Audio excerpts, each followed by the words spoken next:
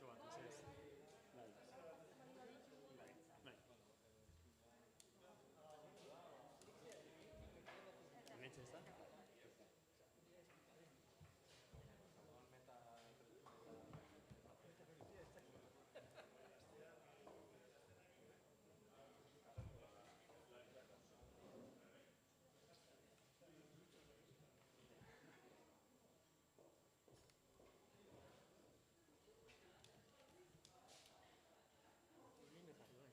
Bai, perfecto.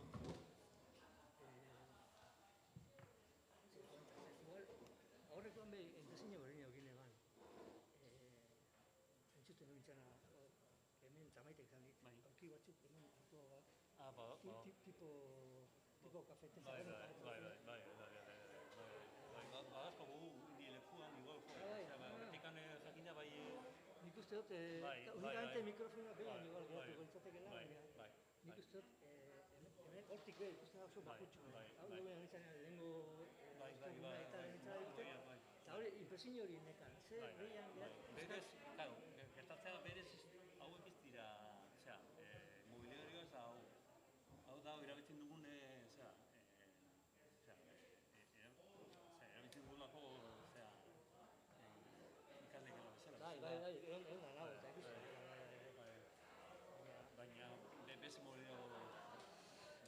Nik uste dut, hobeto geratuko dut. Kaixo, eneko ni naiz. Luis da, hau da hemengo jefea. Torri, pasa, ondo. Neko eta Luis da hemengo jefea. Bilbao Fabrikako jefea. Pasa, no? Kestres, txok zen.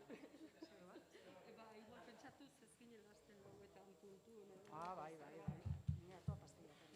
Eres la para la sala, lakoatik.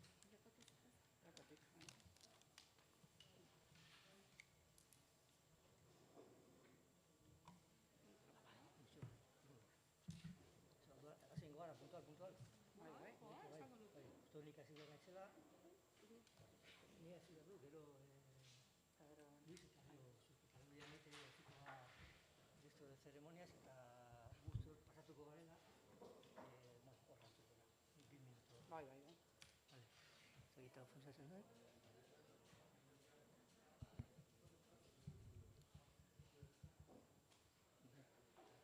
Kaixo, bai, zuten da baiz, ha? Vale. Bueno, ordua danez hasi ingo gara. Eta, bueno, ongi etorriak denok 20 urte euskaraz interneten jardunaldi honetara, bai ona etorri zareten hori, eta baita streaming bitartez jarraitzen ari direnei. Eskerrik asko danoi, Kodezintaz taldeko guztien izenean. Dakizuen bezala, sustatuko 20 urte bete ditu aurten, eta nik uste dut bere ibilbidea egin duela 20 urte hauetan, uztarten euskara eta teknologia berriak, bere ekarpena egin duela 20 urte hauetan, egunero hor egoten, ez bakarrik kuantitatiboki 20 urte hauek ematen duen ibilbidean, baizik eta nik uste momentu batzuetan ekarpen kualitatiboak ere egin dituela. 20 urte hauetan, aldamenean izan ditugu ere beste hainbat proiektu internetekoak, euskerazkoak, hemen daudenak, hoiei ere zorionak eta eskerrik asko aldamenean izateagatik. Era berean, ibilbide jardun honetan, ibilbide horretan 20 urte hauetan, eskerrak eman behar dugu, bai foru aldundiei, bai Eusko Jaurlaritzari, batez ere hizkuntza politika sailburu ordetzari, eman digun babesagatik, baina baita ere berriagoa den ekimen Euskal Hedabideen elkarteari, bere ekarpenak egiteagatik, eta esan dudan bezala, beste gu bezalako, beste proiektu, interneteko beste proiektu euskaldunei, guk ere, Kodezintasen, sustatutaz aparte, jarraitzen dugu gure ez dakit erantzunkizun soziala euskerarekin, beste proiektu batzuekin, bai mendiak, o bai gaur egun pilpilean dagoena egunean behin esate baterako.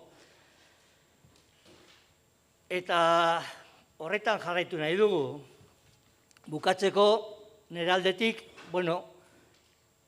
duela 20 urte, Goienarekin batera, hasi ginean sustatu alfa josteko makinan fabrika zen eraikinean, 20 urte beranduago gaur gaude hemen Bilbon Zorrozaurren beta torlojo fabrika bat zen eraikinean, Bilbao fabriken barruan, eta, pentsatzen o bilatzen hasi gara, hemendik 20 urtera, katea ez da nezeten, eta ez dugu nahi etenez, Gama izeneko tokiren bat, 2051.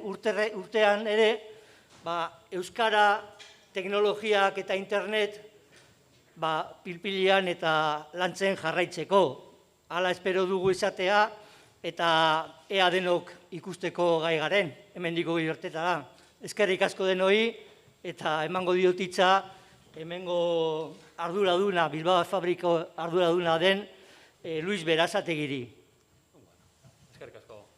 Ongi etorri denori, ni Luis Berasategui naz.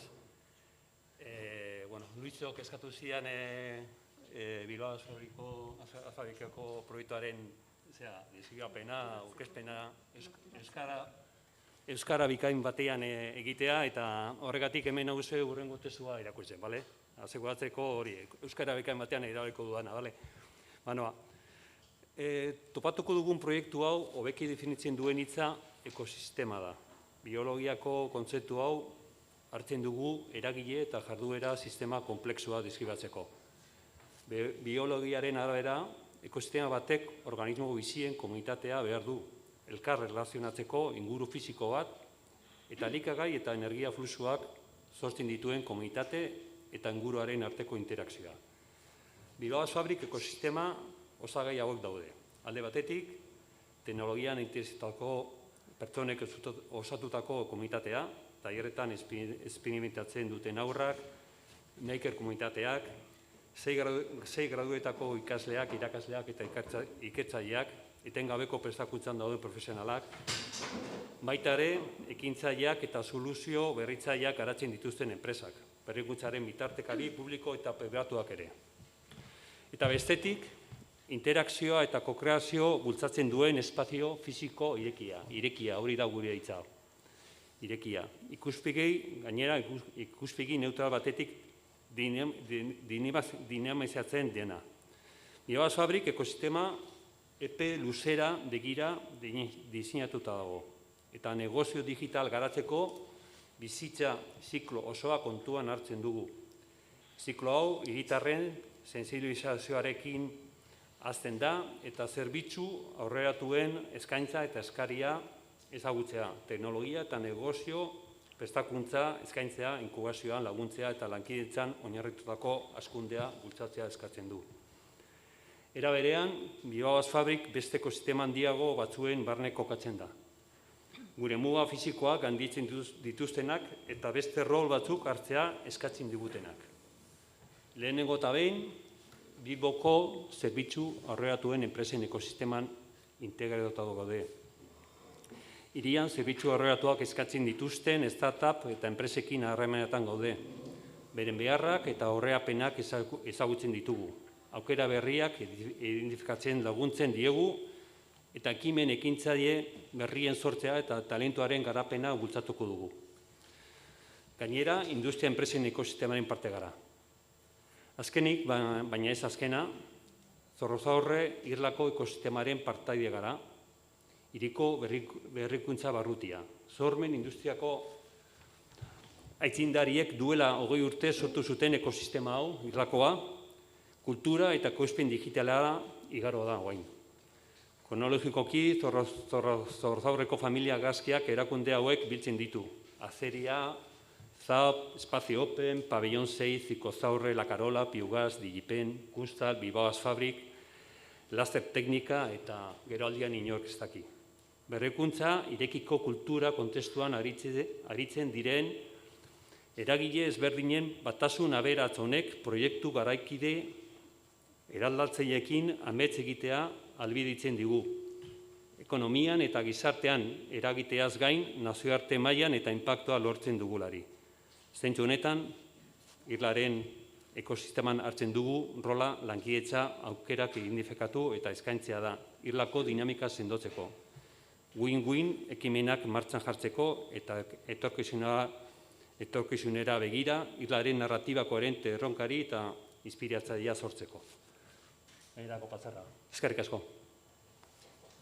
Eskerrik asko, Luis, hitza emango diogu Miren Doanari. Arratsalde on guztioi, eta eskerrik asko benetan, gaurko egunean ona gonbidatzearren. Eta, Jaurlaritzaren izenean zorionak sustatu, baita inguruan ibizarien beste gainerako proiektuei, Dantza.com, Armi Arma, Wikilariak, ikusten ditudanak enetik, zorionak guztioi eta aitortza bat, ez da? Orain dela 20 urte pasa dira, oinarrez esaten da, ez da, ingurune digitala ze garrantzitsua da, euskara interneten egotea, baina orain dela 20 urte, bizio hori eukitzen uten zuek, ez? Eta, proiektuak behar izango ditu, beste 20 urte, hori dalako guretzako orain erronketako bat, ez da? Ingurune digitala irabaztea da, alik eta presentzia gehien izatea euskerak, ez da? Ingurune digital horretan, eta era guztietako proiektuak beharrezkoak dira. Baina gure inguruan behar duguna da, hori bizio hori daukaten elkarteak, ez da? Azkenean gure bete beharra dalako gobernu moduan laguntzea, ez? Gure hizkuntza komunitatetik inoko baino beto badakizuelako, eta arlo diferentetan zabiltzatelako badakizuelako, ez da? Zer behar da, nondik dabiltzaten gure gazteak eta gazteak ez direnak, eta ze presentzia izan behar duen horre euskerak. Eta guk egin behar duguna da lagundu, zuen proiektuak batzuk hobeto joango dira, beste batzuk ez dira inondo aterako, baina hori da behar duguna, ez? Eta gobernuaren izenean, Jaurlaritzaren izenean, jarraituko dugula, ez dagoelako beste biderik, lankidetza dalako, ezinbestekoa, oso txikiak gara, ezagutzan aurrera goaz, baina uste dut biziberritze prozesuan, euskaren biziberritze prozesuan gaudela momentu klabe batean, ez? Hizkuntza komunitate osoak egin behar dugu beste ahalegin ikaragarri handi bat, erronkak gerota handiagoak direlako, baina guk, hizkuntza komunitate honek eta gure gizarte eragileek hori frogatu dute, ez da? Beti behar izan danean, hauspo hori eta indar hori izan duzue aurrera egiteko, eta guk egin behar duguna da hori, zuei lagundu, jarraitu, ebaluatu programak, eta bide horretan elkarlanean jarraitu eskero eta lankidetzan gure hizkuntza komunitatea esnatzen bada eta ikusten badu zen momentu konplexuan gauden, ni seguru nago, berriro kapaz izango garela, beste esparru batzuk irabazten joateko, aukera handiagoak emateko, gure gazteek ez direnei, eta, ni egun honetan ez da egonaz Mallorcan, Europako gainerako hizkuntz gutxituen jardunaldietan, eta esan behar dizuet, erantzukizuna ere badaukagula hizkuntz gutxitu hoiei, ez da, bidea erakusteko, nik kontatzen dudanean gure hizkuntz komunitateak eta elkarteek egiten duten lana, ez da, harrituta geratzen dira, ez? Eta aitortza hori egiten digute, ez? Zelako indarra daukazuen, ez? Gizartean bertan hizkuntza txiki askok ez daukatenak, ez? Orduan, nik posinago muskuloa jarraitzen dugulako izaten, jentea ideia ikaragarri handiekin, egunean behin programa, ez? Hori ikaragarri handia da, ez da? Olako joku batek hainbeste jenterak hartzea, eta horrela egiten da bidea, beraz, animatu eta lankidetzarako deia egin. Badakizuen nun gauden, eta elkarrekin aurrera egingo dugula argi daukagu. Eskerrik asko, eta maite goineri emango diotitza. Bueno, mila esker, hementxe gaude, berriz ere, baina 20 urte zarragok. Eta pentsatzen dut, ni ere hementxe nago, bueno, 20 eta asko ez gehiago, Bakozatzen dan horrekin, konparatuta. Bueno, ongi etorriak denoi, eta pentsatzen dut hemen agola, veterana naizelako baita zuek bezala, ez? Bueno, hori bezala hartuko dut. Bai, orain egingo duguna da, zuek mesedez, joan zaitezte, eta ohar batzuk, pentsatzen duen hemen txematea oharrak emango ditugu hasi aurretik, eta gero, bai inguruarekin hasiko gara, puntu-puntuan goaz gainera, osea, oso eskerrik asko, hiruroi.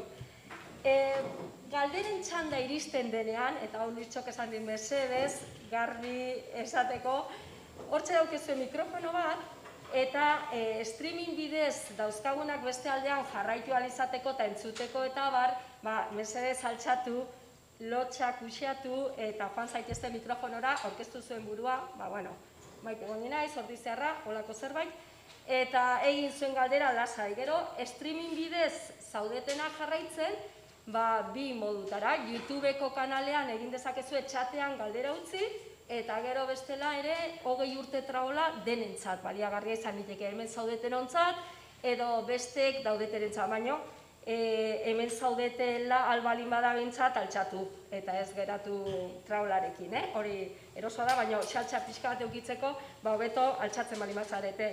Gero, hortik aurrera, hortxe hauzkezuen, horritxo horietan, hemen zaudetenak, egunean behin aplikazioa jetxita balin badaukazue, batu mesedez 20 urte taldera. Gero, denon artean, partidatxo batzuk egin ahal izateko.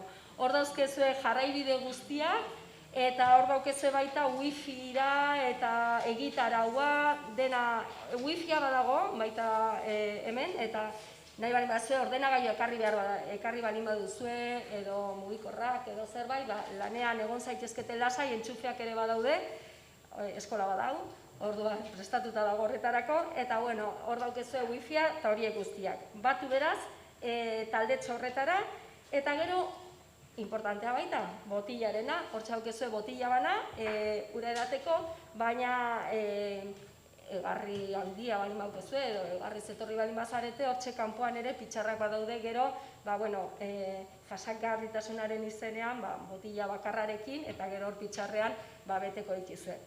Eta nik uste, noar guztiak esan dituela, eta mai inguruarekin hasteko gaudela prest, eta orduan etorri mesedez, bai parte hartuko duzuenak,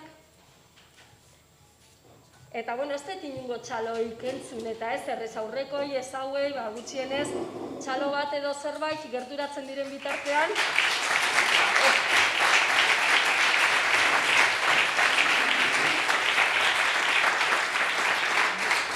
20 urtek hori merezi dute ez da, Zorionak denei, ni mugitu egingo naiz.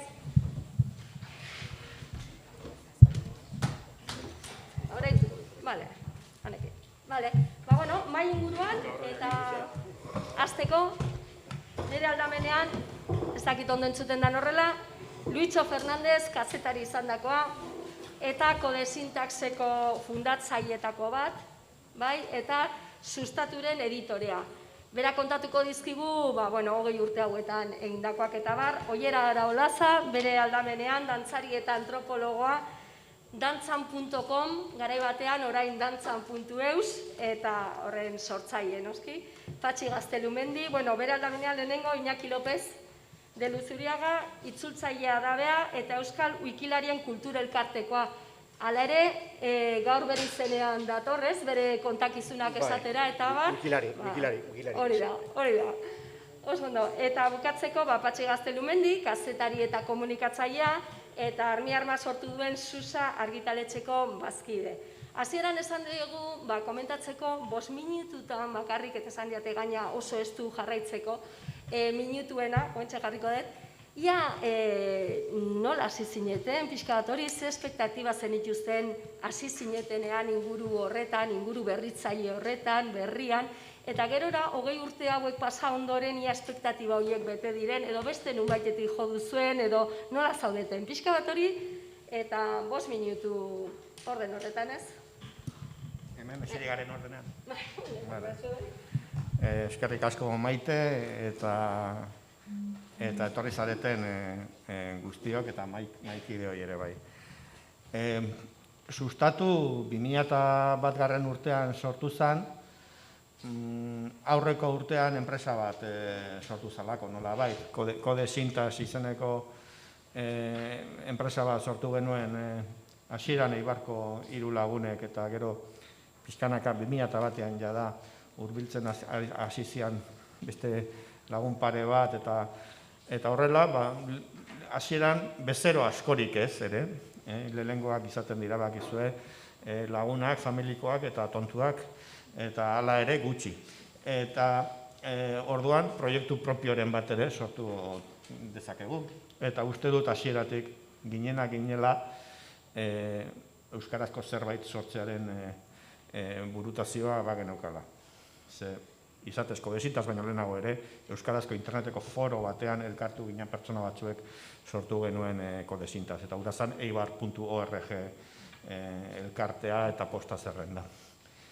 Eta zer hori zer izan zitekeen,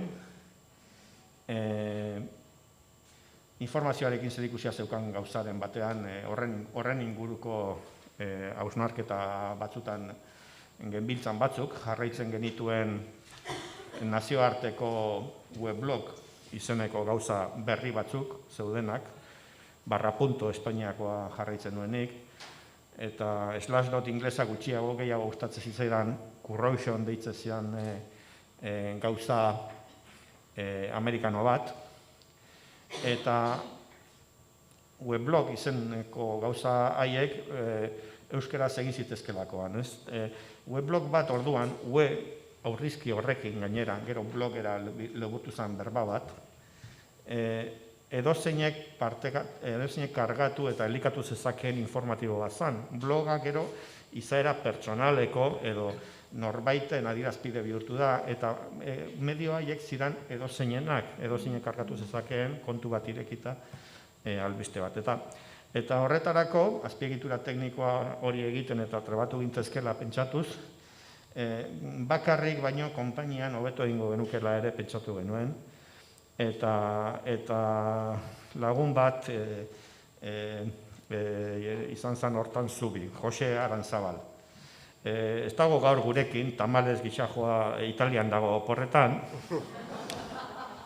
abisatu nion, baina ja txartelak hartuta zeukan, pena handiarekin joan da Italiara, dakidanez, Zubi egin zuen Goienarekin. Deba Goienean sortu zen medio lokalen sare horrekin, eta haiekin batera egin genuen. Saiakera bat, euskaraz informatzeko pixkat danetik, trebatzeko gure buruak, batzuk teknikoki, beste batzuk editorialki, eta ikusteko zertzan gura. Trebatu gure buruak, zerbait egin, beste asmorik gabe, baina ambizio gehiago ere bai. Ambizio gehiago ere bai. Sustatu izena arraro xamarra da informatibo baterako. Eta izatez, Bizkaiko Foru Aldundiaren programa bat zegoen orduan sustatu izenekoa, eta ari kompetentzien genion, eta Googleen, eta Google orduan ez zegoen, oraindik hain zabaldua, baina segituan kendu genion preeminentzia bilatzailetan, gure izenarekin, baina gureak ere zentzu ura zeukan, sustapen ekonomikoarekin zerikusia zeukan gauza bat, neukan nebintzat nik nire buru kapitalista eta ekintzailean. Bazeuden eredu batzuk Ameriketan garatu izan diranak, software libretik ere bai, informatu, zabaldu hitza, baina baita ere antolatu gauzak, antolatu topaketak, egin networkinga, eta ikuspegi ekonomizista batekin orduan, halako zerbait ere, halako hub bat edo izan zitekeen sustatu, orain halako berbak eta orain, gure asmoa zen egunen baten Bilbao Fabrik bat egitea. Etorkizuna begira, nola bait. Hori ez da gauzatu, argi dago. Baina jarraitu dugu, hasierako asmo behar bada xume hartan, tinko. Eta da, behintzat informatzen jarraitu dugu. Eta hildoa ekonomizista baino gehiago azkenean bihurtu da, hasieratik ere bazeukan ezaugarri bat. Euskara eta teknologiak gurutzatzen diren puntuaren bigia lana egitea eta jarraipena egitea. Eta hori behintzat, bagara oraindik ere. Oso ondo, Luitxo, 5 minutu. Oier, zure txanda da?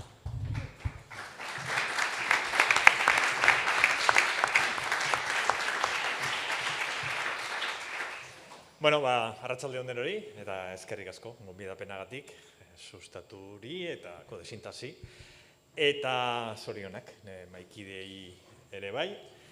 Eta bueno, gure kasuan, ez dakit zera Luitxok aipatzen zuen kodesintas martxan jartzerakoan eta enpresa bat askotan martxan jartzen denean, lehenengo bezeroak izaten direla lagunak, familiak eta tontoak edo ez dakit, nik lagunak eta familiaren zerak betetzen ditut. Eta espero dut lehen txampa horretan izango zela beste enpresaren bat edo beste proiekturen bat martxan jarri zenutena 3. betekizuna betetzeko. Bueno. Ingelesezko topiko bada, Family, Friends and Fools. 3 F-ak horregatik, barkatu. Bueno, nik barkatu salatu baldin badun norbait edo... Bai, bueno, bai Luitxo, bai naia garik, pixka bat jarri gintuzten 2001ko buelta hartan, internetera begira, lehen hautik ere, hori, aipatu dituen erraminta horien bidez Luitxok jarri gintuen, Euskararen komunikazioa sareetan, pixka bat hori bideratu behar horretan, eta bueno, ni dantzan aritzen ez batez ere, pentsatzen genuen, dantzan ere, bete beharko genuela hor zerbait. Eta nik garai hartan Elujarren ari nintzen lanean, eta niretzat guztiz miresgarria zen Elujarren neukan, proiektu alde guztietatikoa, bai hiztegi gintzan, bai komunikazioan, zientziaren komunikazioan, ni hortan aritzen nintzen, eta, pentsatu nuen, hori bera erreproduzitu nahiko nukeela dantzaren alorrean. Eta, pixka bat kodesintasekoen gidaritza horren babesean, abiatu ginen. Baina izan zen puntu bat, beraiekin ikasitako gauza guztien artean, funtsezkoa izan dena gure ibilbidean. Eta hori da software librearekiko hautua. Momentu hartan nik autu teknologiko, nik zertaz zer esnakiena, bidean gentozela nahiari galdetu diot, eta zergatik edo nola izan zen hau, zuen autu hori software librearen alde.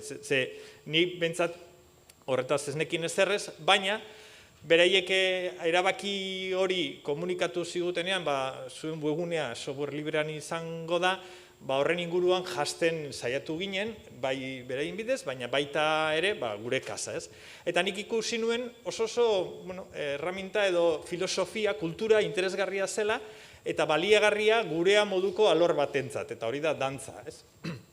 Batetik, dantzaren alorrean, dantza tradizionalen alorrean, badaukagulako edo behintzat ez daukagulako jabetza pribatua edo copyright horrekiko horrelako morrontza nabarmena, ohituta gaudelako elkarri kopiatzen eta elkarri transmititzen eta ez dugulako kopiatzea lapurretza bezala bizi, baizik eta partekatze eta aberaste bat bezala. Eta orduan, horre filosofiaratan eroso genden, eta horretan gehiago barneratu ala, ikasi ditugu gauza batzuk, gero martxan jarri dituguna, webguneari dagokionez, berai teknikoki software librea aplikatuz egin dutena, baina gu baita ere, adibidez, kontzeptu hori azkar askatzearena, software librean asko erabiltzen dena, eta da proiektu bat bere lehen pausoan dagoenean ere, oraindik guztiz garatu gabe egonda ere, askatu eta partekatu. Eta hori, dantzan abiatu ginean, hori praktika jartzen, bai albiste mailan, baina baita ere egiten genituen dantza proiektuetan ikusi genuen izugarrizko eraginkorra zela eta benetako sare bat sustatu eta artikulatzeko indar ikaragarria zeukala. Eta gaur da eguna, oraindikan pasaden astean, etorri zitzaigun gure bulegora hemen inguruko Sestaoko dantza talde bat, eta aipatzen ziguten, egin nahi dugu zuek egin zenuten ezpata dantza bat bezala 2005an. Eta orduan, bai, baina azalduko dizuet, ez badakigu, ze filosofiarekin, zergatik, nola, eta ze arazo izan zen dituzten. Nola dakizue hori? Irakurri gulako zuen blogean. Eta hori 2005an kontatu genuen, eta 2005etik aurrera, hau sistematikoki gertatu da, hau da, guk martxan jarri genuen ezpata dantza hori, eta ezpata dantza horren barruko tripak nola pentsatu, nola egin, eta ze arazo izan genituen, konpartitu genuenez, dantzanen bidez, beste 15 ezpata dantza martxan jarri dira azkenengo 15 urteotan eredu horrekin, eta etengabe gurea, guk egin genuena hori hobetuz. Eta, bueno, hoxe. Osondo, oier, eskarrik asko. Indezak etzalo, Gero egongo da beraien arteko berriketarako tartea, baina orain, Iñaki zure txanda da, ia zuen sorrera eta bar. Bai. Bueno, eskerrik asko sintaxi eta sustaturi gonbiteagatik, esan beharra da Euskarazko Wikipediari egin diola gonbitea, eta, bueno, azkenean ni animatu naizela, eta, bueno, hemen gaudela. Bueno, pixkat lotuz, eta, bueno, nire maikidek esan dutenarekin, zegoen olako, duela ni hasi nintzen ez 2000 batean hasi baitzen Euskarazko Wikipedia, baizik eta 2007aren bukaera, 2008aren hasiera, lehenengo IP batekin, eta gero ja izena hartuz, oain dakatena, Iñaki LL. Eta, bueno, pixkate Euskarazko Wikipedian hasi nintzen, eta banuen ardura, nola baitere, informazioarekin, eta baita ere, hau, euskaraz izatearekin.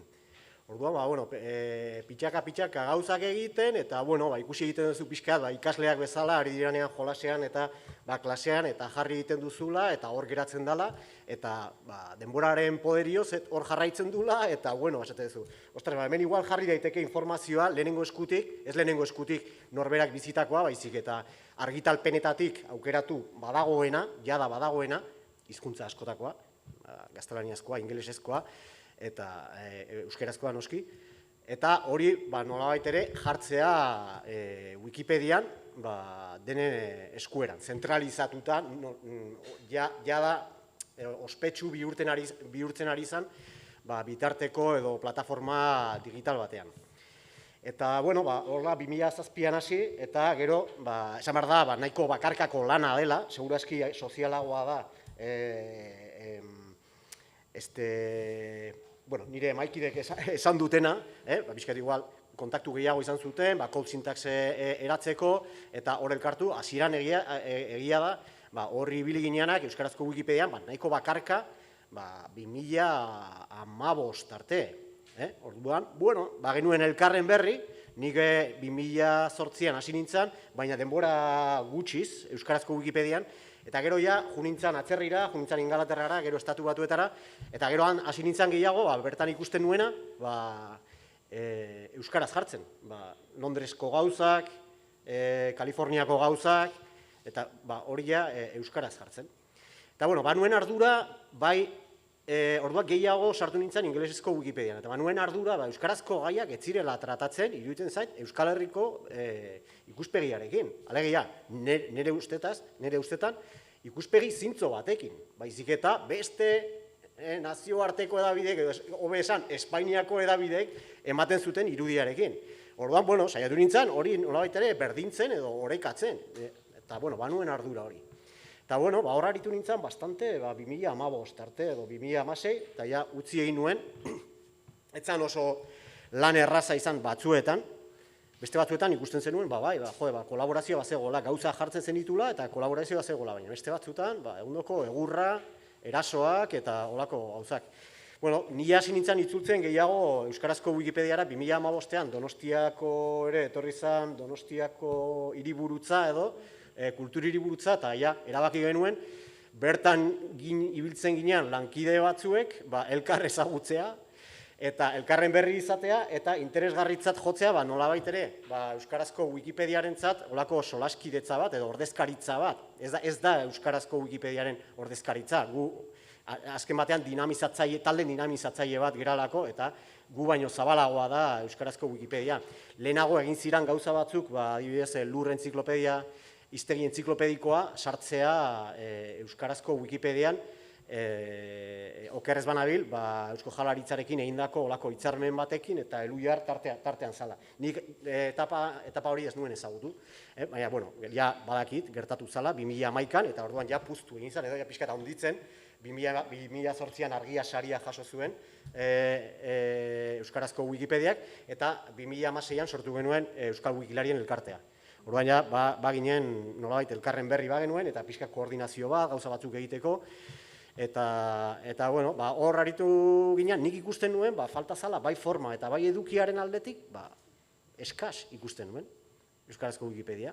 Hasieran, baina denek aitortzen dute hori, kontua zan, baitak sartzea, eta zenbat eta bait gehiago, orduan eta hobeto. Esan nahi zuen kalitate gehiago. Eta nolabait ere kalitatea neurtzen zen, zenbat bait sartzen ziren, horren arabera neurtzen zen ere kalitatea, eta ematen zitzaion saritxo bat, edo hau kalitate artikulo nabarmendua izango da, edo olako gauzak, eta eskertu egiten zitzaion lankideari artikulu hori egin izana, eta bazeukan batx edo olako zea bat, saritxo bat, bere erabiltzaile horrian jartzen dena, baina nire ustez, etzen inundik ere, ni ingelesezko Wikipediako estandarrak ezagutzen dituen, eta ezagutzen dituen pixka gutxiago, baina gaztelaniazko Wikipediaren estandarrak, eta iruditzen da, hemen sartzen dena, juningo da beste Wikipediatara.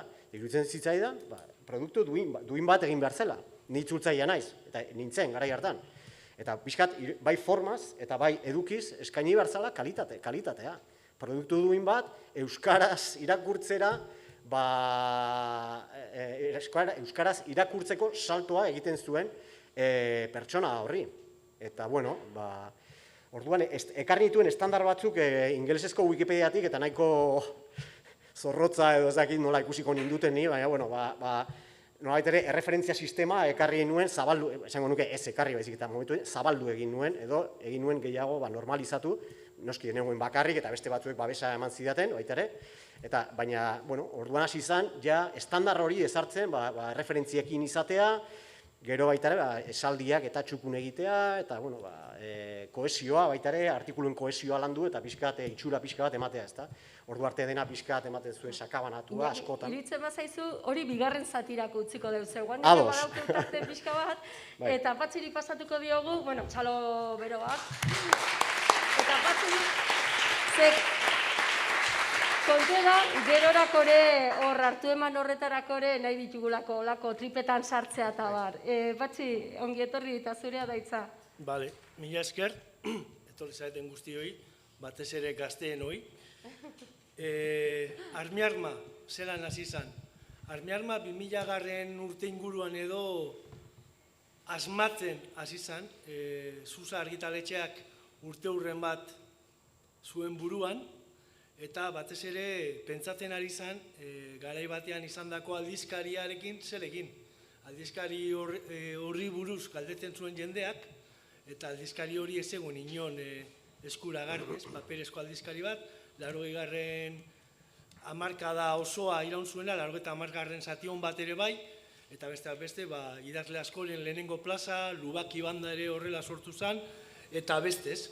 Orduan, literatur aldizkari hura digitalizateko asmoarekin, beti gertatzen den Euskaldun artean, eta zergaitik ez denak. Eta orduan, hasi zen, hartu eta 16 literatur aldizkari hartu osorik, gordetzen zituztenekin elkartu, eta eskanerrarekin eskaneatzen hasi, OCR-arekin zuzendu, eta asmatu horiek nola jarri sarean. Ordurako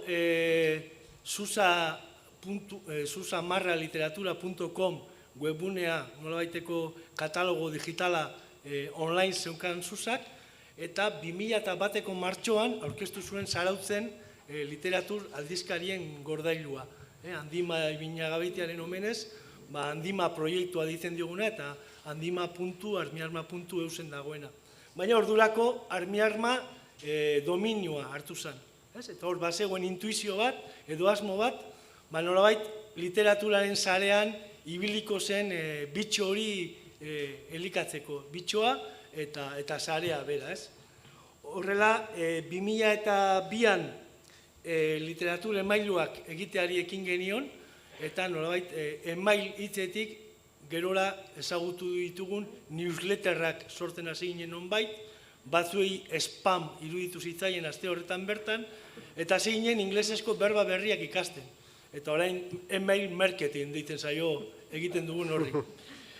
Eta astero, nolabait, literaturaren inguruko albisteak eman, sartzen ari ginen aldizkari digital horien urte aurrenak ere baziren, eta nolabait agendatxo bat sortzen hasi ginen.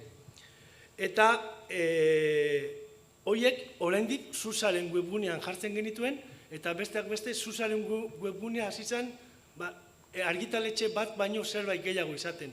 Literatur kritikak batzen hasi ginen, baina ez soilik argitaratzen ziren liburuenak, baizik eta argitaratzen ziren liburuen euskarazko kritika guztiak. Eta horrela hor, Gutenberg izeneko proiektu bat bazegoen zarean, liburuak osorik eskintzen zituenak, eta iruditu zitzaigun erreferentzia hon bat, eta nola Euskal Herrian oraindik ere, 20 urte beranduago ez daukagun gure liburutegi nazionala, behar bada urratzak eman zitezkela liburutegi nazional digital batetarantz, ez? 24 orduz eta 7 egunez, edo 375 egunez, zabalik egongo dena. Eta emailuek albisteak eskatzen zituztenez, albisteak sortu behar genituen.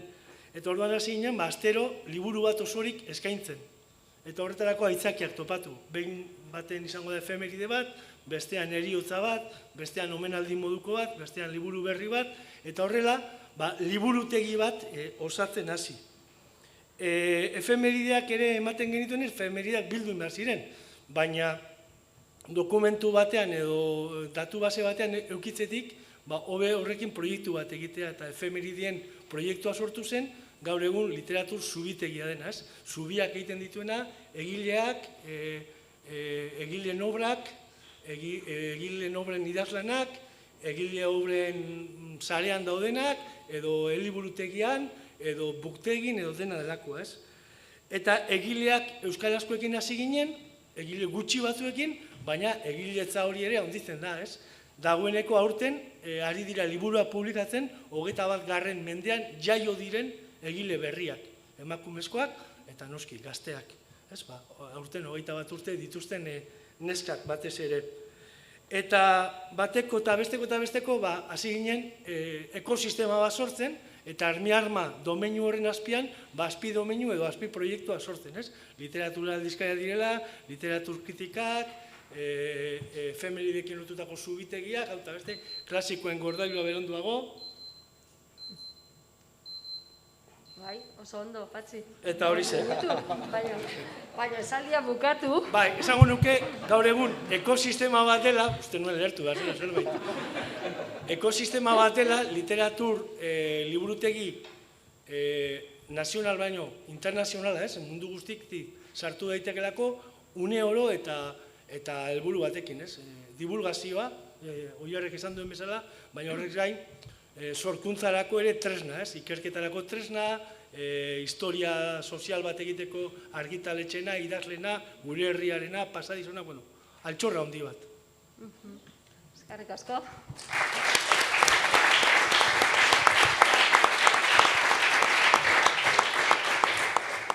Bueno, oso garbi geratu da zergatik gonbidatu zaituztegun, ez? Historia bizia delako, ez? Ingurune digitalean, euskararen ingurune digitalean, eta orain beste tartetxo bat eukiko zenukete zuen artean, hoien inguruan, hor geratu zaizkizuen hoiei buruz hitz egiteko, anekdotak, nola ikusi duzuen garapen hau, zertan gauden gaur egun, nahi duzuen, bertso librean, nahi duenak hasi?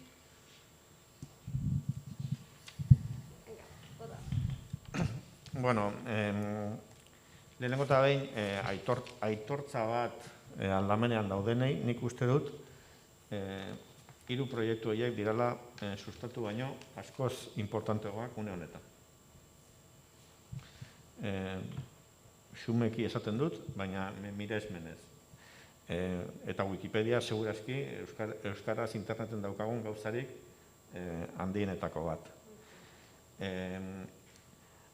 Armiarma, esan duzun bitxo horrek bere hanka luzeekin sare bat osatuko zenutela handi maizeneko proiektu txiki batetik adar gehiagotara, benetan asmatu zenuten guztiz, eta zarete liburutegi digital nazional bat. Bueno, legaldi bakoitzean bat aurkezten da,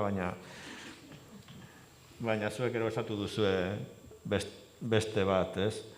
Eta begiratuta atzera zerbait gertatu zen 2001an ekimen batzuk nola bai sortzeko, naiz eta zu edo beste batzuk Wikipediara askoz beranduago etorri, egia da, abenduaren 6 baten batek sortu zuela unibertsoaren artikulu bat euskaraz, ingelesez, nagusiki ingelesez zegoen Wikipedia batean, oraindik urte bete zuela proiektuak, ezta. Eta da, hause, lurra. Ara. Lurra.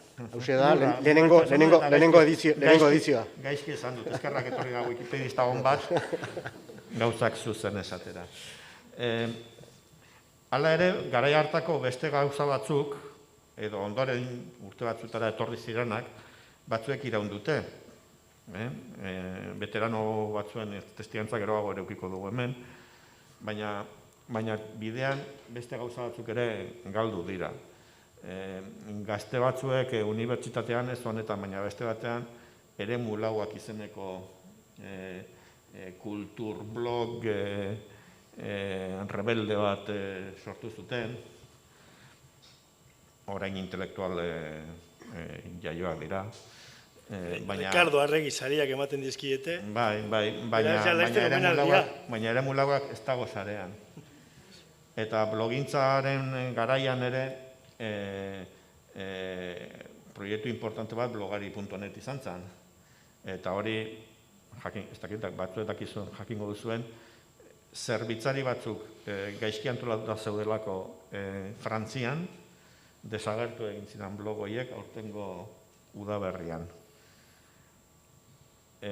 Sustatuk ere artxibo baduka fin-fina, bere milaka artikuluak daude fetxaen arabera eta jute zara eta edozein egunetan ze argitaratu genuen ikusi dezakezu.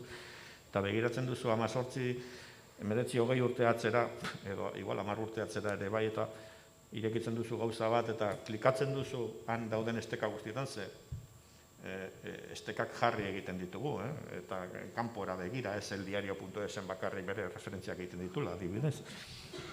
Eskolarrek bere buruaz bakarrik hitz egiten du. Baina alferrik da. Estekak ez doa zinora, galdu dira. Iraunduten proiektuetan ere, inok ez du pentsatu permalink batek balio bat eukizazekenik, baina beste askotan ez da hori ere desagertu da. Edozein udal artxibotan dago urte guztietako jai programa gordeta dago paperean, baina 20 urtean egin dugun artxibo digitala gordeta dago, hori da nik daukaten kezketako bat. Sustaturen artxiboa bat dago, sustatu kontatzen duen gauza askoren artxiboa ez dago ordea. Eta kontatzen dugun horren artxiboa desagertuko balitz, adibidez sustaturena, pues,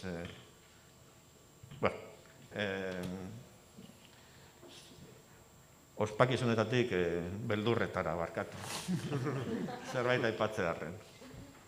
Baina bada pixka bat, iraunkortasunaren ideia hori, euskarari ere aplikatzen zaiona, edo hainbestetan errepikatu den hori, euskararen misterio handiena ez dela bere jatorria baizik eta iraun izana, eta nik esango nuke gure kasuan ere, dantzarenean bintzat argi eta garbi, harrigarria ez da orain 20 urte martxan jartzea, baizik eta 20 urte ondoren irautea, ez.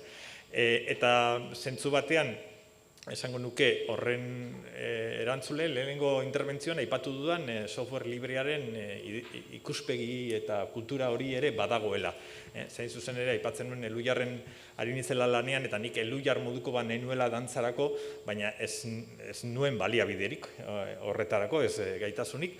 Eta Eta beraz, sare moduan artikulatuko litzateken sistema askoz ere ireki eta libreago bat alde ginun. Eta argi daukat, lehenengo urte guzti hauetan, eta urte guzti hauetan aurrera egiteko aukera izan baldin badugu bestea beste bai Eusko Jaurlaritzaren eta bai Foru Aldundiaren, Gipuzkoako Foru Aldundiaren laguntzari esker izan dela, baina laguntza horiek krisialdietan edo bestelako arrazoi batzuen bidez, edo desagertu edo guztiz gutxitu direnean, proiektua ez da desagertu, proiektuak mantentzen zuelako bere bizitza izatea sarean, eta ez proiektu nik amestu eta oraindik desiatzen nahi nuen proiektu bezain egonkor handi batean.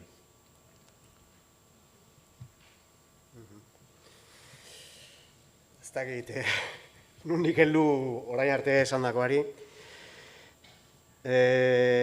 Bueno, ez dakit, Euskarazko Wikipediak badu asmo bat, eta hor, ikusi beharko litzateke zenbat buru, hainbat aburu, ez? Orduan, Euskarazko Wikipedian ikusi beharko litzateke, bakoitzak zer darabilen buruan, hor dago motor bat, Euskal Wikilarien elkartea, eta da erreferentziazkoa, une honetan, ez da? Orduan, erreferentziazkoa, bueno, hor gabiltza kide batzuk, baina gero aldamenean edo anaia o arreba o dana dalakoa dago hezkuntza programa, eta hezkuntza programa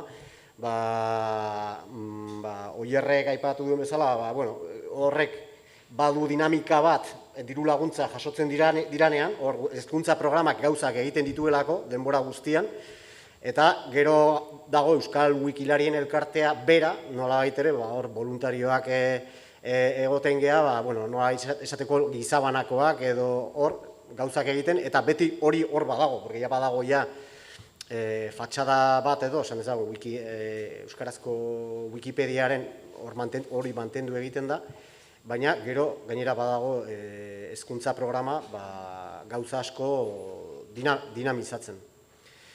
Eta, horren guztia nola baitere uztartuz, nire asmoa da Euskarazko entziklopedia bat egiten joatea, eta hemendik begiratuta, beti ere pentsatuz, lehena aipatu den bezala, uste dut Oierrek aipatu dela, adreiluak jarri egiten direla, eta, jartzen diran adreilu horiekin, askatu egiten da, bota egiten da, jendeak irakur dezan, eta beti ere ikuspegi hainbeste aipatzen da, eta ikuspegi kritikoz, kasu honetan, gainera nik aholkatuko nuke, eskoletan edo ikastoletan, jendeak irakur detzala, ikasleek irakur ditzatela Wikipediako artikuluak, eta zehazkiago Euskarazko Wikipedia artikuluak, balio dezaketelako ikuspegi kritiko hori edo garatzen, eta bereizten artikulu honak nun daude, ze batzuk lujozko artikuluak daude, baina gero badaude, hemen aldamenean daude, etxe horietako edo hauetako hemen inguruko, olako almazen batzuk bezalako artikuluak, erdi ondatuta eta dena egiteike dagoena, eta gonbite bat ere badira horiek hobetzeko. Askotan dira lehenago, beste urte batzuetan, beste ikasle batzuek, edo kolaboratzaile edo voluntario batek hasitako artikuluak, eta garatu ez diranak gehiago, baina gero daude hor garatzeko, eta batzuetan ez daude osatuak, eta ondo guk gonbidatu egiten dugu jendeak osatu ditzan, baina baita ere irakur ditzan, eta ikusten balin badu zeo zer falta dela, ikuspegi kritikoa nahikoa izateko, ikasgelan izan daiteke, ikuspegi kritiko hori garatzeko, iruditzen zait honek ez duela benetan reflejatzen zer dan gai honi buruzko errealitatea, eta behar bada iruditzen zait ingelesezko artikulua hobe dagoela, edo beste dana dalako euskarazko argitalpen batean, edo kanpoko batean, informazio hobea dagoela. Niri ustez, baude artikulo oso onduak eta lujozkoa dianak euskarazko Wikipediak, baina badaude beste batzuk, garatzeke daudenak, erabat. Beti dago oreka desoreka hori. Erabilba ezaket induzun analogia hori, Wikipedian artikulu ona daude, eta bestatzuk kaskarrak, eta falta dianak batez ere dira milioiak. txarrenak. Eta oroar, interneten euskaraz jarduten duguna ere, asko jarduko baino ez dakiz, 24 orduan lanean pertsonak eta baita robotak ere, beti faltako zen, gehiena. Falta da, euskaraz internet falta da, guztia. Eta ezin dugu guztia, bete. Baina alde batetik, uste dut, apurrak egitea ere, badala zerbait. Eta, bueno, ni nire apurraren parteaz arro nago, eta uste dut danak egon gaitezkela.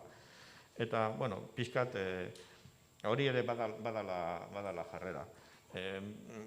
Niri proiektu total eta reivindikazio exageratuak, bueno, exageratuak, ez dakit, Disney Plus euskeraz. En fin, iruditzen zait, eta en cambio, nik pelikula bat euskaratu nuen. Eta apur bat da nik neuke egin nuena. Eta pixkat, zera total hori baino, igual balio gehiago, ze totala erdietxi ezina da. Nere dizkizizioak, Igual patxik ez badaukaz hau zezateko. Ez, ulerten dut zure kezka, ze egia da klikaren garaian bizi garela eta sofan komodidade guztiak nahi ditugula, eta orduan prest gaude sinadura bat emateko hori lortzeko. Hori da, denok eman behar dugu zerbait horretaz asko ulertu dutena, ez? Eta zerbaita klik bat eta botoi bat ematea, baino ez. Nik gogoeta bat egin nahi nuke armiarmaren bide honetan ikasi dugunaz, ez? Egin kontu Zuza idazleen eta literaturzalean argitaletxe bat dela, hau da, idazleak eta literaturzaleak direla bazkide, eta orduan nahiko izaera anitza dauka, eztabaidatzua, parte hartzea sustatzen den eremu bat da, eta oso argitaletxe bitxia eta bizia izan da sorreratik, ez? Argitaletxearen azken 25 urteetan, 25 ez gehiago, egunkaria sortu eta gutxira, Gorka Arreza izan ja Zuzan editore, eta garai osoa markatu du, ez? Baina, sarearen kontu honek eragin dio argitaletxeari, ez? Eta eragin dio maila, esan nahi dugu, kognitibo edo eztabaida edo plano, eztabaidaren planoan, eta gero eragin dio ekonomikoki ere bai, ez? Eta orduan, liburuak osorik sarean jartzearen kezka idazleen aurrean, idazleen eskuan nola ikusi duten, ez? Webgune bat montatu eta ikusi beste argitaletxe batek ere ez duela bide hori jarraitzen, oso berandu arte, ez? Harik eta subentzioak egon ziren arte webgunea montatzeko. Liburuak osorik jartzea baita nobedadeak ere, hau da, argitaratzearekin batera, horren beldurrak, arriskuak eta bestelako zantzuak, ez? Eta egilek, beraiek bat egitea horrekin. Gero etorri zen lizentzien kontua, hemen aipatzen da software libre eta beste, baina hori nolabait arautzeko modua da lizentziena, ez? Eta horretaz ere, jardun, eztabaidatu ikusi, eta egile bakoitzari aukera eman, bere obra nola emango den ikusteko. Eta obra diogunean, importantea da ere, jakitea, egile batek obra bat sortzen duenean, obra hori norena den. Argitaletxearena den, edo egilearena den. Eta kasu honetan, egileen, sortzaileen, idazleen argitaletxea izanik, oso argi dago hasieratik, obra egilearena dela. Argitaletxea dauka, argitaratzeko eskubidea. Eta edizioka negoziatzen da hori. Egiten da, alako Mikel Elorzak egiten duen kontrato labur bat, baina dena sartuta bertan, letra txikirik gabe, eta adostuta, eta edizio bakoitzean berregiten da. Etorri zen gero, liburu elektronikoen garaia. Ze iragarleek, ja gaur liburu gabe nahi gintuzten, baina liburua oraindik existitzen da eta existituko da. Eta hori ere, horregon ziren apustu erraldoiak Euskal planetaren eskalan, ja, astuta ditugunak eta sareak, haizeak, urak eraman dituenak, baina zuzak egin zuen apustu bat, liburu elektronikoak 3 euro kobratzea, eta euro bat izate argitaletxearentzat eta 2 egilearentzat. Eta ez dut, hori apustu galtzailea da, bueno, galtzailea da ezer ez egitea, baina egilea posi badaude, egileak ere ikusiko dute hori, eta, bueno, funtzionatu du, bueno, bai, funtzionatu du. Beste apustu e-booketatik inor bizi da munduan, igual biziko da, baina euskaraz idatzita e-booketatik ez da inor bizi. Euskaraz idatzita liburuetatik ere oso apenas jatordu gutxi atea daitezke urte osoan bizitzeko. Baina, bueno, horiek dira interneten dinamika honek argitaletxeari ere ekarri dizkionak. Eta gero, ekarri dio ere bai, salmentetan gora egitea. Tendentzia denean liburu gintzan titulu gehiago atera, iraupen gutxiago daukatelako, eta liburu dendetako ez ja kristalean, ez ja erakusleioan baizik, eta apaletan bertan, gero eta gutxiago irauten dute liburuek, gure kasuan mintzat ikusi dugu urtetik urtera gehiago irakurtzen dela, gehiago saltzen dela, gehiago ari gara argitaratzen ere bai, eta horrek guk egiten dugun azterketa, merkadoteknia gabe eta inkestak egin gabe, eta CIES eta STIS, ez daukagu eustatik gure eskura, ikusten dugu, hobeto doakigula, argitaletxe txiki izan da, proiektu txiki izan da, oso eremu laburrekoa, baina liburu bakoitzak gehiago saltzen da. Eta hori pronostiko guztien kontra dago. Eta gero bestetik irasi duguna da, bokazio publikoa duen proiektua direla, bai argitaletxea bera, zein argitaletxeak egiten dituen egitasmo digitalak, ez? Eta uste dugu hori funtzio publiko edo bokazio publiko hori izatea, era berean erakusgarria dela diru publikoa jaso, banatu eta kudeatzen dituztenei begira ere bai, ez? Hau da, orain zuetako batek zuen seme-alabentzat idazlan bat egin beharko balu, Wikipediarik gabe, idazlan jaso bat, euskal literaturari buruz dagoen, ze ekarpen indio unibertsitateak, katedrak, literaturari. Utzaren urrengoa. 2 egile daude, liburua publikatu eta publikatu, baina guk ikusten genuen, gure fakultatetatik, letren fakultatetatik, oso ekarpen gutxi zetorrela idazkuntzara, idazleengana, literatur ekosistemara. Eta ordea hori sortu inbarzela, edatu inbarzela, eta funtzio publiko diogunan hori diogu.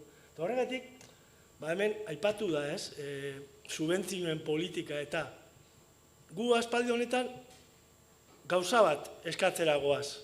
Eta da, literatura irakasle baten soldatan bat nahi dugu, bakarra, Euskal Herriko literatura irakasle guztiei zerbitzua emateko. Ez dugu gehiago eskatzen. Ez dugu eskatzen ez eszedentziarik, ez urte sabatikorik, ez deuz. Irakasle baten soldata, irakasle guztiei zerbitzua emateko. Uste dugu, 20 urtean bete dugula hitza, soldata hori jaso gabe.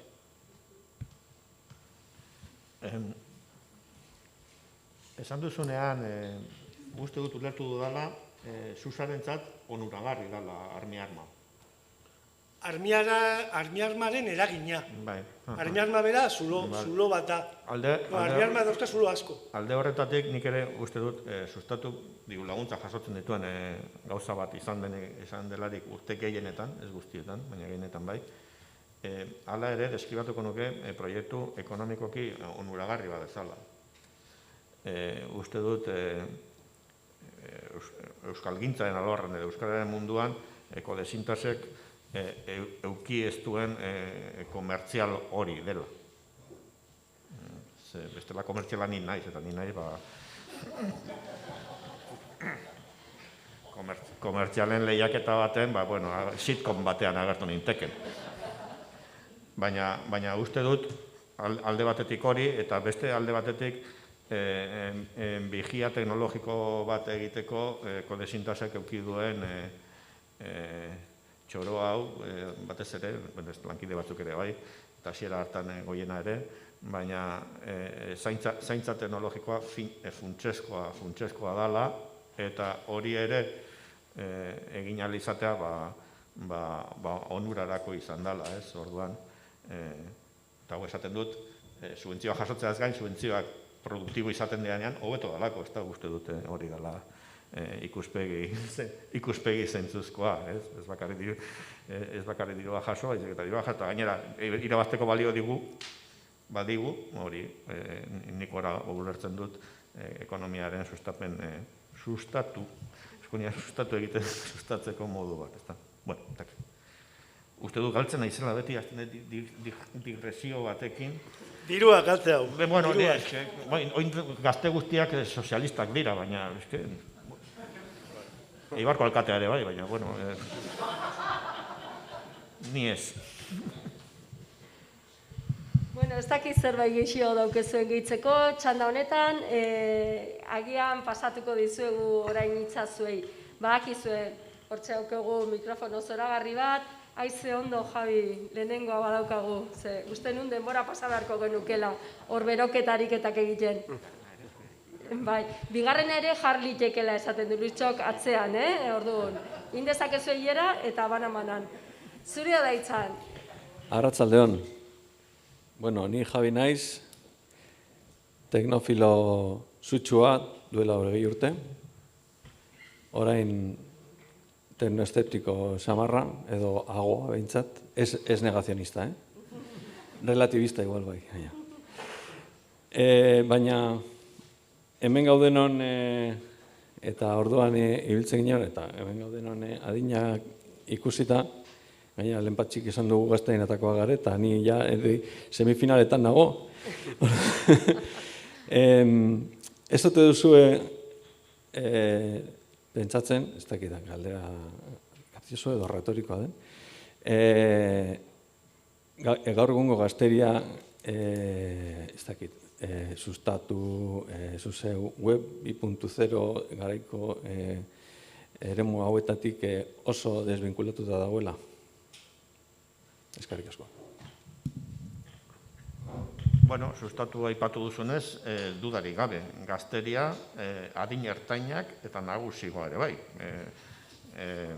Oso jente gutxik irakurtzen duen, medio oso berezitu bat da.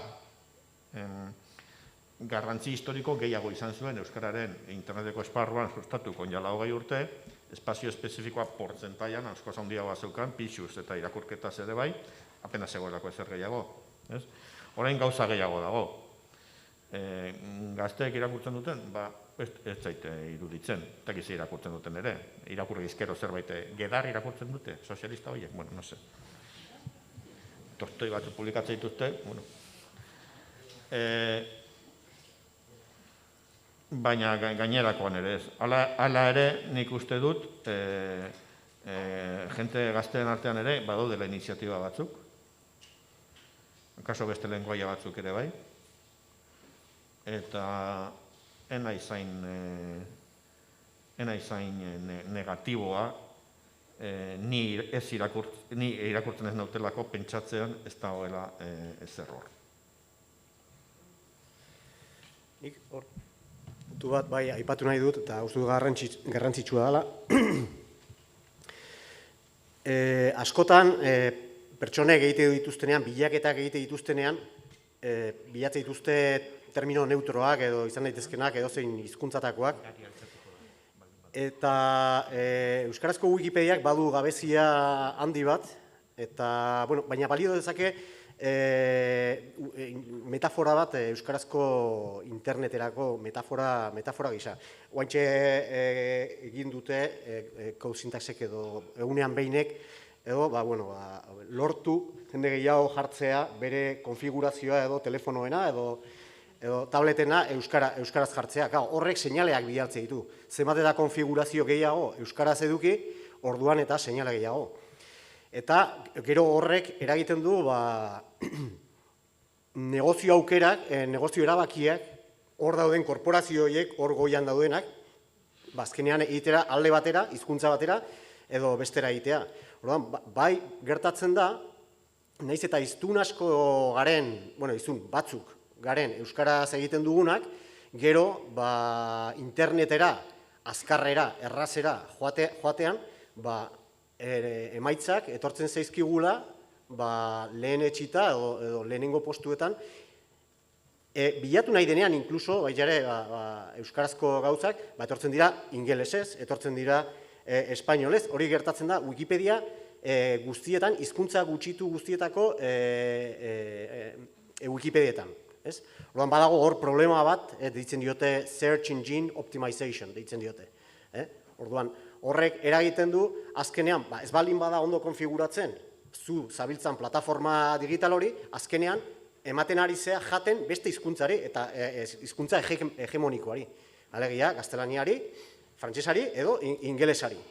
Eta orduan, naiz eta behar bada autua egin ikasle batek, danadalako pertsonak, bilaketa batean autua egin, euskarazko produktu bat kontsumitzeko, Wikipedia bera, azkenean, demagun getxo, G-E-T-X-O, horrek eramaten du lehenengo postu guztietan, getxo agertzen da, ingelesezko Wikipedia, agertuko zaio gaztelaniazko Wikipedia, agertuko zaio beste udala, ez dakitzen bada, jartzen duzu getxo Wikipedia, baina getxo Wikipedia jartzen bali baduzu, etorriko da baitare, seguraski ingelesezko Wikipedia eta gaztelaniazko Wikipedia.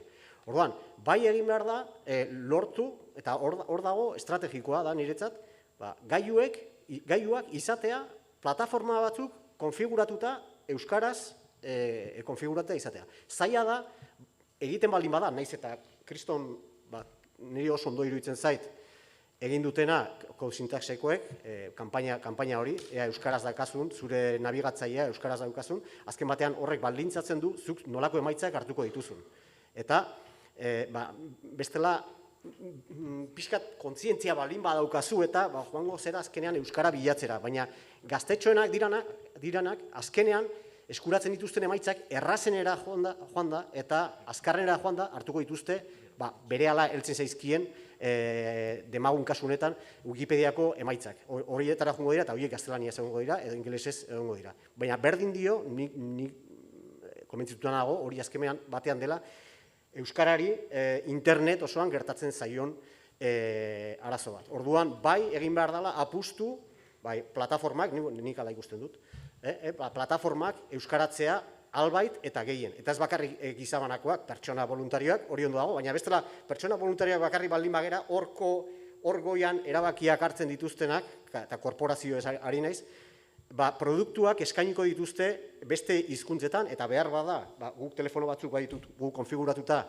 euskeraz, baina beste batzuk ez dute aukerarik jada ematen. Orduan, naiz eta pertsona, dena dalako pertsonak bilaketa bat egin Wikipediakoa nahi du euskaraz bilatu, berak eskainiko dio produktuak, plataforma honek eskainiko dizkio gaztelaniazkoak eta ingelesezkoak. Ez balin badauka euskarazko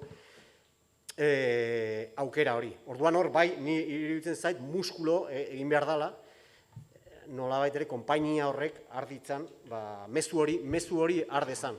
Badagola talde, masa kritiko bat, eta ez bakarrik kontua da hemen, individua bat. konpainiak saldu iten ditugula. Oda, sortzen ditugu konpainiak, eta sortzen ditugu telekomunikazio enpresa publikoak, baina gero saldu iten ditugu. Hor da. Kontua hori da. Oda, guk egin dezakegu gure borondatezko alegin guztia, eta gure ordua jarri, baitak sortzen, biteak sortzen, terabaitak sortzen euskaraz, eta saiatu jendeak euskaratu izan, baina guk konpainiak sortu ditugunak guztion diruarekin saldu egiten dira herri honetan, oraindik. Tordan, zein da lehenago, arrautza edo oioa ez da behatzea? Ba ez, baina oioa saldu dugu, Eta hori ez da izan berrin bertitzeko dauden telekomunikazio sare berri batean edo bea edo, saldu dugu autopista osoa, baina ez daukagu biderik.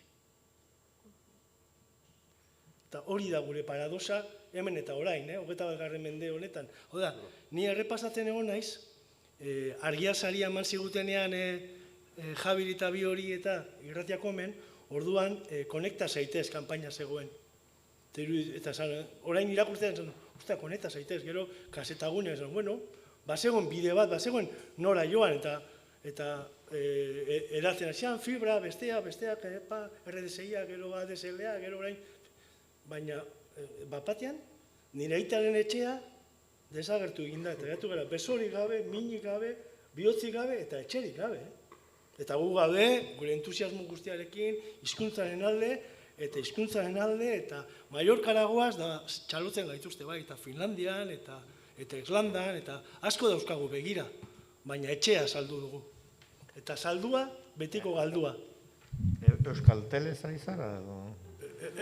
Bai, Euskal zen, bai. Tel. Unek ez dut sekula etxetat euki, Etxe bazan,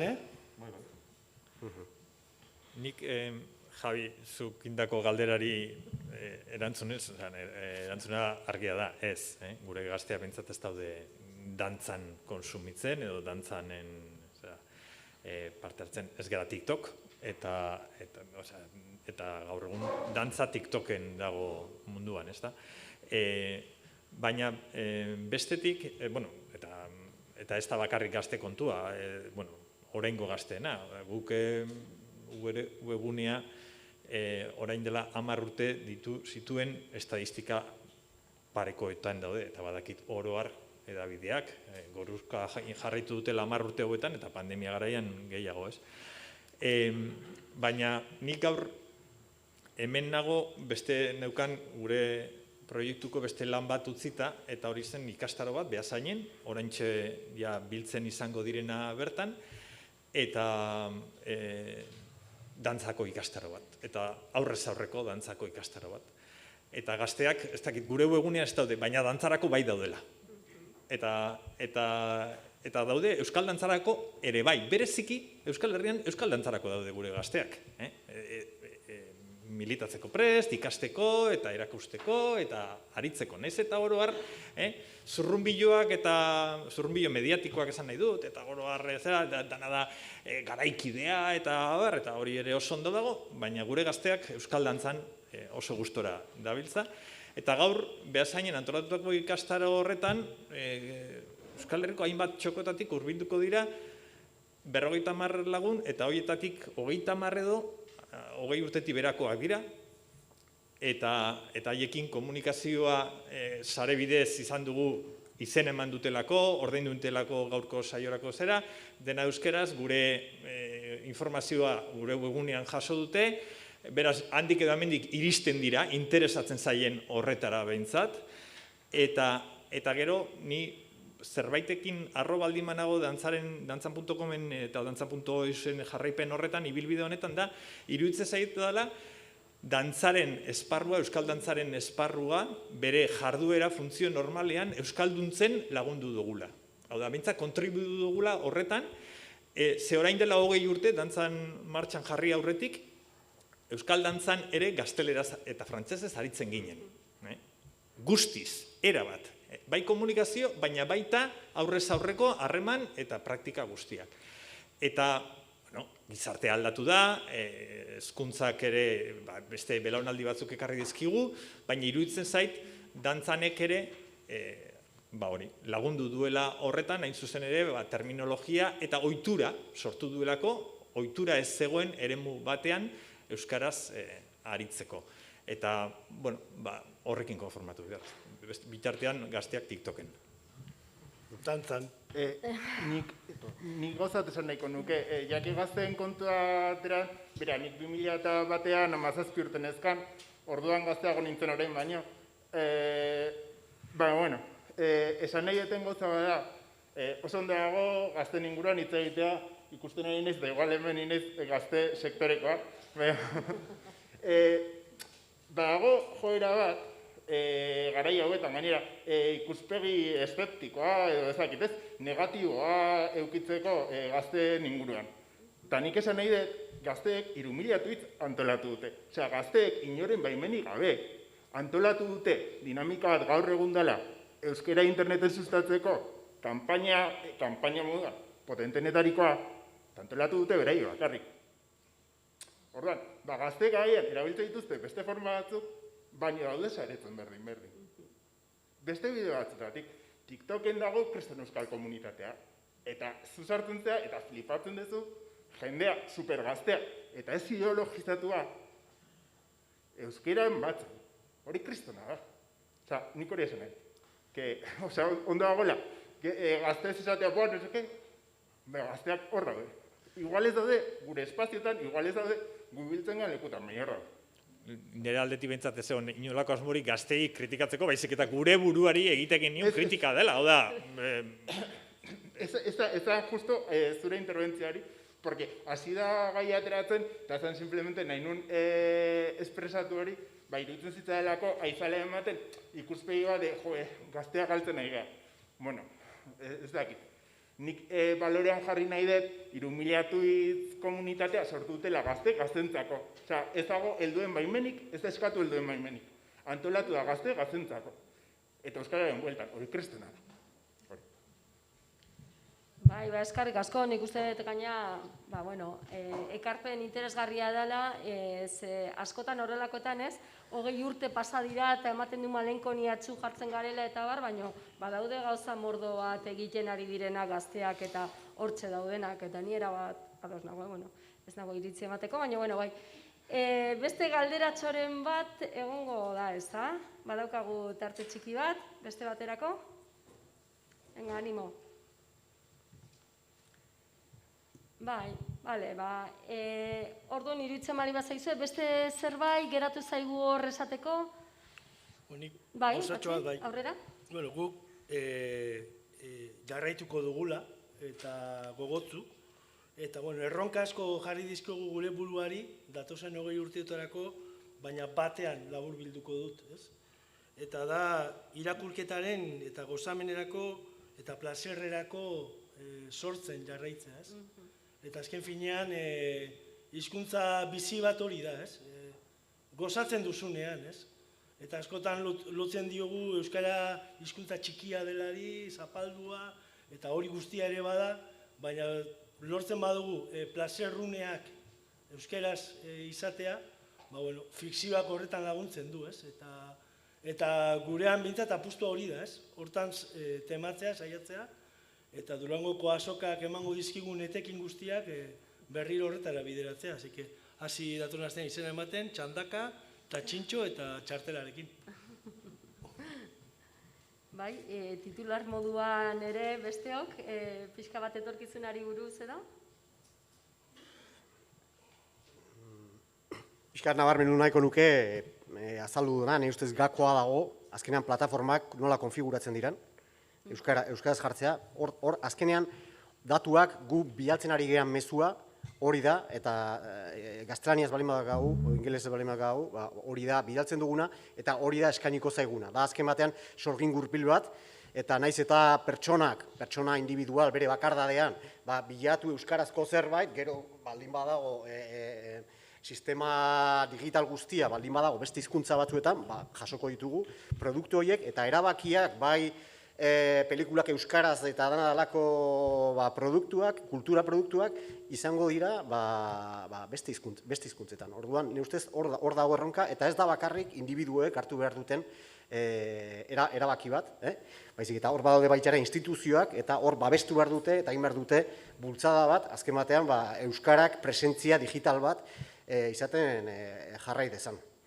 Eta, gero, pixkat kontrapartea jarriko dio baitxare maikideari, eta berak bezala, eta guztiz babesten dut poesiat eta literatura egitea, baina, azkeneko erabakiak euskararen munduan oroar, ez digitalak, izan dira, euskararen kontrako erabakiak izan dira, aipatuz arrazionalidadea aipatuz euskararen kontra. Aipatuz ziren baitare, Frantzian, hartu ziranean legea, konstituzio auzitegi horrek euskararen kontra egin zuen, eta eman zuen arrazionalidadeagatik. Eta 1620an euskararen kontrako eraso bat egon zan baitxaren Nafarroan, eta aipatzen zan baitxaren, alegia, euskaraz ezin zela izan, gauza batzuk ezin zirela izan, arrazionalidadeagatik. Orduan, hau denbora guztian aipatzen da, uste dute, Lizarran ere izan zela, ez zioten onartu zinegotzi bati edo postu baterako euskara, meritu, gisa edo zergatik arrazionalidadegatik. Osea, hor aipatzen da denbora guztian. Eta nire ustez, importantea da produktua garatzea baitare objetibotasuna, euskeraz, objetibotasuna. Beti ere, hurbildu egiten gara. Ez gara, erabat objetiboak.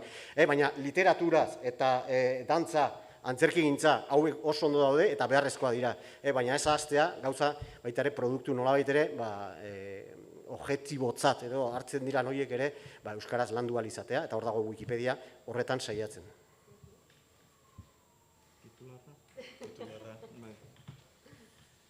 Ez dakanik, titularrik 10. urteurrena ez genuen ospatu itxita genduelako eta 30. dantzan jarraituko du, sarean edo saretik kanpo. Nirea da, eguitarauko azkenengo puntua da Luistxoren agurra eta matraka, así que orduan. Mila esker, Lauroi, eskerrik asko, espatzeagatik.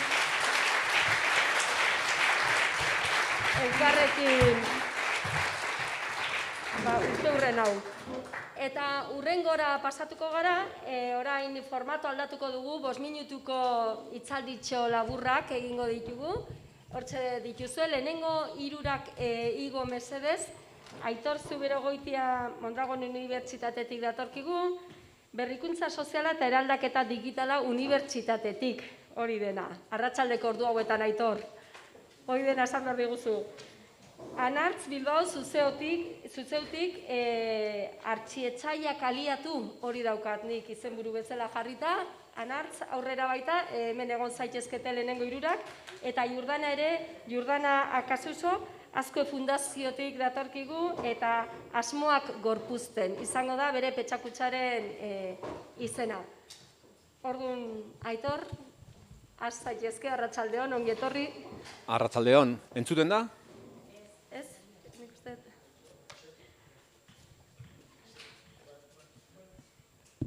Bai, ezta? Ederto, arratsaldeon danoi eta guretzat placer bat hemen gaur hainbeste laguntzar ikustea Asfabriken. Beñat Flores eta biok prestaturiko aurkezpenean erakutsiko dizueguna, azalduko dizueguna da, eraldaketa digitala zelan sustatzen dugun, eraikin honetan bertan ematen dugun gradu batean, humanitate digital globalak graduan. Eraldaketa digitalarena gaur egun hitzetik hortzera dabilen kontzeptua da, eta enpresa eta erakundeetan asko funtzionatzen du. Hemen salto egiteko hazen, ez da? Bai. Jarraitzen dut, bai. Eraldaketa digitalarena beraz, hori da. Eraldaketa digitalarena hitzetik hortzera dabilen kontzeptua da, eta gaur egun enpresa eta erakunde guztiek aipatzen dute, eta adibidez Eusko Jaurlaritza berak ere badugu eraldaketa digital eta ekintzailetza zuzendaritza bat. Hurrengo diapoan ikusiko duzue, zelan, hemen zelan dagoen boladan eraldaketa digitalaren kontua.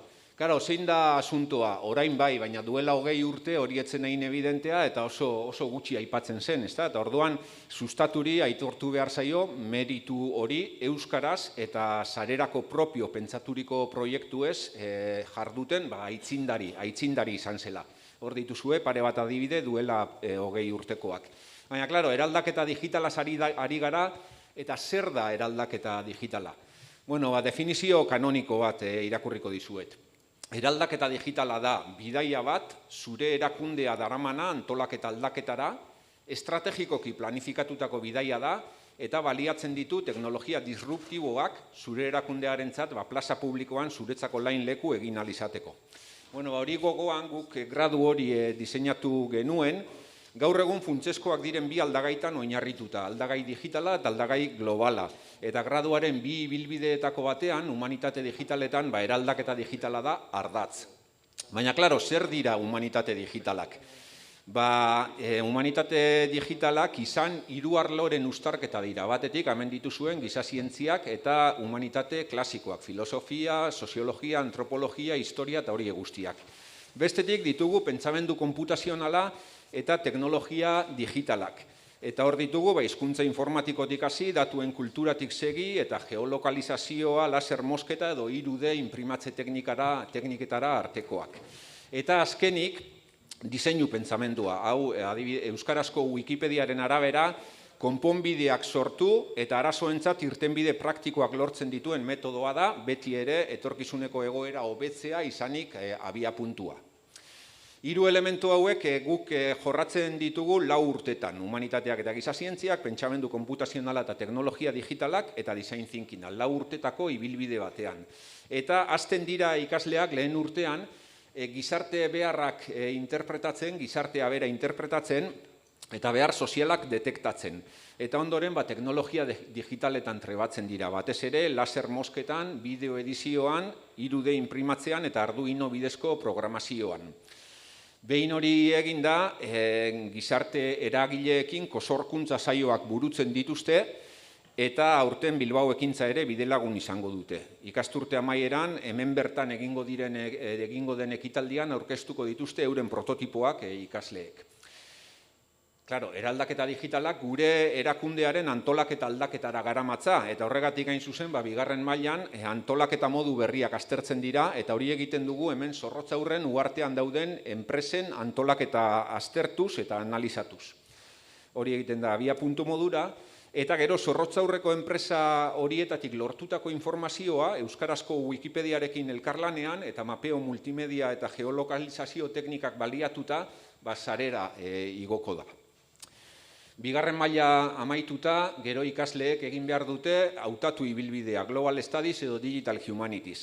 Eta hor, humanitate digitaletatik doazenek, lehenengo eta behin ikertuko dituzte, bai sareko gobernantza, bai herritartasun digitala.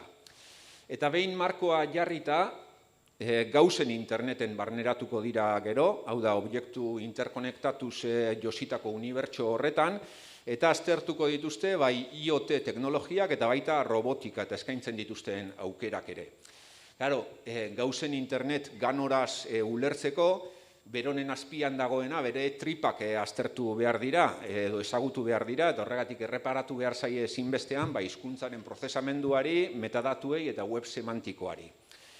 Eta ja behin 4. mailan, eraldaketa digitala gauzatzeko ezinbesteko da estrategia, nora goazen jakiteko, urratsak nora bideratu jakiteko, eta lidergoa estrategia gorpuzteko. Hori egiten da 4. mailan, eta behin estrategia prest daukagunean, egin nahi dugun hori itxuratzen hasteko garaia da, hau da, algoritmoak sortu eta analizatu, datu baseak diseinatu, berauetatik datuak erauzi, eta maker kulturan eta objektuen modelatzean murgildu. Eta prozesu horretan ateratzen diren emaitzak, azkenik biztaratu egin behar dira, bai datuen visualizazio teknikak baliatuta, bai batez ere, diseinatu diren objektu, elementu edo sistemak hiri adimendunean aplikatuta. Eta hori guztia noski oso presente izanik, guretza funtsezkoa da, teknologia ez dela berez helburu bat, ez bada herri edo hiri jasangarriago, inklusiboago eta bizigarriagoak egiteko baliabide bat baino, edo horrela ulertzen dugu behintzat HDG-tik. Hau izen da guztia, mila esker zuen arretagatik eta urte askotarako sustatu. Eskerrik asko, Aitor. Idea litzateke guain, 3 segidaritz egitea eta gero tartetxoa galderentzako, edo hirurentzako galderak.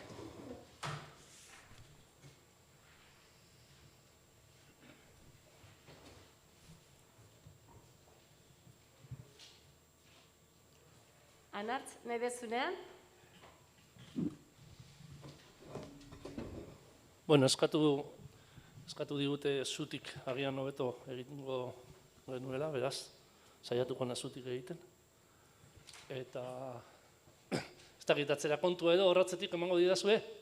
Ez, hasi da ja, segundu bat. Bueno, proposamena jaso gendun da baietz erantzun, sustaturi. Eta gero komediak ze betxakutxa, bider amago zer da horiek zerbaitetan asmatzen dugun. Hasieratik hasteko Luis Txok zuzeura deitu eta esan zigun. Sustaturen artxienemigo historiko bezala, gonbidatzen gintuela. Eta horrek egia esan asko kitzikatu gintuen, nork ez du nahi artxienemigo izan, ez da? Joker eta Batman, Sherlock Holmes eta Moriarty, fikziozko artxenemigoaren figura oso erakargarri egiten da. Uste dut kontu hasten dela bi gizon handi hauen gandik, ezta? Euskaltzaleak, nortasun handikoak, ekimen handikoak, makina bat proiektu ipini dituztenak. 2011ko gaur bezalako antzeko gai batez hitz egiten unibertsitatean elkarrekin aurkitu duan argazki bakarra, Luitxo, akordatuko da. 2001an heldu zen sustatu. Ruperrak dizkagarri atera zuen, Egainak 3. txapela lautik, Mikel Goñik bakarra lautardikoa Nafarroan, Ibarretxe zan Euskal Erdiko lehendakari, eta norbait gogoratzen da, txirrindularia zitzulia irabazi zuen. Ramsun, zelan zan? Ez, inorez? Bueno, geroxiago heldu zen zuzeu 2009ko Errepublika egun batez, horregatik Eibarko Untzaga plaza jarri du hor, keinu gisa edo.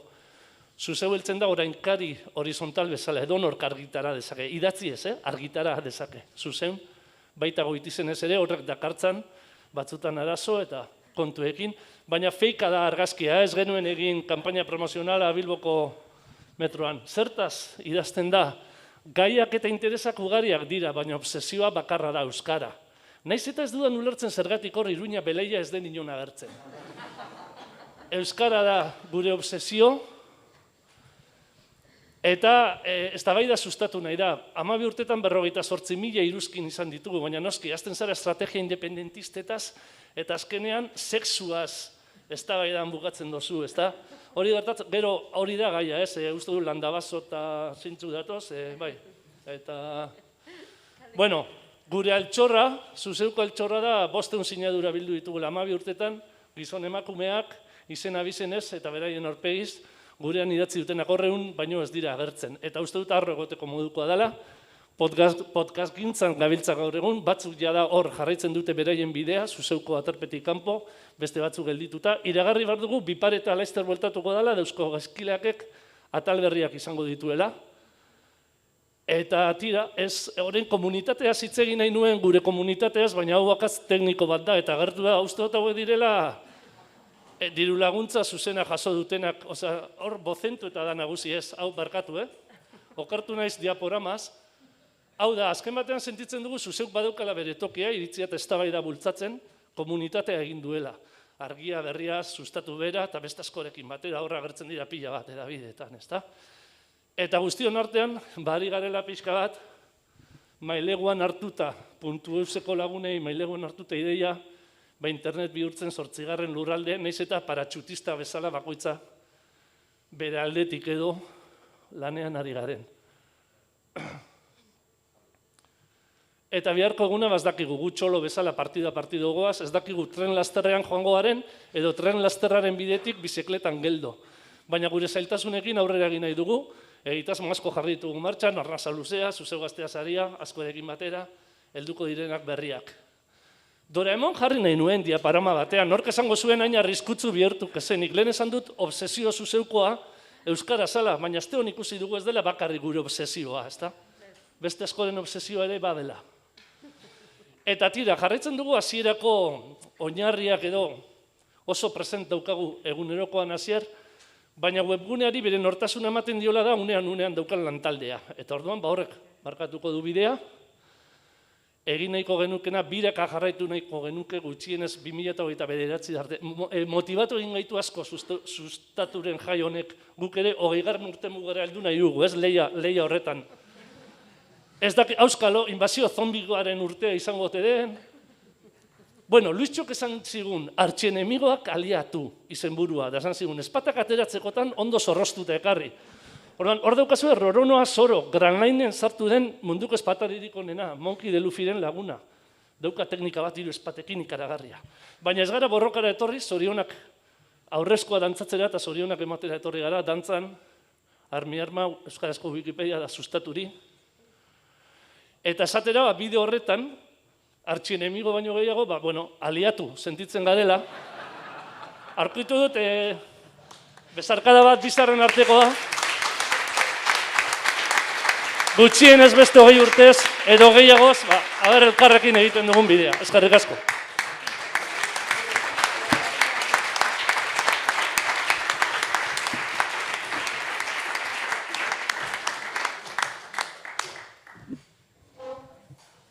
Bueno, arratsaldeon. Ni Jordana Kasuso naiz, Azkue Fundazioko zuzendaria, eta Luis Txoren gonbidapena jaso genuen, ia erakunde batek parte hartuko luken ekitaldi honetan, eta dude barik bai eskoa bota ginen, ordu nahi baduzue, aurrera. Esan dakoa, Jordana Kasuso atutza naiz, Azkue Fundazioko zuzendaria, eta asmoak gorpuzten da, aurkeztu nahi dudan ideia, eta urte hurren batean egonda, 20 urte atzera salto egitea gonbidatu nahi zaituet. Kasu hontan, Bizkaiko Foru garai hartako Bizkaiko Foru Aldundira joango gara. Zergaitik, Azkue Fundazioa Bizkaiko Foru Aldundiaren aterkipean dagoen erakundea delako. Bi dira Aldundiaren ardurak euskararekiko, euskararen erabilera sustatzea eta Bizkaiera zaintzea. Eta orduan, garai hartako Aldundiak erabaki zuen bazuela eraikin bat, eta hori erabiliko zuela lanketa horretarako.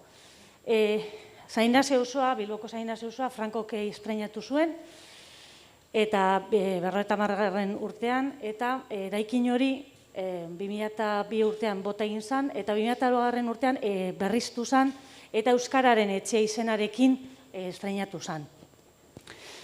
Bertan, bi helburu bete nahi zian, alde batetik Euskararen interpretazio zentro bat eraikitzea, Euskararen divulgazio egiteko, eta bigarren, Euskararen alde lan egiten duten erakundetzako lantokiak sortzeko.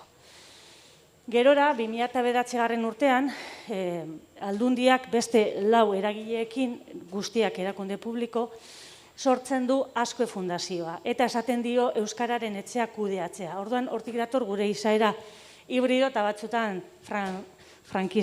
frankistenikoa. Zergaitik Azkue, bitxea dirudi, tipo honek ordezkatzea ingurune digitala, baina bere izaera partekatzailea azpimarratu nahi zen. Gaur egun Euskararen etxeak 3 zerbitzu ditu, espazioak lagatzen ditu Euskararen alde gauzak antolatzeko, ekintzak eta aktibidade ezberdinak antolatzeko. Naiz eta pandemia espazioen erabilera gero eta jabera goranzkoa dauka, eta gu oso erabilera hori sustatu nahi dugu. Euskararen interpretazio zentroak ere goranzko joera dauka bizitetan, naiz eta koronavirusak eragin zuzena izan gure bizita kopuruetan, eta lantoki kooperatiboa deritzogun espazio horretan hau da, euskararen alde lanean dauden eragileentzako lantoki horretan, honek dira orain arte izan ditugu maizterrak, baina hemendik aurrera maizter gehiago izan nahi ditugu eta berrikuntzak egin dizkiogu eraikinari. Sorreran, fundazioaren helburua zen euskararen erabilera sustatzea punta-puntako teknologia erabiliz. Hori oso helburu zabala eta definizio bakoa da. Horrek zer ekarri zuen, hainbat eta hainbat ekintza mota sustatzea. Izaera askotarikoak, lehiaketak, aplikazioak, jokoak, sariak, ikastaroak, telebista saioak. Baina, azpitik, amankomunean zegoen lerroa zen lankidetza beti egoten ginela beste batzuekin elkarlanean, aisialdia, gazteak eta divulgazioa. Zorionez, gerora berdefinitu dugu zein den fundazioaren sedea, eta ja zehatzagoa da. Eta horretan oso lagungarri izan zaigu Euskararen aholku batzordeak sortutako gomendioen, IKTI lotutako gomendioak. Eta horretan zehatzago joan gara gure helburua zehazten.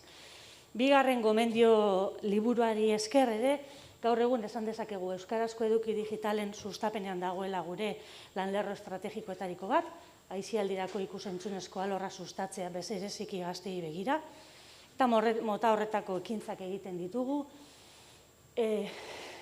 bai edukiak, bideojokoen alorrean eragiten alegintzen gara, eta hor gamerantzekin batera jokoteknia topaketa daukagu, eta bigarrena izango litzateke euskarari eta euskarazko baliabide digitalei ikusgarritasuna eman.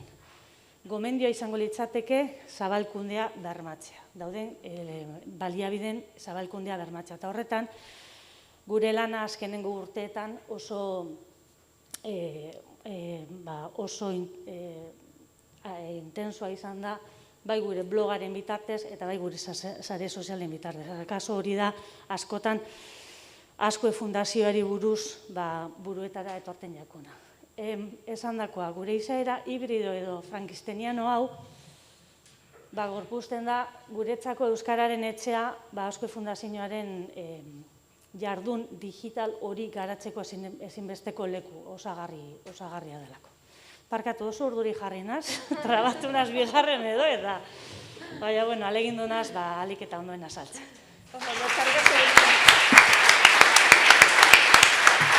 Bueno, esan behar da, formatu hau ez dara bat ere erresa izlariaren zat, zeda tentsio horrekin pasatuko dana diapositiba horrengora eta tentsioa da, bueno, zer kontatuko dizuet, ia denak hor zaudetenak frenten hitz egiten egon zarete momentu batean edo bestean, ordu badakizu ederki asko.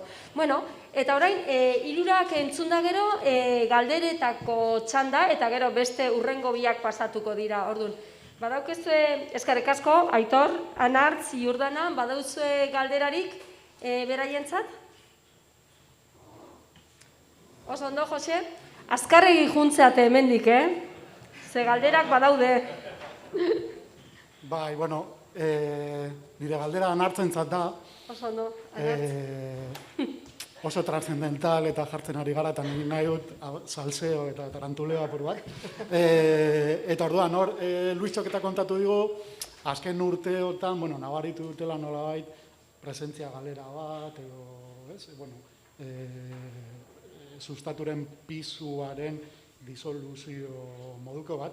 Eta orduan bi galdera dauzkandik Anartzentzat oso zeurentzat horrekin lotuta, bat noraino sentitzen zaeten errudun horrena, eta bestea zuek ere antzeko fenomenorik nabaritu duzuen, azken urteetan nabaritu duzuen trafikoan eta bizitetan eta galera moduko bat, edo zela bizi izan duzuen hori. Anartz hortxe, bai. Edarra biharleko. Lehenengo galdera zan, errudun sentitzen garen uste dut. Nahiko genuke, baina horretarako behar da talento handia, nortasun handia. Nik uste dut, ulertu dio dena gaitik Luis Txori, da egia da, 2001an heltzen bada sustatu, uste dut orduan sarean euskaraz oso gauza gutxi, zeudela, ez da? Zuzeut desente beranduago heldu zan, eta ni gaur egungo lantaldean, kasik ez dago inor, hasiera-hasieran egon zana. Badakit ez dagoela bere punturik altuenean. Egia da baita, lehen esan dudan bezala, badibidez, podcastak eta beste gauza batzuk ere egiten ari garela. Eta lehen esan dudan bezala, paratxutista modura, baina makina bat egitasmo daudela, ez da? Da gero eta atomizatuago nik uste dut interesgarriagoa dala, alde horretatik. Biak erantzun ditut? Bai? Eskarrik asko, Anartz. Beste galderarik? Hori da.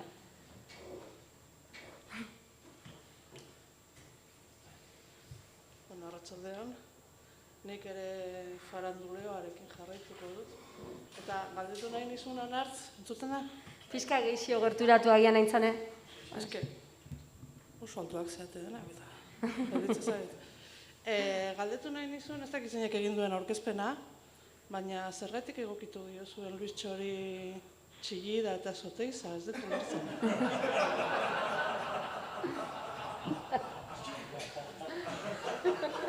Txillida eta Oteiza ziren?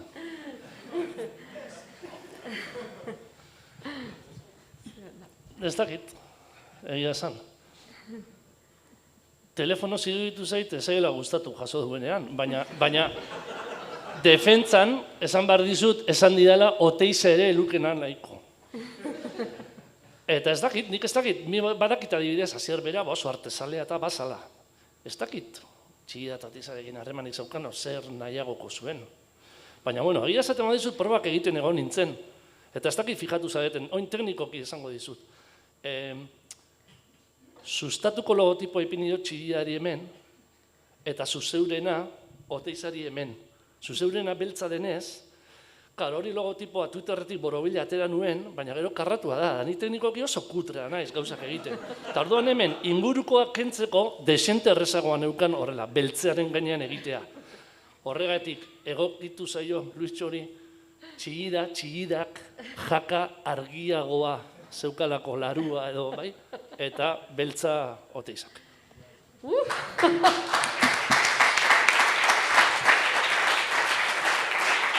Historia horrela idazten da, anekdota horiekin egia esateko. Bueno, urrengo txanda, Patxi Gaztelumendi, bai? Gu.eus aurkeztuko digu, eta Monika Belastegi Goienatik kazetaritza edukia da. Aurrera?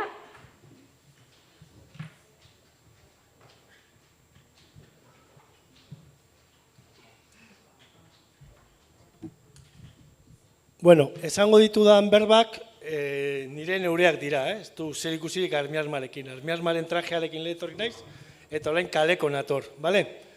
Zein dago klik egiten? Zu, lantzean behin ningu izut klik, Luistxok agindu barik sartu dizko delako, probatzen ibili naizelako. Hau fantzine bada, fantzine hitzaldi bat izango da, eta do yourself. Bale, nahi dozunean. Orduan, lehenengo aurkezpena, Patxi naiz, kaletin atoz, larraetutik, eta pixkat etorkizunaz hitz egin nahi dut, baina onaino nola heldu garen, nire ikuspegi subjektibotik ikusita, gure bizipenetik. Eta dena, interneten historia, besteak beste HTML hizkuntzarekin hasi omen zen, eta hor sortu ginen, hemen aurkeztu diren proiektu asko, eta beste askoz gehiago, ez? Eta orduan, halako historia sozial bat egingo dut. 80. hamarkadan, internet ezagutzen hasi ginenean, infobiarekin eta bat bost markatu behar zenean, euskararen inguruan eta elkartegintzaren inguruan zegoen lehen proiektua aitzindaria Eusnet izan zen. Guk 2000. urtean, hor dauden bi gizontxoiek sortu genuen euskarazko irrati digital bat, eta Domu Santu egunean lehenengo aldiz euskaraz entzunal izan zen planeta osoan, edo Euskal Herri osoan, edo gure etxetik aparteago. Eta handi gutxira murgildu nintzen beste HTML proiektu honetan, ez? Armiarman, eta horregatik niretzat garrantzi berezia du interneten historian. Baina are garrantzi gehiago du, uste dut nik, honek, ez? Eta hau, berzio hau, da orduko berzioa. Horretarako artxibela jo dugu, eta artxibek gordetzen ditu gauzak izan ziren bezala. Eta orduan iragarkia desagertzen dira, eta logo batzuk urteak pasatu ala berdin jarraitute. Niretzat, interneteko historian egon den proiektu potentenetako bat, zabaldu.com, ikasle batzuk sortu zuten, eta lehenengo aldiz, hasi ginen ikusten euskarazko komunitate bat baginela norbere etxeko konexiotik aparte. Eta horretik goratu nahi dut. Indimedia Euskal Herria izan zen, 2000. hasi zen hamarkada eta mende horretan olako 2.0 izan zitekenaren prototipo bat, norberak argitaratu zezaken edozer, bai hemen eta bai munduko leku askotan, eta nolabait 2.0 mundu horren logikan sartzen ari ginen, sustatu zegoen, hau zegoen, eta gero genukan tokiko aldizkariak, periodikoak, eman bi klik. Klik. Eman diozu? Bale, nire ordenadorean funtzionatzen zuen. Espero dezagun, 15. segunduan pasatzea. Uste dut ez dela pasatzen. Hori izan lema, ez? Don't have the media, be the media. Eta nik uste dut hor, badagoela kontzeptu, ez dut beste zer jarriko inglesez, hitzaldi guztian, baina hor bazegoen, ez? Ez gorrotatu edabideak izan zaitezu, ez? Eta hor bazegoen 2.0 izango zenaren aitzindaritza bat. Baina bapatean, 2003an dena krak egin zuen guretzat, krak egin zuen, egunkaria itxi ziguten, baina egunkarian itxeraek ere ekarri zituen sinergia egiten zaion egitasmo asko, ez? Eta hor, Luitxo akordatuko da, Javi ere bai, lehenengo bloga Javik sortu zuen sarean, egunkarian idatzietako artikuluekin eta bitakora bat, eta nolabait hasi zen sortzen blogosfera bat. Eta nik uste dut, nahiko hastua dugula, baina hor badago ongarri bat. Eta Time aldizkariak urteko personaia izendatu zuen norbera, ju hori, ez? Nolabait 2.0-ren paradigma handi hori, maila batzuetan balio izan ziguna eta beste batzuetan igual iruzurra izango zena. Nik uste dut garai horretan hasi zirela sortzen aukera berriak, aukera lehioak edo, eta interneten ari ginenok hasi ginela gauzak beste modu batera ikusten. Eta batez ere, interesgarri izan zen, eman klik, interesgarri izan zen hau, honek esnatu gintuen.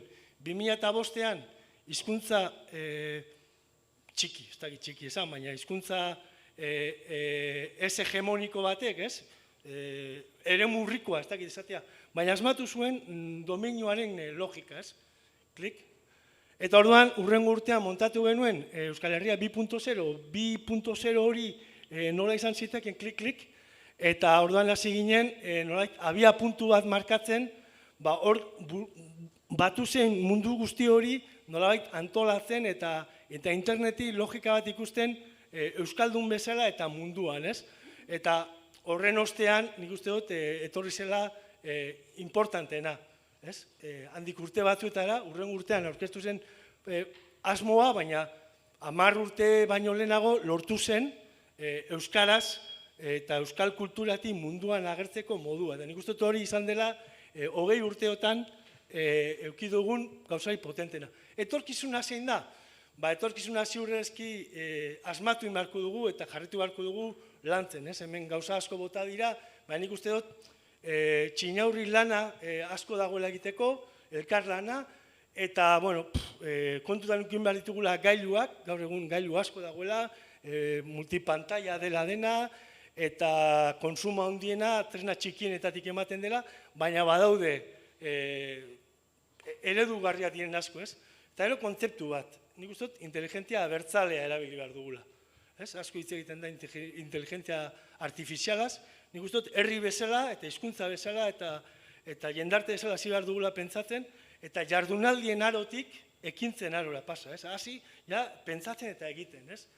Eta klik eman, etorkizuna asmatu behar da, eta internet eta gure herria izango da euskalduna, librea edo irekia, parekidea, arduratzua, responsaif, anitza, alaia, eta asko daukagu egiteko, baina nik uste dut, azken 20 urteetan egin duguna, balio behar duela oinarri, etorkizunean gu geu, izan gaitezen munduan, euskaldun, eta mundu oso bat euskaraz erakusteko. Mila esker guztioi.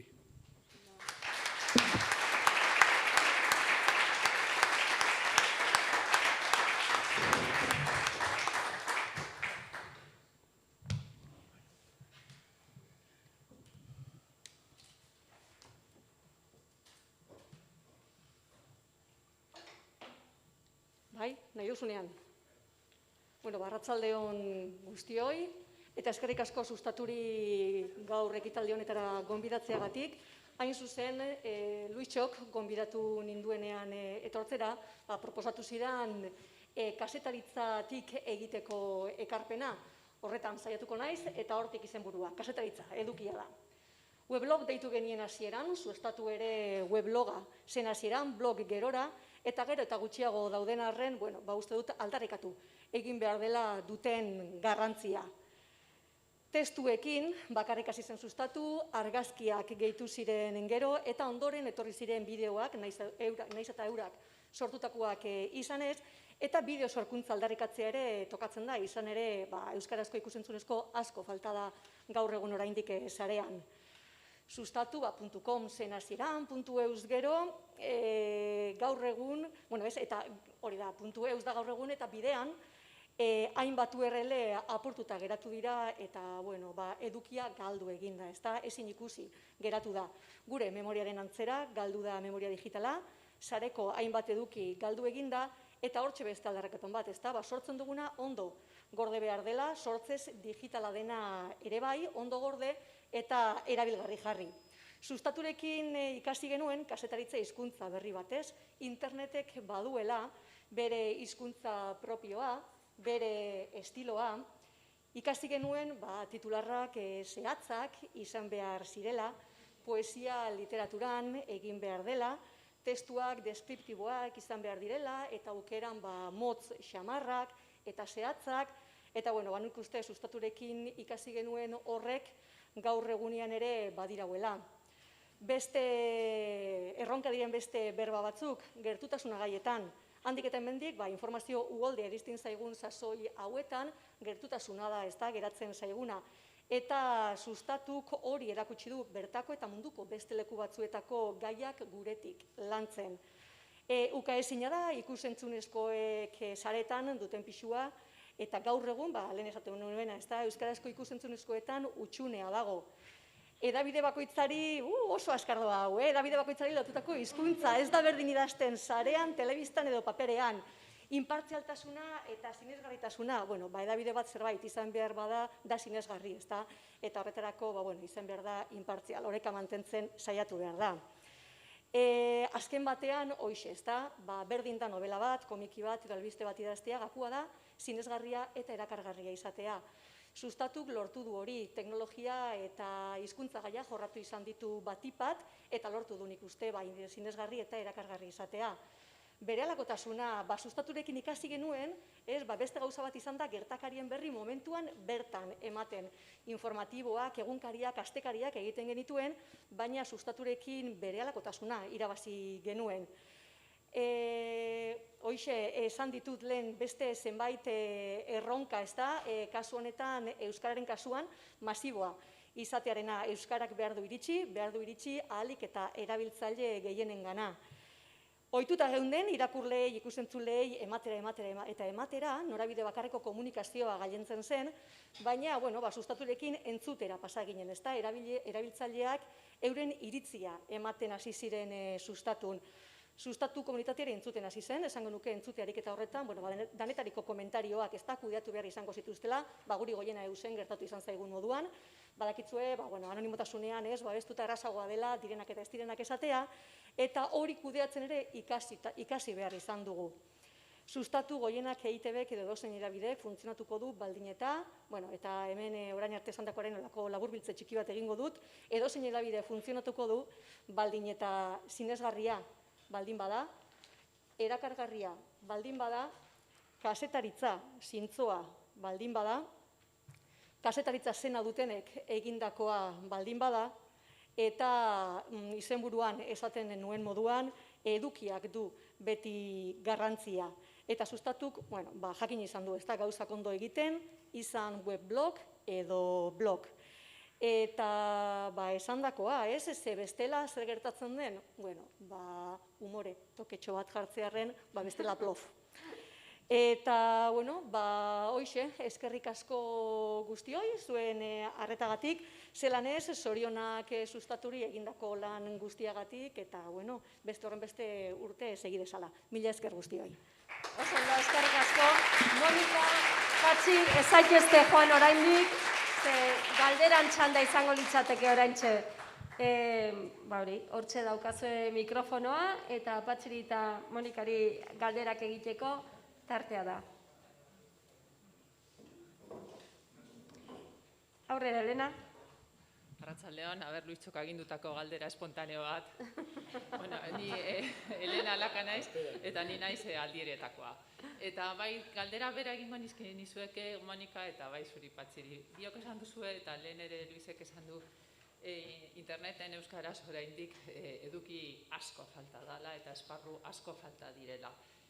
Zuek aukeratzekotan, eta esan duzu gainera, erakargarria, sinesgarria, Patxizu gainera alaia esan duzu, zein eduki aukeratuko zinukete bat aukeratzekotan, eta aukera izango bat zinukete, hau landuko genduke, zein izango litzateke. Eskerrik asko. Ze neurritan? Ze gaia, txu. Ez dakit nik akaso ikusentzunezkoen arloa da aukeratuko nukena, eta hor sakanduko nuke gehiago.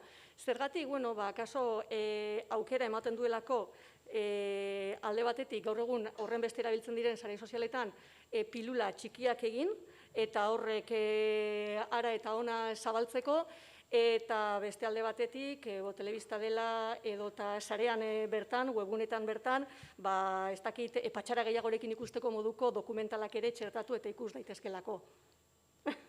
Ez dakit lehen erantzun dudan apur bat, bai. Nik kanaldude edatuko nuke Euskal Herri osora. Hau da, dagoena baliatzen asmatu eta dagoena promozionatu. Beti ari gara izarlokaren bila, eta hori ez da existitzen.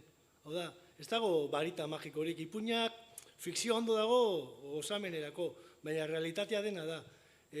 Inoizko eduki gehien sortzen da euskeraz, inoiz ez da sortu horren beste. Eta emeteik eta 500 urtera batuela eramango ditu amurizak horiek edukiok. Hau da, egin behar duguna da, daukaguna ondo erakutzi. Nik ikusten dut, nire etxean beste bidatoz atzetik. 5, hemen ari garen guztia, 5. Partiduak, youtuber lerdoak, zaratatzuak, eta guk horiztak egiten euskeraz.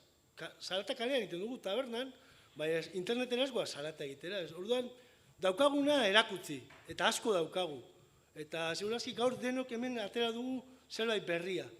Ez genuen ezagutzen euskapatzen ditzeguna. Eta nik uste dut, sorkuntzan ondo ari garela. Emarrena da, erakutzi, hau da. Datorren astean, Durangon egongo diren liburu guzti horiek ezinezkoa da irakurtzea, 3 bizitza eukinda ere. Zesango dugu, liburu gehiago behar dela? Ez. Dira onak eta daudenak ondo erakutzi, jendeari eskura eman, eskura jarri. Eta eduki bezala kanaldude. Beste galderarik? Erantzun dut. Bai. Seguru badazuela beste zerbait buruan, ez? Aurrera egingo dugu orduan, mila esker. Eta oraingoa...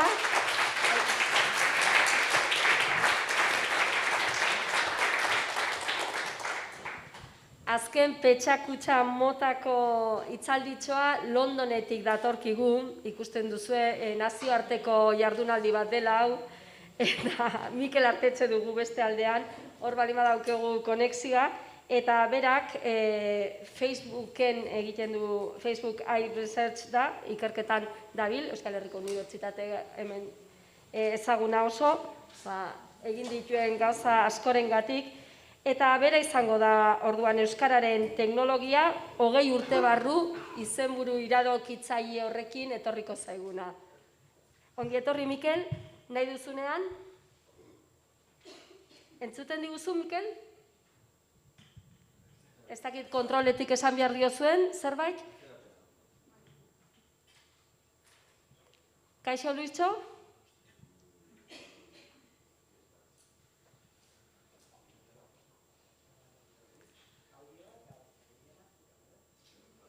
Amago segunduko atzerapena omen dago, ez dakit berriz hasi edo. Luitxo, entzuten diguzu?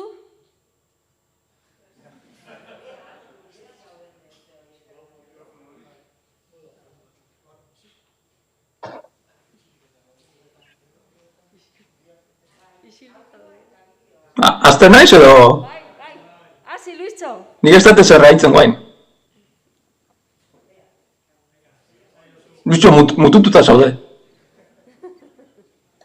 Mikel, azteko esaten diguten, ni mutututa den nengoen, eta horra ezin zitzaidan entzun, eta zuri niri kexaka bai. Uste dut aurkeztu zaituztela, gure goraintziak Mark Zuckerberg entzuten ari dala, jakina, eta ekin zureari, eskerrik asko. Bale, oso ondo, nire hitzalditxo honetan, zehatuko gara kristalezko bola batea, eta asmatzen euskeran teknologia 20 urte barru nundik noa jungoan edo, betire ikuspuntu tekniko batetik. Orduan, etorkizuna asmatzea sekula ez da erresa, baina noagoa zen jakiteko lagungarria izatea nundik gatozen eta gaur egun nun gauden aztertzea ez. Eta nundik gatoz? Gatoz, guendala markada batzuk adimen artifizialan paradigma simbolikutik. Eta paradigma honen baitan, adimenan gakoa izango litzake arrazoitzeko gaitasuna. Eta horren bestez, urben hau jarraituz, jendea saiatesan gizaki honen ezagutza, nolabait kodetzen, erregelak eta erabiliz. Adibidez, euskeratik ingelesea itzuliko itzultzaile automatiko bat sortzeko, beharko genuke euskaran gramatika kodetu erregela sintaktikoa, morfologikoak eta abar idatziz, hiztegi bat sortu bien arteko transferentzia egiteko, erregela gehiago ingelesezko sorkuntza egiteko eta bar. Zer esan nahi du honek? Teknologia hau hizkuntza bakoitza neurrira edo inbertzala, eta beraz, hizkuntzakiko oso menpekoa zala. Eta, horren bestez, adibide bezala, euskarazko itzultzaile baten tripak eta japonierazko itzultzaile baten tripak oso desberdinak izango liake, hizkuntzak ere oso desberdinak dialako. Hori da, nundik gatozen, baina gaur egun oso panorama desberdin batean gaude.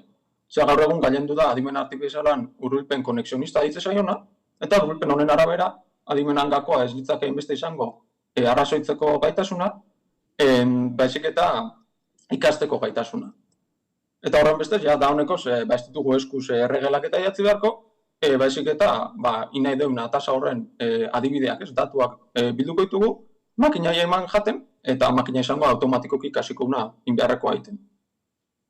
Adibide bezala, euskaratik ingelesa itzultzaile automatikoa sortzeko, bildu beharko ditugu euskara eta ingelesan arteko esaldi itzuliak, sistema eman eta sistema izango automatikoki ikasten, automatikoki itzultzen ikasiko una. Zesan nahi du honek, teknologia hau hizkuntzakiko agnostikoa dala ez. Alegia, euskarazko itzultzaile automatiko baten tripak eta japonierazko batenak gaur egun berdin-berdina dira eta batan eta bestean arteko desberdintasun bakarra da ze datu erabiltzaitugun sistema elikatzeko. Eta, azken urte hauetan, adimen artifizialak izugarretako aurrerapenak izan ditu hurbilpen berri honen eskutik, eta badirudi etorkizun batean hortik joango jala gauzak, bai. Alegia datuak oso garrantzitsuak izaten jarraituko guen, eta jarraituko dugu izaten, ikasketa automatikoko teknologia bat hizkuntzakiko agnostikoa izango dana. Horrekin nahikoa izango da, zaila da esatez, honekin nahikoa izango da, beste zerbait beharko duen, baina bi hauek izango ditugula ni bentsat ez dut zalantzik iten. Eta, honen inguruan gogoetatxo bat inez, pentsa ziteken hauek ez diala berri erabat onak euskerantzako ez, galdera ikur batekin. Bai batetik datuekiko menpekotasuna eta bai bestetik teknologia hizkuntzakiko agnostikoa izatea. Zergatik, datuei dagokionez, euskaraz beti izango ditugulako inguruko hizkuntzetan, baina datu gutxiago, beste gabe hiztun kopuruare txikiak badalako bai. Eta horrek esan nahi du, kondenatuta gaudela euskarazko teknologiare inguruko hizkuntzana baino kaskarragoa izatea. Alegia, adibidez ez, beti izango ditugu datu gehiago gaztelania ingelesa itzultzaile bat elikatzeko, euskara ingelesa itzultzaile bat elikatzeko baino, eta horren bestez, euskarazko itzultzailea okerrago ibilikoa, edo hobeto bintzat, ez da ibiliko, ezinezkoa data. Hori batetik, eta bestetik, teknologia hizkuntzakiko agnostikoa izateak esan nahi du, ez dala zerbait, hainbeste hemen etxean in eta bultzatu esakeguna, baizik eta neurri handi batean, teknologia hau, aktore globalan esku egongo da. Google, Facebook eta erantako multinazional amerikanoak. Eta arazo horrek, nolabeteko mesfidantza bat sor dezake gugan, benetan aktore hauen eskutzi nahi deun euskarazko teknologian etorkizuna. Orduan, hau planteatuta nahiko panorama etxigarria izan daike, baina, nik uste panorama honetan euskalduna badakaula zer egina eta gaina nahiko lan txukun nahiten nahi gehala. Zer da bain dezakeun hori? Alde batetik erabiltzaileak noski, euskarazko teknologia erabili eta bultzatu. Eta, segurenik hau bezalako ekitaldiak, hortarako nahi bat badagonan erakusgarri dira.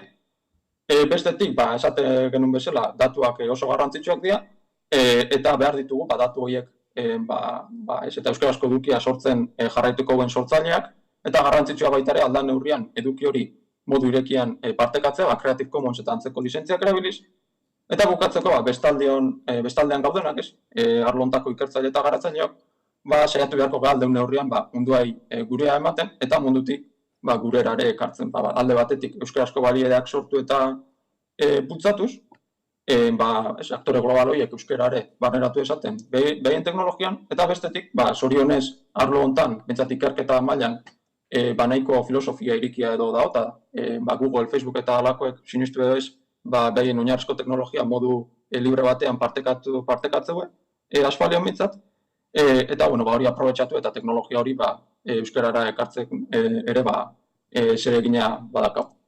Eta, hori da dana, labur bilduz, gehiago edo gutxio gustatu hau da dauka mundua, eta asmatu beharko dugu, mundu hontan euskarak ere bere tokia izan desan. Eta hori da dana, nire partetik. Ok, lagun, uste dut galderarik baldin badago, neri transmitituko didatela, Luiztxo dago hemen mandoetan, eta txat batetik pasatu behar dizkidate, zuri pasatzeko uste dut, hola gaudela. ez dago galderarik momentuz. A ber, hori definitiboa da. Erresago. Hori da definitiboa edo oraingoz. Beste 30 segunduko inpase bat utziko dugu. Egon, badator zerbait. Esaten didate norbait altxatu dela. Edo ni irudikatzen ari naiz bestela. Bator norbait.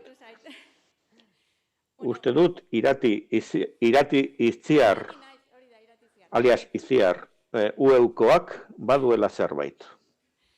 Bueno, Mikelek egin digu diagnostiko azkar bat, teknologiak eta zer ematen digun. Aldameneko gela baten dago. Eta kodezintasek bulego bat dauka, hemen. Pixkat propaganda ingo dugu, Bilbao Az Fabrik honek. A ber.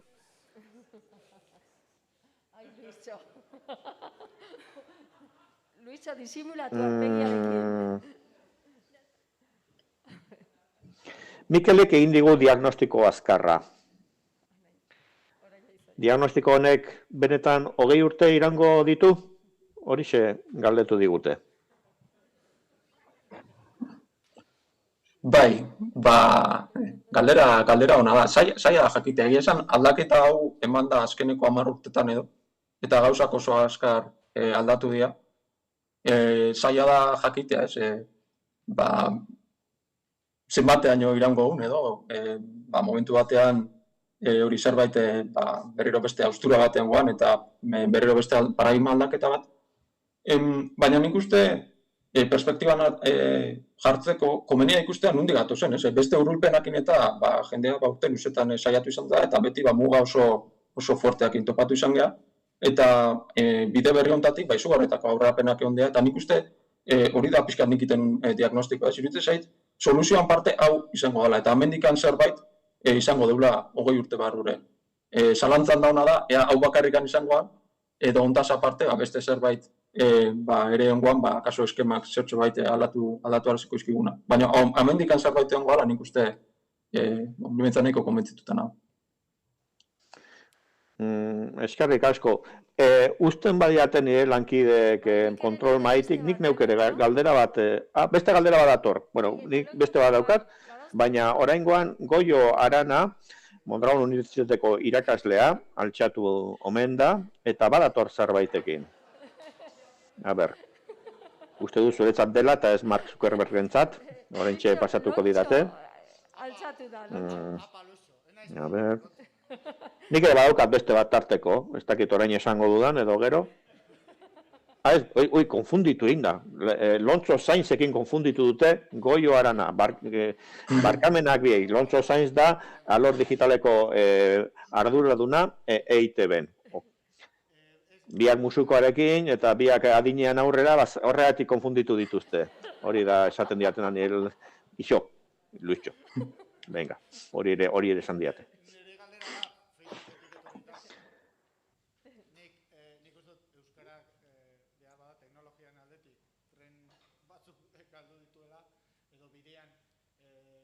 Moldatu egin behar izan dugu gure burua, baina zer egin dezakegu gaur egun eta etorriko balitz metaversora egokitzeko, nunbait Arabadoa enpresa potolo batek, igual besteok zer pentsatu beharko dugu, ezta?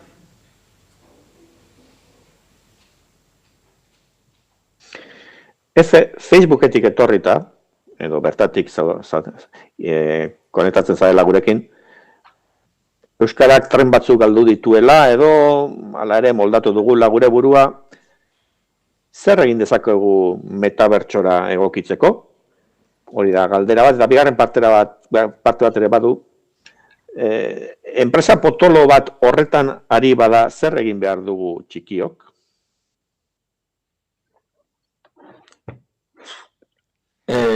Galdera zailak. Egia esan, metabertsoari buruz, ez dakit nik egia esan, nire lana ez dago zuzenan lotuta gauza horiekin, eta dakit kaleko beste zeinek dakin berdin-berdina. Nik uste ikusi beharko dugu azkenean, nundin noa jute dian gauzak, ez azken finean plataforma berri bat edo izangoa ikusiko dugu agerra arrakastai daukan edo ez. eta, bueno, saiatu beharko gara euskarak ere, bere tokia izaten hor, palin eta, etorkizunik baldin badauka, ez. Eta bestetik, hori, zein dezakeu txikiok, ez, Facebook eta Google eta lako handen aurrean. Ez dakite, esan, nik uste ez dela bat erresa. Eta ni horren inguruan askotan hausnartu izan dut, ez? Betiren ere posiziotik, ez dakit arlo teknikotik eta ikertzaile aldetik edo. Adibidez, erabat pentsa ezina da, guk euskarazko Alexa edo Siri edo Google Assistant edo horrelako sortzea, ez? Akaso zerbait egin genezake, baina oindare, zaila izango beste hauekin konpetitzea, ez bakarrik teknologia, oinarrizko teknologia horrengatik bagatik, baizik eta beste plataformetan dauken integrazio batik, ez da gaitasunik telefonoak sortzeko, produzitzeko gero sistema hau txertatuko guenak edo telebistak eta alakoak, ez? Eta nik uste, hori, pixkate aipatu ditugunak, ez? Saiatu demanda hori edo sortzen, nolabait hauei bidea arrasten, eta gero bertako zerbait beti izango duguna da gure komunitatea hobeto ezagutuko dugu eta gertukoago dan zerbait inalko dugu bakaso. Egunean behin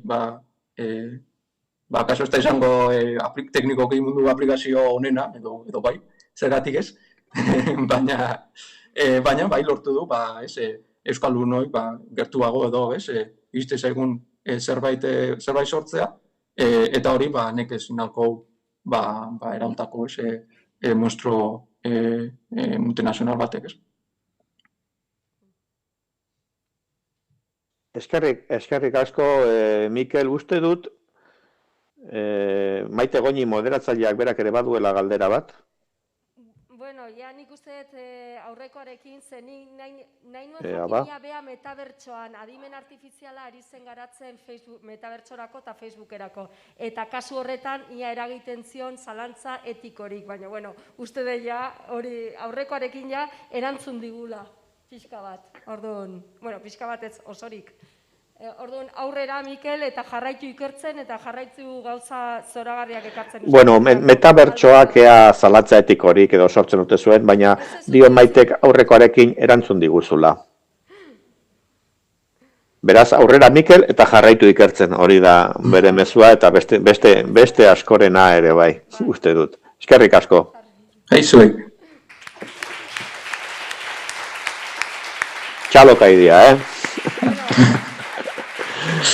Esan dizuet bakarrik, Mikel, Londresetik... Txaloak tope, hori da, jasotzen dudan mezua, zuretako. Formatu da, eta egin dutezia Ixabaldean... Txistu gai balen baiare, nahi zenteatuko datik. 2008an itzupen automatiko gainbegiratu gabea tesia egin zuen, eta tesi horrek adimen artifizialeko kontuak eta egiten zituen, eta ikusten duzue, sariak ere jaso ditu, eta oso gazte baliotsua daukagu, gure artean, osake... Zorionak, Mikel, eta esandako aurrera.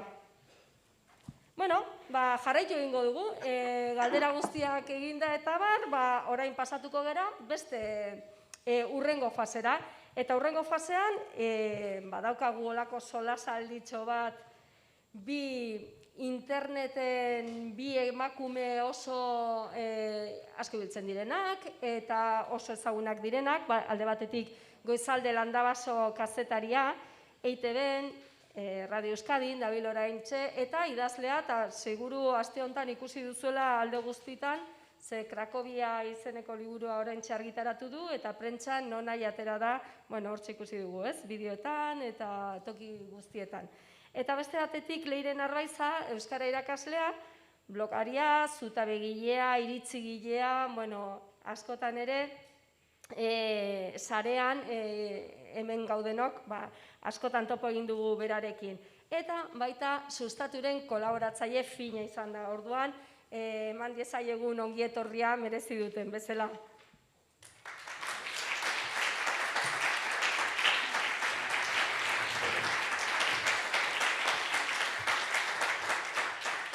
Hitz egingo digute parte hartzeaz eta eztabaidaz interneten. Txaloak hasi aurretik, horrela hasi behar da gauza bat, Arratsaldeon. Bueno, guk PDF-a ekarri behar genuen, baina demode dagoela iruditu zaigu, eta erabaki dugu ez dugula ekarriko PDF-erik. Izan dugu tentazio handia, baina bueno. Baina, bueno, uste dut komunikazioaren garaian hobedala guk hitz egiten badugu, ez? Bai. Bueno, guk prestatu dugu horrelako gidoi bat, norbait aspertzen bada, atea zabalik dago, beraz ez dago problemarik. Eta ez dugu txarto hartuko, guk ere egingo genukeelako, batez ere. Hala da, bai. Venga, hasiko gara. Bai. Bueno, zelan hasten daudena, kontatuko dugun lehenengo gauza da, zein dan gure lehenengo hartu emona sare, bueno, teknologiarekin orokorrean. Leire izan zen lehenengoa. Ez adinagatik, lehenengoa izan zalako, ibartarra bat. Bai, ibartarren bat.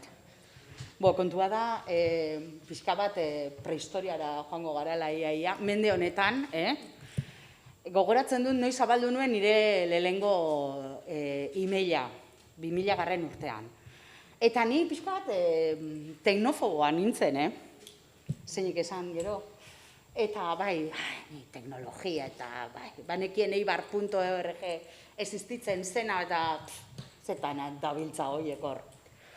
Eta ez dakit nola, aspertuta egongo nintzen egun baten eta sartu egin nintzen, izen eman nuen, eta gonaiz begiratzen, bueno, ez dakit ze urtetan eman nuen izena, baina izan zen oso sasoi korapilatzua edo gogorra, ez? Gogoratzen dut, 2003an Euskaldunon egunkaria itxi zutenean, eta martxoaren 11ako Madrileko atentatua 2004an, ez? Horre, denok ibili ginen interneten informazioa biltzen, edo ibili ginen, nola esaten zaio, elkartasuna bidaltzen egunkariaren kasuan, azarre adierazten, eta horre nik hartu nion zentzua pixka bat interneti eta sareari, ez da. Gero eibar.org-en, horre pixka bat ez da baidan, 2005an bloga zabaldu nuen, gure blog komunidadea izan zen euskarazko lehengoa eta erreferente izan zen, eta amentxe dauden batzuek 2004an zabaldu zuten. Nik urtebete tardatu nuen zabaltzen, ze pixka bat impostorearen sindromean eukan, ez? Emakumea naizelako, eta nik zer egiten dut hemen, ez dakiz zer, naiz kazetaria, irakaslea naiz, plin, plan, plun. Zuzina lehenengo emakumea? Ez, Maite Rementeriak bazeukan. Baina Maite zan, bai bera, zu izango zara lehenengo emakume blogaria, ez da? Euskaraz. Barkatu, konfiantza oso egin dizut, eta...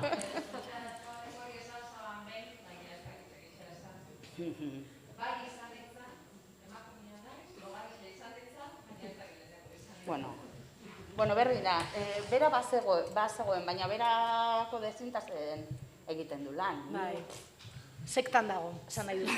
Sektan dago.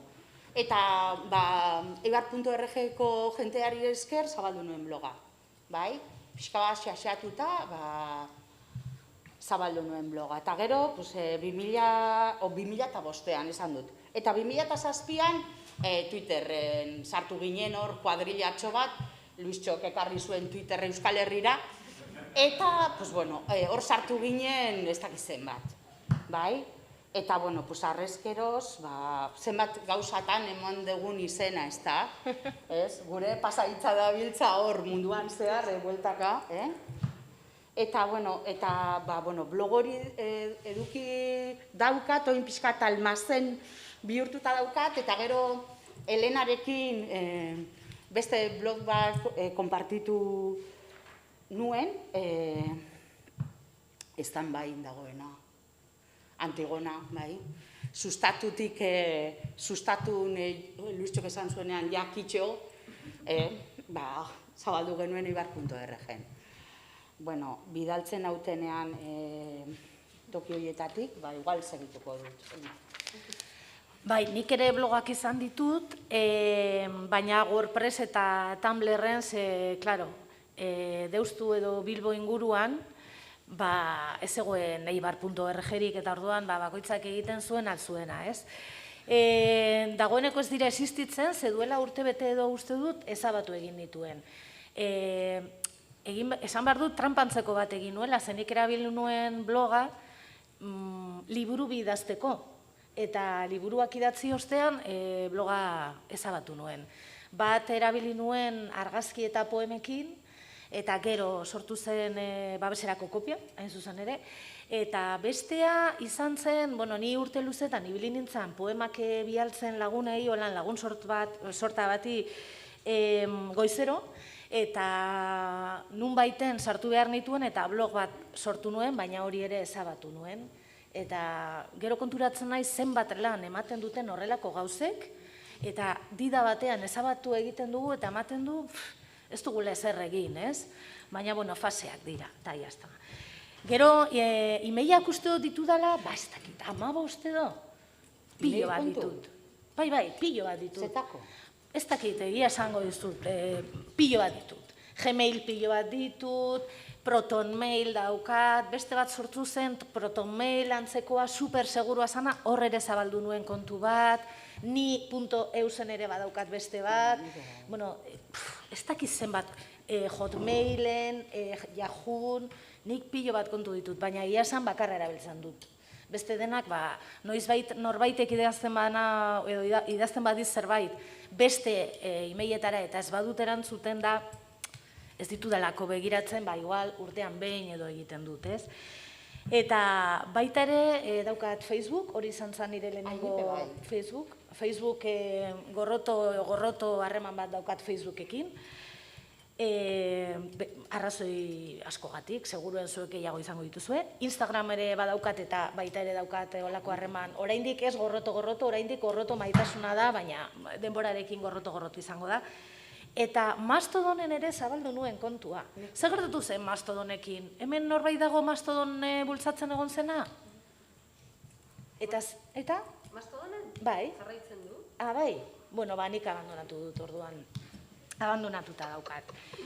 Pentsatu ditugu 4 apunte egitea gutxi gora bera sare sozialetan eta zelan ikusten dugun gauza hurbilpen antzeko bat egiteko, ez?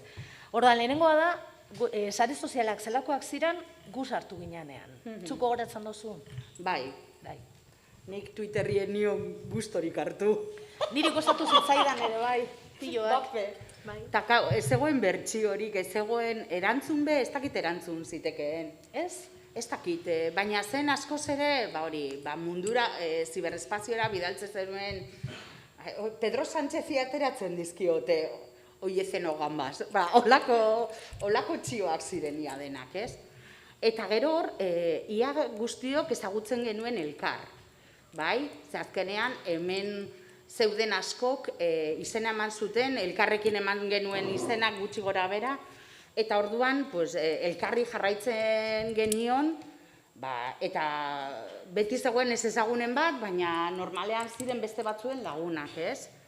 Eta orduan, hori. Eta nik hartu nion gustoa Twitterri. Nik ere bai.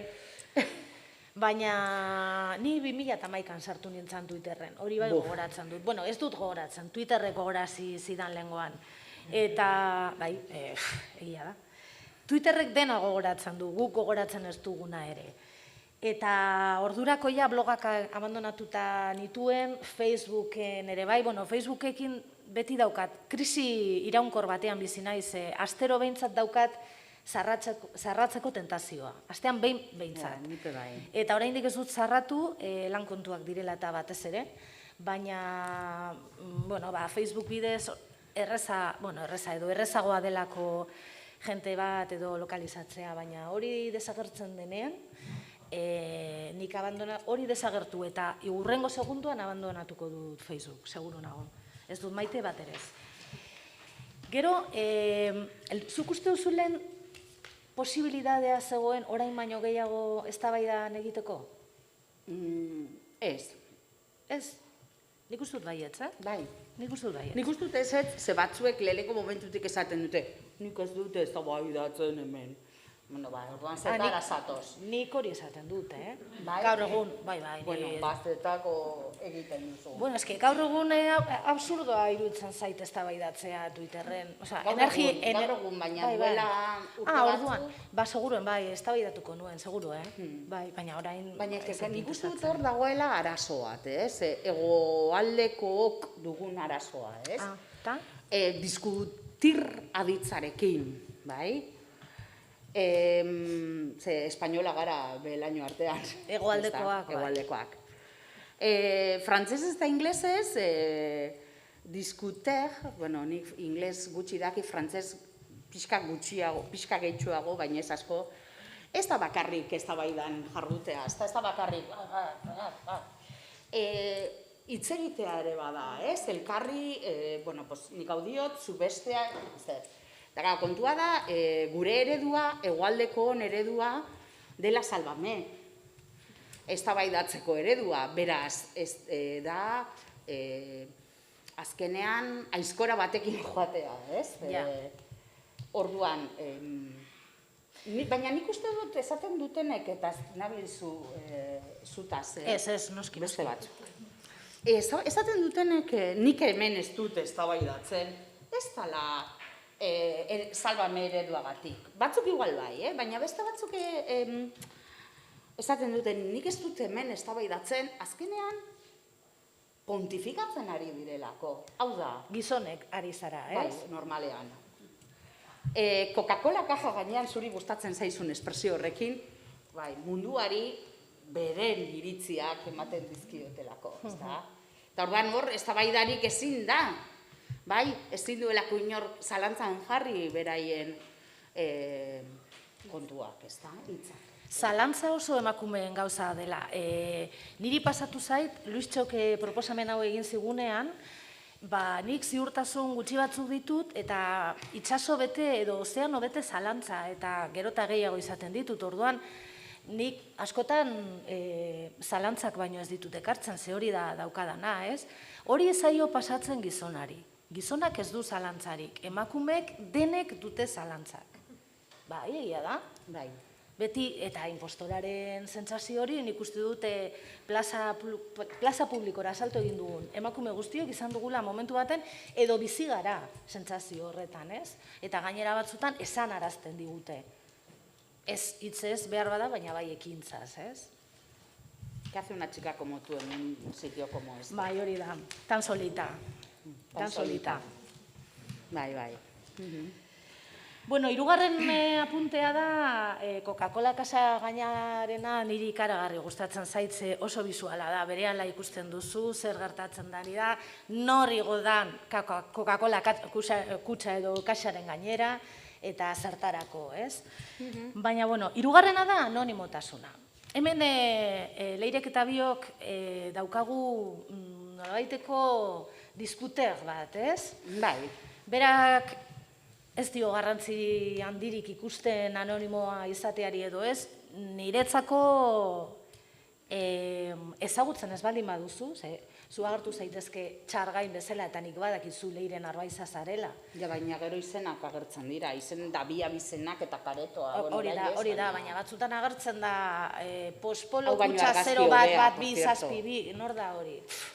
Eta norekin ari zara, kuadrilla batekin edo persona batekin, edo robot batekin. Niri ez zait gustatzen, ni ez nago anonimotasunaren alde, eta iruditzen zait batez ere erasoetan eta izugarrizko impunidadea ematen zaiola anonimoa den persona, izaki, robot, dena delako horri, ez? Ni ere ez nago alde, ez? Ni nahiago dut pertsona batekin. Bueno, badaude beste batzuk, pixka bat zelan zan Carmen Mola fenomenoa, Bai, baita. Badaude batzuk izen batekin eta gero ez dira eurak, ez? Baina... Bueno, hori ere anonimotasuna da, ez? Bueno, bai, baina zu pentsatzen duzu pertsona batekin, pertsona horrekin ari zarela, ez? Nik pentsatzen dut anonimotasuna problema dela erabiltzen denean, nik nahiago dut izen abizenekin, benetako aurpegi batekin, baina anonimotasuna bihurtzen da erasorako erabiltzen denean, ez? Gauza zatarrak esateko, iraintzeko, ez? Horretarako erabiltzen denan hor da arazoa, eta ez da justua, ez? Besteok izen nabizenekin jardutea, eta beste batzuek hortik atakatzea gainerezke batzuetan niri tokatu zait, ez? Nire bizitzako kontu batzu, ez oso importanteak, baina ezagutu eta botatzea, ez? Ematen du olako errespetu puntu bat, ez da? Nik ez dut eztabaidatzen nahi zuzen horregatik, baina ez dut eztabaidatzen sarean anonimoekin, anonimo ez direnekin ere, ez zait iruditzen lekurik egokiena, nahiago dut, fijate, taberna baten, garagardo batekin, egotea hor baino, azkenean, momentu batean gaiztotzen dira gauzak, esaten dira gauzak, eta gero hitzez gelditzen dena, hitzak ez du ironia ulertzen eta hitz idatziak. Askotan gertatzen da, eztabaida ikusi ditugun eztabaida luze horiek, euskalkia, euskera batua, txio eta txio eta txio eta txio. Hor askotan, ze gertatzen da? Ez diote elkarri irakurtzen. Orduan, elkarri irakurri barik ez dago eztabaidatzerik, ez dago ideiak konfrontatu esan nahi nuen, baina ez da hitza. Ez, baina aberasterik, ez beste aberasterik, edo, hau da nire iritzia, baina, nik ulertzen duzuk esaten duzuna, ulertu nirea, ez. Eta uste dut hori dela gertatzen dena. Eta, karo, ni berriro itzuliko naiz eibar.org-era, bai, beti eibar presente, eta hor asko eztabaidatu genuen, ez da, posta zerrenda aktibo zegoenean, ez da. Eta eztabaida batzuk oso sakonak eta interesgarriak iritzi askotakoak, eta, bazegoen, batzuetan ere, zegoen, igual ez zenion hainbeste irakurtzen, baina bazegoen, orduan, ni hortik nator, eta gustatzen zait eztabaidatzea, berez. Nik uste dut ere bai, ematen duela sare sozialak eta teknologia dela uarte bat, hau bezala, Deustuko uartea, ondo etorria. Uste dut, Deustu bakarrak, baina ez parkatu, 2, 3 gara. 4. 5, baina zer da hau? Konkistatuko dugu. Zuez.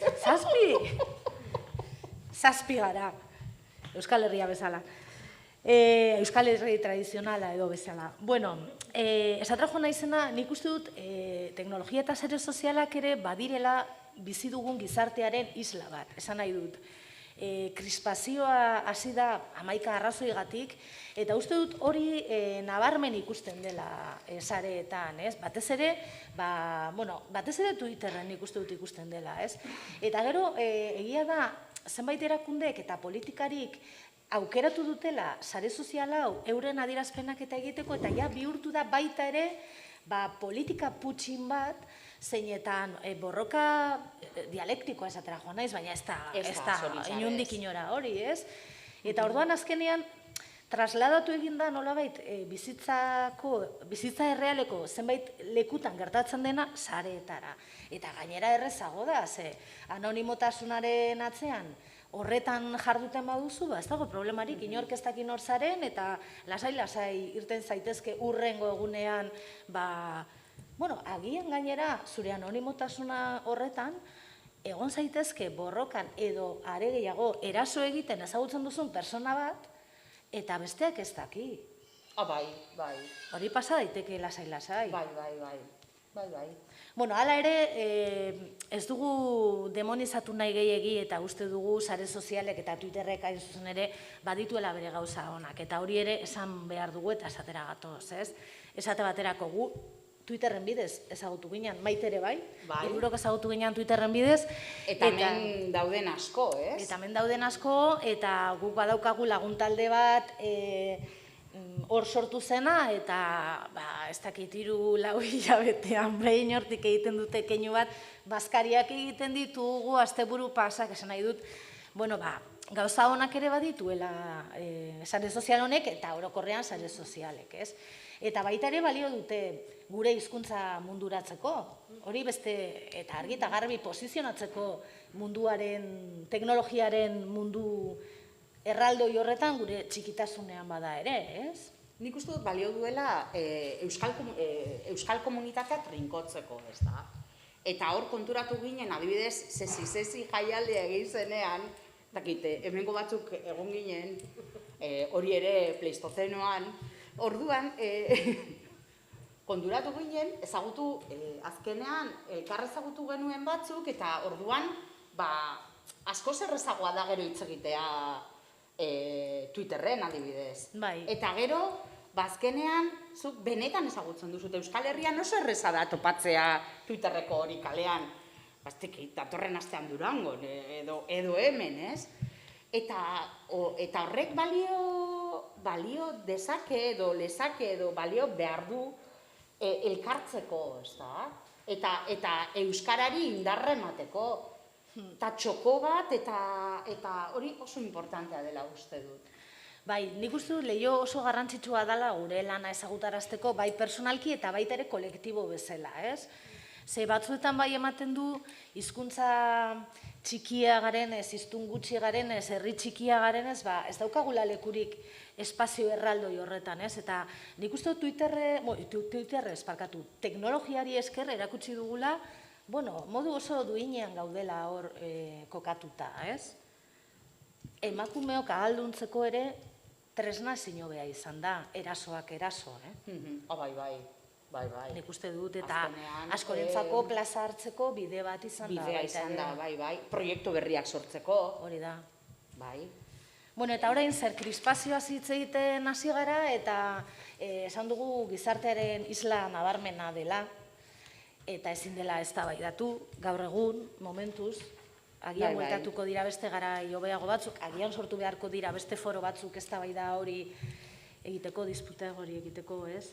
Bai, ze azkenean nik uste dut gizartea dagoela oso sentikor alde guztietatik, ez? Sentikor gaude gure posibilitateen gainetik. Eta pandemiak honek areagotu egin du, ez? Handitu egin du, ez? Areagotu, barkatu. Handitu egin du, ez da? Orduan, teklatu eta pantailen ostean askok zer egiten dute, futbol partiduetan bezala, ez? Arbitro, kabron, eta azkenean putxinbol bihurtzen da, ez da? Orduan, gizartearen isla, ez? Gizarte kaka bat eraiki dugu, bai, eta jendea oso frustratu. Pertsona batzuk ez jendea, pertsona batzuk frustratuta daude, ez? Denon neurri batean, baina batzuk frustrazio handiak dauzkate, ez da? Eta sarea da modu merke eta zigorri gabea hori azaltzeko, eta ez da? Eta alduntzeko ere bai, ez? Botere 10 minutuko, Andy Warholen 10 minutuko ospe eta hori lortzeko ezin hobea da, edo zeinen eskura dago eta edo zeinek daukaukera. Xaxatuta lortzen dute. Hori da. Eta nik hitz egingo nukeia ona helduta emakumeei buruz. Zer gertatzen da emakumeekin, ze Luistxok esan zigun emakumeak sartu behar genituela. Bueno, eta esan espaligu ere, guk sartuko genuke. Sartzeko asmoa genuen, ze hemen arazo handi badago gizonekin, emakumeekin esatra joan naiz, baina uste dut orokorra gizona dala. Zen ikustu dut orain gertatzen ari dena teknologian eta batez ere sareetan eta emakumeok jasaten ditugun erasoak direla eta zerikusia dauka errealidadean gertatzen ari dena emakumeekin, hau da. Emakumeak ari dira plaza publikoa hartzen, okupatzen ari dira, berreskuratzen ari dira territorioa, eta territorioa berreskuratzeak esan nahi du, gizonak, kasu honetan, atzera egin behar dutela gizonek, ez? Edo desplazatu egin behar territorioa konpartitu egin behar da, eta konpartitze horretan desplazamendu batzuk egongo dira. Eta nik uste dut hori dela gutxi gora bera saretan gertatzen ari dena. Erasoak hortik datozela, ez? Eta gero emakumea, zelan esan, helburu ahultzat hartzen dela, erreza, eta bere kontra egiten da era ikaragarrian. Eta hemen adibide asko ekarri ditugu, esate baterako, ez dakit inoiz ikusi dozuen Irantzu Barelaren Twitter kontua. Irakurri duzu inoiz? Bueno, Irantzu Barelarekin gertatzen dena niretzako izugarria da. Itzela. Mehatxatu dabe, eriotza, bortxatuko dutela, akatuko dutela, bere etxera joan dira, berak ezkutuan euki behar du, sakelekoa, beste barik, emakume bat delako, bere iritziak plazaratzen dituenak, provokatzaia izan daitekena momenturen batean, bueno, ez dakit, izan daiteke nahi duena, ez? Baina, azkenean, emakume honen txioen erantzunak izugarriak dira. Eta askotan polizian eta salatu egin dute. Baina berdin da, ez du gainora ere, ez, ez? Bai, eske utzi nauzu pizka bat. Pentsatzen Ari galdu dut, bai. Hori ere esan behar da.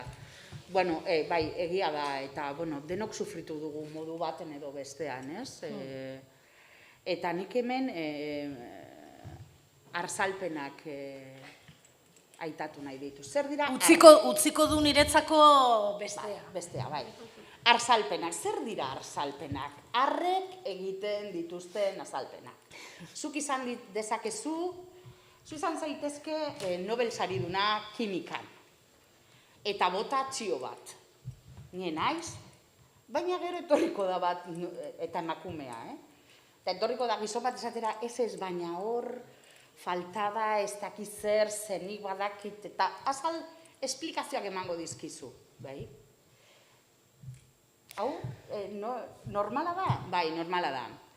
Niri esplikatu izan dizkidate, zertan egin behar dudan burruka matxismoaren kontra. Zelan egin behar dudan burruka matxismoaren kontra. Gizon batek.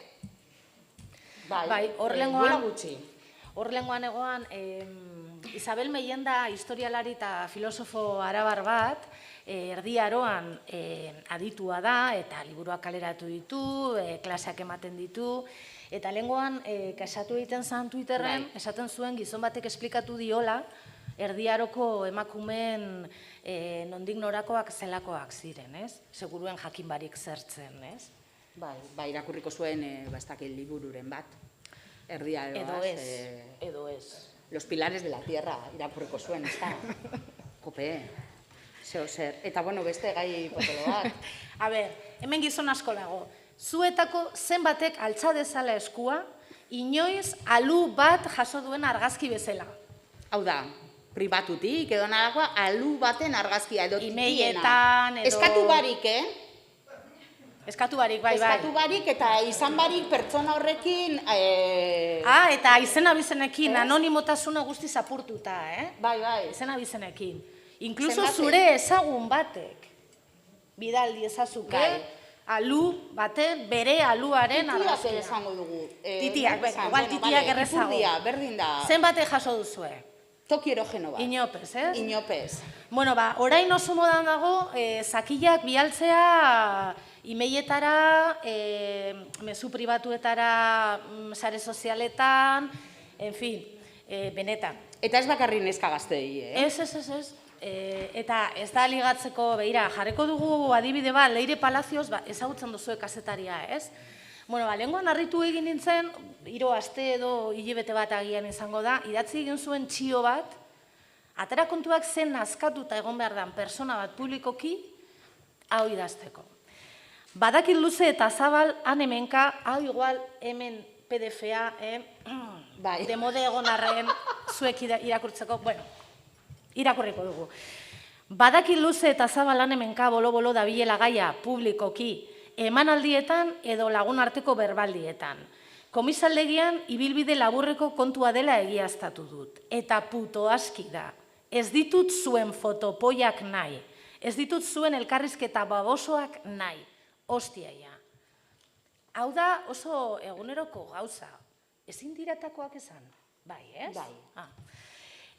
Hau oso eguneroko gauza da, hemen publikoki behar bada jenteak ez du esango, ez? Baina ezagunen zakilak, bueno, ez ezagunen zakilak jasotzea iruditzen zait negargarria.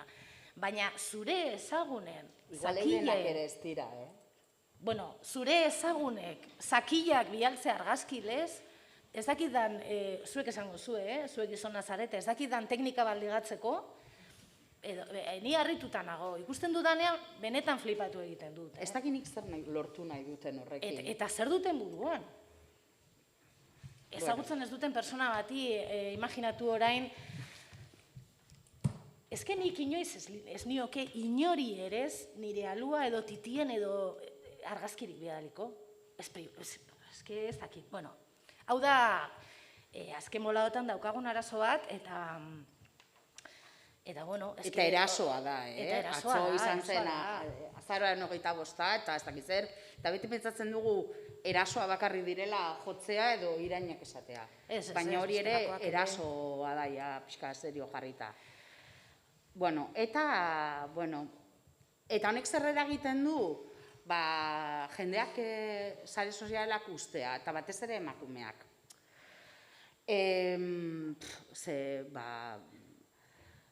Ezinezkoa da, oxigenazioa behar du jendea, pertsona horiek oxigenazioa behar dute, eta olako egoera bizi izan da, ez da erosoa, eta orduan utzi egiten dute. Eta hori, planifikatutako zeo zer da? Ez, baina nik uste dut hemen ez dela ezer planifikatua, baina bada, joaten badira hobeto. Leku gehiago guretzat, ez? Nik uste dut oso barneratuta dagoen gauza bat da, ez? Hain ohituta daude gizon batzuk hau egitera, azkenean, ez bazaizu gustatzen, euren neurrira egindako mundua da, ez? Eta orokorrean ari naiz orain, eta ez bazaizu gustatzen joan zaitez, hori esaten dizute, gauez kalean ibiltzeko beldurrez ibiltzen zara? Etxean gelditu, zean ez da problemarik egongo. Eta hemen gauza bera, ez bazaizu sare sozialak ez bazaizkizu gustatzen, Twitter ez bazaizu gustatzen, joan zaitez, inork ez zaitu behartzen hemen egotera. Hori da, Hau da esaldia. Si Espainia no te gusta, bete. Hori ere esaten digute orduan, baina gero zergatik. Nik uste dut, oneri ere gehitu behar diogu, ze prezio eta ze presio daukaten edo daukagun emakumeok plaza publiko hartzen dugunean eta erabakitzen dugunean hor egotea, ez? Eta ez joatea. Nik ez daukat asmorik alde egiteko. Hori da, plaza publikoa hartzen badugu, eta Twitter plaza publikoa da, plazandre bihurtzen gara, emakume publikoa bihurtzen gara, putak, edo ez. Bueno, nahi badugu putak, edo bai, baina nahi badugu, ez da? Orduan, azkenean, eraso hauek ez dute laguntzen, ez da? Espazio publiko hori hartzen, kikildu baino ez gaituzte egiten, ez da? Eta, tristea da. Eta plaza gure ere bada. Eta gu hemen etorri gara txapa guzti hau bota dugu, bete behar genituelako minutu batzuk, baina guk proposamen bat genuen eta utzi dugu amaierarako, batez ere ikusi dut inork ez duela aldegin, beraz, hain aspergarria ez da izan. Kontua da, hemen Aintzane Muguruzak, hor dagoen Aintzane Muguruzak, duela aste batzuk, bota egin zuen Twitterren nolabaiteko erronka bat, ez? Galdera bat egin zenuen. Galdera asko egiten dituzu, baina bat guk hartu egin genuen. Konturatu gabe? Hausnartu gabe? Guk egin du hausnarketa, lasai. Eta galdera zen, zenbat emakume bertsiotu dituzu azken, astean zen? Hilabetean? Hilabetean, edo ez dakit, astean izango da. Astean? Eskerrik asko, Ana Morales. Zerezaderen artxiboa. Baina zuk bota zenuen, guk zuri irakurri genizun. Leirerena izan zen? Zein izan zen? Leire Alberdei. Bale, guk zuri irakurri genizun. Orduan, hortik tiraka, zuek zenbat emakume bertsiotu, azkenengo 10 bertsioetatik zenbat dira emakume? Javi, zenbat dira emakume? Irakurtzen zenbatzen ari zara? Karo, baina jakin behar da zenba gizonezko. Ez, Hamarretik, balin bada mugatu edo. Erraza da. Bai, barkatu, baina 10 egunetan, Ez, azken 10, bueno, gauza da, iruditzen zaigula gizonei ez zaizuela iruditzen interesgarria emakumeek edo emakumeok esateko daukaguna. Hau da, esan digute, gauza interesgarriak idatzi, bertsiotzeko zuek. Hori da, Zuen txioa, ez zuek. Izan ere, gizona beti da neutrala, alegia, bertsiotzen duen guztia da super interesgarria. Baina emakumeena, tentuz begiratu behar da, ze beti ez da interesgarria. Hori egia da. Orduan, hor daukagu ezagun bat, txiolari ezagun bat, zuek denok ezagutzen duzuena, emakumezkoa, baina ez dugu... Hemen ez dagoena? Ez dagoena, eta ez diogunez eskatu baimenik bere izena emateko, ez dugu esango, baina Leirek berarekin hitz egin zuen, eta... Pribat, bueno, behin berbetan, ez, eta esan zian, hor egiten duzu txio bat, oso landuta, ez da gizer, pentsatzen duzu, oso interesgarria bota duzula, eta inork ez du erantzuten, ez da bihotz txiki bat ere, eta batean, handik denbora batera, gizonezko batek antzeko zeo zer botatzen du, erantzunak, birtxioak, ariak... Ze pasatzen da? Ba, nik uste dut gizonei orokorrean ezaiela interesatzen emakumeek, orokorrean ez, parkatu. Gizon askori ezaile interesatzen emakumeek esateko daukatena. Ez gizon guztia. Ez, literaturan ere pasatzen da. Emakumeek idatzitako literatura da, emakumezkoen literatura. Bestea da universala. Bueno, eta orduan gatozen gure proposamenera. UMAP zerrenda. Temazo. Hemen UMAPeko norbait dago? Danak isilik, Etorri behartzen, ez? Baina ez dut ikusten. UMAP. Konfinatuta dago? Bueno, ezkutuan dago. Bueno, igual ikusten egongo da. Bueno, UMAP zerrenda dainok ezagutzen duzu, ez? Gutxi gora bera, bueno, zerrenda bat da Euskaldun sarean dabiltzan, batez ere Twitterren dabiltzan Euskaldunon... Twitterrekoa da. Twitterrekoa da, bai. Zenbaketa, norabaiteko zenbaketa egiten du. Eta orduan, astero egoten da, zeintzuk dira txiolari Euskaldun jarraituenak, zeintzuk dira erakunderik jarraituenak, bueno, gauza asko egoten dira. Bueno, agertu da argazki batean, lehen, ez? Hori da. Eta ez gara pasatzen 28tik. Ez gara pasatzen, emakumeok, ez gara pasatzen 28tik. Bueno, batzuetan 20ra ere 20, bai. Kostatzen zaigu asko lehenengo 10en artean egotea. Eta Astion 3. 3 daude. Maite da bat, Ana Galarraga, haupana. Bigarrena? Lehenengoa ere izan da, eta dago orain 5. Bai, Astion. Eta Maiane Txoperena 9. Bai, lehenengo 10en artean zaudete. Ana Galarraga, Maiane Txoperena eta Maite. Eta Maite hori da. Orduan, lehenengo egun artean, zenbatu ditugu 26? Ez dut apuntatu. Nik ere ez dut apuntatu. Bai, hori asko da, Asko da, asko. Baina hortik gora seguruen ez dago.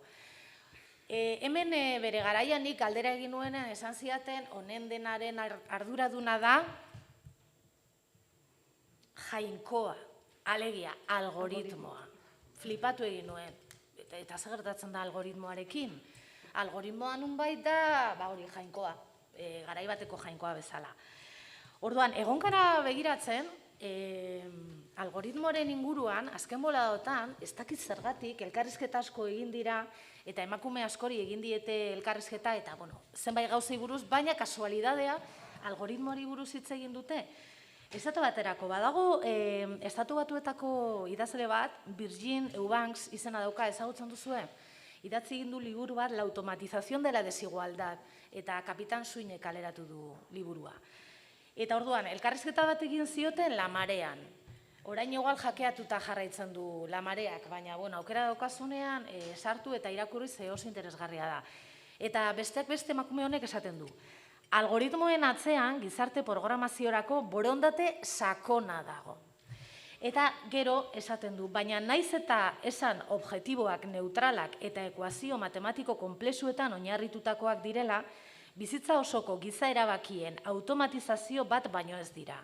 Algoritmoak norbaitek diseinatzen ditu, eta pertsona hori gu guztion sistema kapitalista eta desorekatuan bizi da.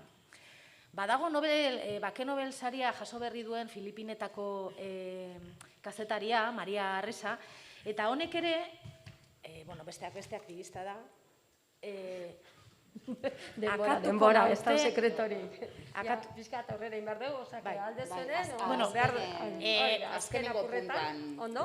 Eta Beatriz, berak ere izugarrizkoak eta bibota ditu, irakurri baita ere oso interesgarriak dira berari egindako elkarrizketak, eta baita ere dago Beatriz Jimeno Espainiako Emakumearen Institutoko zuzendaria, eta honek ere adierazpenak egin ditu honen inguruan, eta datu bakarrik emango dut datu hau, oso interesgarria. Emakumeen kopurua oso txikia da oraindik adimen artifizialaren diseinuan. Inteligentzia artifizialaren garapenean erabakiak hartzeko gaitasuna duten pertsonen 12% baino ez dira emakumeak. Iturburu kodeko programatzaileen 11% baino ez. Eta inteligentzia artifizialarekin lotutako irakasgaietan irakasleen 20% baino ez da emakumea. Beraz, norari da algoritmoan esku hartzen gizonak. Eta umapen ere bai, gizonak ari dira esku hartzen? Ez da etorri. Hemen kontuak eskatu nahi genitizkio, baina ezin. Gizona da, bai, badaki gizona dela. Bueno, gure proposamena. Gure proposamena, beste bete ditugu minutuak ja? Bai, jazta, agortu da dela, orain esan dezakegu, proposamena. Hala, Leiren. Bale, gure proposamena da, astu egin, pataia. Hainbeste gauza esan ditugu. Gure proposamena da kanpaina. Azteko lau emakumeren txibak bertsiotu. Bai? Eta lau astean 10 emakumerena. Euskaldunak, noski. Fijatu horretan, behintzat. Umapen agertzeko euskaldunak izan behar dira. Bertsio bat egin aurretik horri begiratu. Bai? Gero, ikusiko duzu. Agian gauza interesgarriak idatziko dituzte emakumeren batzuk. Eta fijatu pixka bat horretan. Eta beste gauza bat, behar zaituztegu gizonok. Gizon... Konplizeak. Gizon konplizeak. Ze, asko defraudatu gaituzte pentsatzen genuen, konplizea zirela pentsatzen genuen batzuk, azken aldi honetan. Orduan behar zaituztegu, benetan, guk bakarrik gauza asko egin ditzakegu, baina ezin dugu dena egin. Eta hemen gizonezko asko dagoenez, espero dugu zuetako asko edo batzuk ja bazarete, badakit, eta besteok ere konplize bihurtu nahi zaituztegu. Nik uste gorago ezin dala utzi, ez? Hemen txutziko dugu, ez? Gero bat?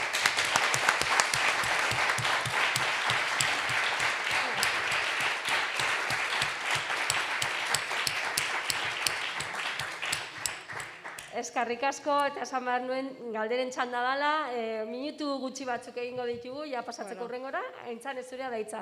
Nik ere senarrak agindu dit galdera bat egiteko, eta galdera baino ekarpenak okurritzen zaizkit asko, baina bueno, zentzu batean algoritmoek badaukate errua, beste neurri batean ere informatika fakultatetan ez dago neskarik, hartara zaila izango da emakumeok algoritmoak diseinatzea, eta gero, gizartearen isla bat ere badira, eta gainera, sareetan gero erantzuna gizonezkoek ematen dute. Hau da, sustatuk, kontatzen du, jendeak Twitterren egiten dituen jarduerak. Eta nik, etxeko gauzetaz hitz egiten badut, edo gauza sensibleri buruz hitz egiten badut, gizonezkoek ez naute inoiz bertxokatuko. Eta emakumeok, alde horretatik hitz egiten dugu, ze lehenengo personare politika bada.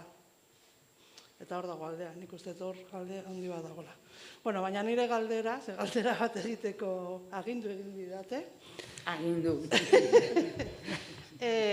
Izango litzateke, zuek, ikusi dugu emakumeok zenbait zailtasun ditugun sareetan eta murgiltzeko, eta sareak plaza moduan erabiltzeko, baina zuek uste duzue urrengo datozen 20 urte hauetan emakumeon ekarpena handiagoa izatea lortuko dugula, eta hemendik sustatuk 40 urte egiten dituenean, orain lortu dute, emakume garrantzitsu susatutako mahai bat osatzea, hemendik 20 urtera izango da, 180 emakumeena izango da, edo nola ikusten duzu ere? Nik Idurre Eskizabelek bere garaian esan zuen bezala politikoki baikor jarrera hartzea erabaki dut. Eta nik uste dut baietz. Zergatik ez? Bai, zergaitik ez. Informatikan ez dira emakumeak izango, baina psikologian bai. Eta informatikariek psikologo beharra handia izaten dute. Beraz, hor dago gakoa. Eta, bai, nik uste dut baietz. Uste dut lan nekeza dela benetan, badakizue, oso lan nekeza da, eta plazan jarraitzeak, presio eta presio handia dauka, eta batzuetan nekatu egiten du, era ikaragarrian, eta mindu egiten dute erasoek, hori horrela da, eta batzuetan abandonatu behar duzu, minduztulako, ez? Baina nik uste dut, sentitzen dut hau esatea, baina etorkizuna emakumeena dela. Eta horrela da. Politikoki baikor izateko... Bai, baina kontuan izan behar dugu, nondik gatozen, Duela 40 urte emakumeek ezin zuten kontu korronterik zabaldu, 40-45 berdin zait, Franko hilostean. Behar zuten aitaren, senarraren edo gizon baten baimena. 40-45 urtean gauza asko egin dira, Beraz, 180 ez, baina... 50 bai. Baina askoz gehiago ez daukat dudarik. Eta gazteak etorriko dira atzetik, eta neska gaztea datoz, bueno, zorionez, bai. Baina orain ere egin behar ditugu gauzak zaharrok ere, Senyorok. Ni senyora naiz, tarro nago. Bueno, urrengora orduan, ez? Mila esker, bioi, hemen egotagatik, esan dizkiguzuen gauza interesgarriengatik eta sakonengatik. Eta orain...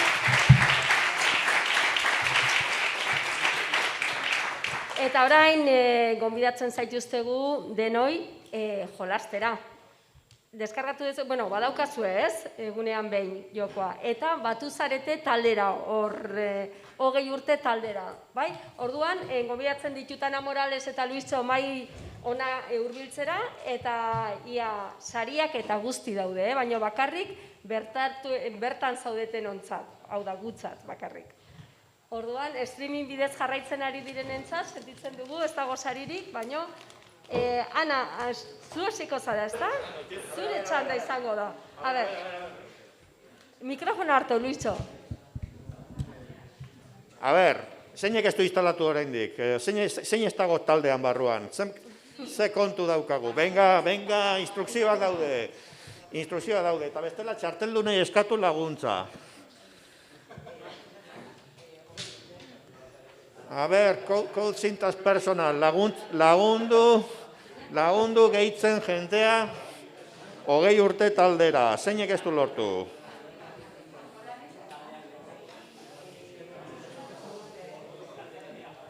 Bitxor, give me numbers. Show me the money. Zenbat jente gehitu da?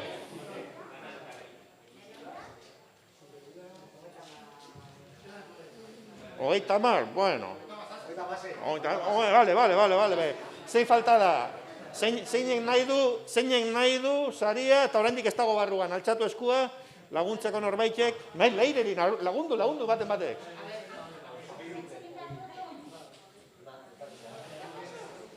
Josek, a ber, hartzalpenak, mesedez, leireri.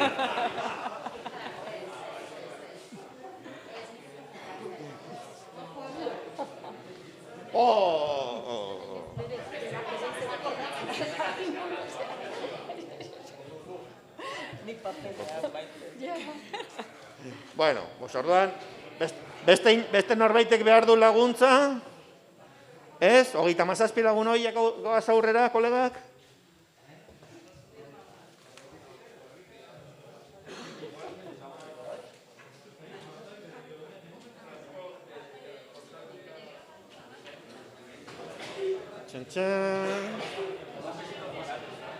Bai, baina saritza jaso ezkero...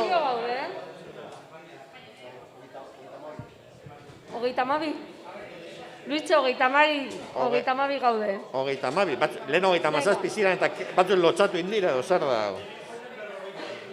Bai, orain berrogeita hiru omen gaude. Venga, ba. A ver, interfazea, ¿qué pasa? Problema daude. Problema daude, erakutsi ezakegun, lagunok, hor geldi dago. Bueno, crossover espektakulo honetan Ana Moralesek eta Maite Goñik parte hartu baldin badute, ez da beraien showwoman ezaugarri ezagun eta bikain hoien gaitik, baizik eta baita ere interneteko veteranoak dialako bakoitza bere ekimenarekin, gaurko hitza eta beste zenbat gauza, eta Anak ere bai, ez da Xerezaren artxiboa bakarrik Ana ere ez. Baina, bueno, ez dira 20 urte, baina esperantza auki dut 20 urtetara betetzean, bakoitzarenean betetzean gure gonbiatuko gaituztela. Eta orduan, horren ospakizun bat ere ba. Ez bakarrik sustatu bezala sortutako perretxiko bat 20 urte iraun duela eta beste batzuk ditugunak, gerora etorri dira beste batzuk, merezi dutenak aipamen bat, eta hauek dira hoietako bi. Pantailaren zain nago. Etorri da! Hortxe. Etorri da. Bueno. Eskerrik asko, Luistxo, zorionak sustatu kideok eta sustatu zaleok. Ni Ana Morales naiz, Xerezaderen Artxiboa literatur podcastaren izenean nago hemen konbidatuta. Eta Luistxok esan duen bezala, hemen crossover bat egingo dugu, eguneko hitzak eta Xerezaderen Artxiboak, orduan jokatuko ditugu partida pare bat, nolabait tematikoak izango direna. Horrek esan nahi du, lehenengo partidan egongo direla galdera batzuk Xerezaderen Artxiboaz, eta bigarrenean egongo direla galdera batzuk eguneko hitzaz. Beraz, orain daukazue aukera erakusteko ze ondo ezagutzen dituzuen Xerezaderen Artxiboa eta eguneko hitza, eta sari ederrak eramateko. Beraz, prestatu lehenengo partidarako, lehenengoa izango da Xerezaderen Artxiboaz, galderetako batzuk, eta presaudetenean, sakatu jokatu, 3,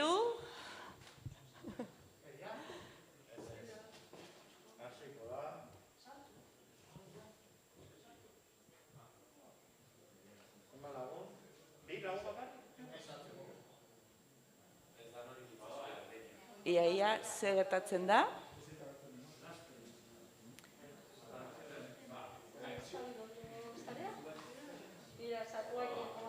Orain. 16.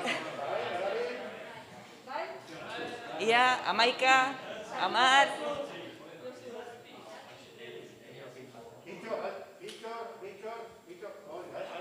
Bai, Bitxor, zure laguntza berko dut. Ia, noiz jaio zen Xerezaderen Artxiboa, 2011an, 2005an, 2015an. Ia, erantzun, azkar, hurrengo galdera.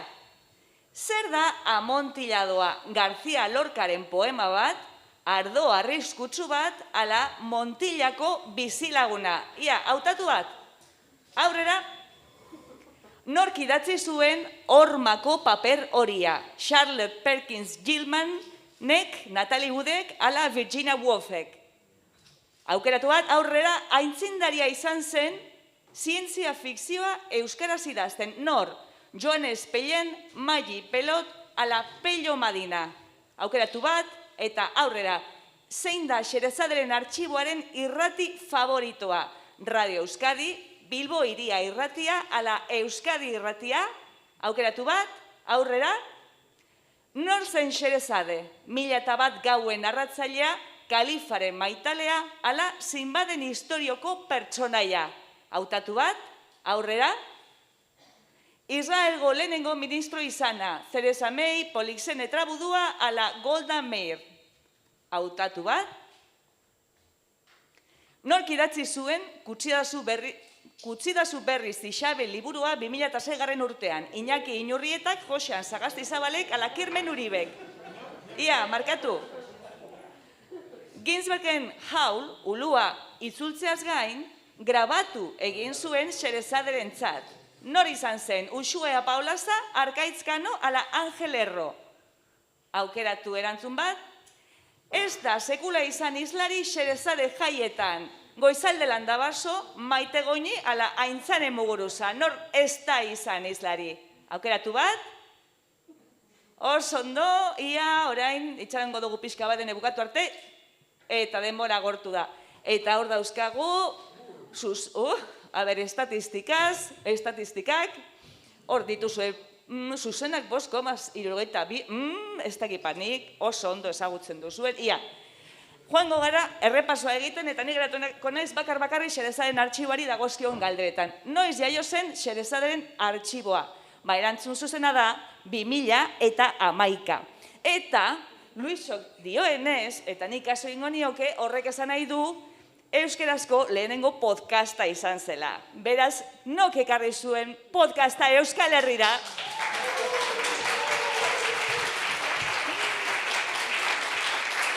Eskerrik asko. Ia, urrengoa. Zer da amontilladoa? Ba, amontilladoa ardo mota bat da, eta famatu egin zen Edgar Allan Poeren ipuin batekin, izena duena Amontillado upela. Ipuin hori entzun gai dago Xerezaderen artxiboan. Ipuin horretan gizon batek lagun bat konbidatzen du Amontillado ardoa probatzera bere etxeko sotoan gordetako upel batetik. Eta horra jaisten dira biak eta gauza izugarriak gertatzen dira. Beraz, lagunen batek esaten badizue, etorren direkin ze Amontillado eder bat daukat etxeko sotoan, esan bileraren bat daukazuela edolako zehozer, baina ez joan. Ia, urrengo aldera, Bittor, nork idatzi zuen hormako paper horia? Ba, erantzuna da, Charlotte Perkins Gilmanek idatzi zuela, 1882an. Eta ipuin hori ere badaukagu Xerezaderen artxiboan entzun gai. Eta ipuin hori kontatzen du emakume erditu berri bat, triste eta nekatuta eta pixka bat makaldagoela eta bere senar medikuak erabakitzen duela 3 hilabetez giltzapetuta eukitea bere etxeko logelan atseden tratamendua ardezan. Eta orduan, gela horretako hormako papela horia da eta oso diseinu korapilotsua dauka eta emakume hori hasten da bapatean gauza oso arraroak ikusten paper horretan. Nahi baduzu jakin zer den, entzun gai daukazue, Xerezaderen artxiboan. Urrengo galdera, nor izan zen aintzindaria zientzia fikzioa euskeraz idazten. Eta erantzun zuzena zen, Maggi Pelot. Maggi Pelot, Oksitanian jaioa, lehenengo idazlea izan zen, zientzia fikzioa lantzen euskeraz, Maiatz taldearen inguruan ibili zen, eta Maiatz aldizkariaren sortzaileetako bat izan zen, eta 80ko hamarkadan idatzi zuen ipuin bilduma bat, Biharko oroitzapenak izenekoa, eta novela labur bat ere idatzi zuen, Teleamarauna izenekoa, eta nahi baduzue ezagutu bere zientzia fikzioa, gure podcastean dituzue 3 ipuin grabatuta. Urrengo galdera,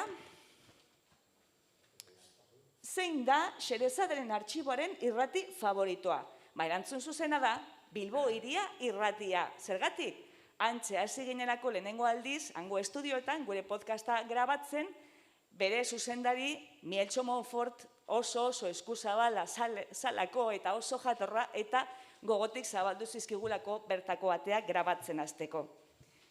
Urrengo galdera, nor zen Xerezade? Ba, Xerezade zen 1000 gau eta bat gehiagoko bildumako narratzailea. Oso jakintzua zelako eta historia asko ezagutzen zituelako eta oso azkarra zelako lortu zuen bere kontalari izaera bikainari esker, errege lerdo bat engainatzea eta horri esker bere bizia eta bere aizpena salbatzea. Ze errege horrek egunero hartzen zuen neska gazte bat berarekin gaua pasatzeko eta egun sentian ari lepoa mozteko agindua ematen zuen. Baina Xerezadek ikusita bukatzen ari ziela herri hortako neska gazteak horrela, bere burua eskaini zuen erregearekin gaua pasatzeko, baina ez zen ipuin bat kontatzen, eta hain zen ipuina interesgarria, eta hain zen luzea non erregea harrapatuta geratu baitzen historioan, eta orduan egun sentia helduarren beti esaten zion jarraitzeko, ipuinaren bukaera ezagutu nahi zuelako, baina Xerezade oso abila zen, eta ipuin horretan, barruan pertsonaia batek kontatzen zuen beste ipuin bat, eta bigarren ipuin horretako pertsonaia batek beste bat, eta horkoak beste ipuin bat, eta beraz ipuina etzen inoiz bukatzen, eta horrela salbatu zen. Urrengo galdera, bueno, hori ez zaite interesatzen, da, hori bez, hori ere, zera, egun hemeneko galdera bietako bat, 9. Haul, edo ulua da, poema luze bat, Allen Ginsbergena, Beat Generation izeneko ordezkari batena. Eta ipuin hori, idazle batek itzuli zuen euskerara, baina gainera etorri zen Xerezaderen artxibora bere abotzaz grabatzera. Norra izan zen? Arkaitz Kano. Idazle bikaina izateaz gain, esatari izlari zoragarria da, merezido entzutea, eta hor daukazu entzun gai, Xerezaderen artxiboan. Eta azkeneko galdera, ez da sekula izan izlari Xerezade jaietan. Ohartxo bat egingo dut esateko, Xerezade jaiak direla, gure podcastak noizan behin antolatzen dituen zuzeneko emanaldiak publikoarekin eta irakurle ilustre konbidatuekin. Eta nor ez da inoiz izan irakurle Xerezade jai batean? Harrigarria bada ere, Maite Goñi. Baina hori aldatu behar da, ulertezina bada da, ezin liteke ez da posible. Zu lasai urrengorako hortzen haula. Bueno, nik egiesateko, urrengora pasatuko gea Bittor, eta ez daukat hainbeste gauza interesgarri kontatzeko, Orduan, harin, esango izkizuet, zailkapena, eta ez da usaria, eman, eta ez? Zailkapen ikusi behar dugu, eta Josu izan da txapelduna. 75,87 puntu. Zorionak, Josu. Sari bat daukagu zuretzat, Guggenheim Museoaren doaintza da Frank Gehryren diseinu bat. Ez gezurra da, baina... Bueno, gauza bat, badakizu izpidea bilela azken aspaldi honiak koronavirusaren ostean berreskuratuko ote diren 2 musuak, ala ez, eta bitariko jarrerak daudela. Ni musuak izutaren kontrakoa naiz, nik bostekoa baino ez dut ematen, baina aukera emango dizut, nahiago baduzuz 2 musuak, badaukagu musuen departamentu bat, eta Goizaldelan dabazok dama. Orduan...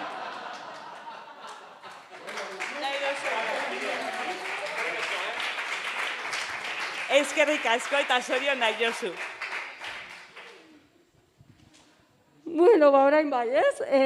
Orain ia zen badakizuen ze, ez dezu ezer komentatu, baina ez dute ia ezer asmatu, Ordu, nia oraingoan zer asmatzen duzuen gaurko hitzaren inguruan. Bueno, hasiko gara, partida azteko hortxe ez dakit hor daukezuen, ageri zaizuen, begiratu, 16, 14... Preso dute, bai, hor, denak.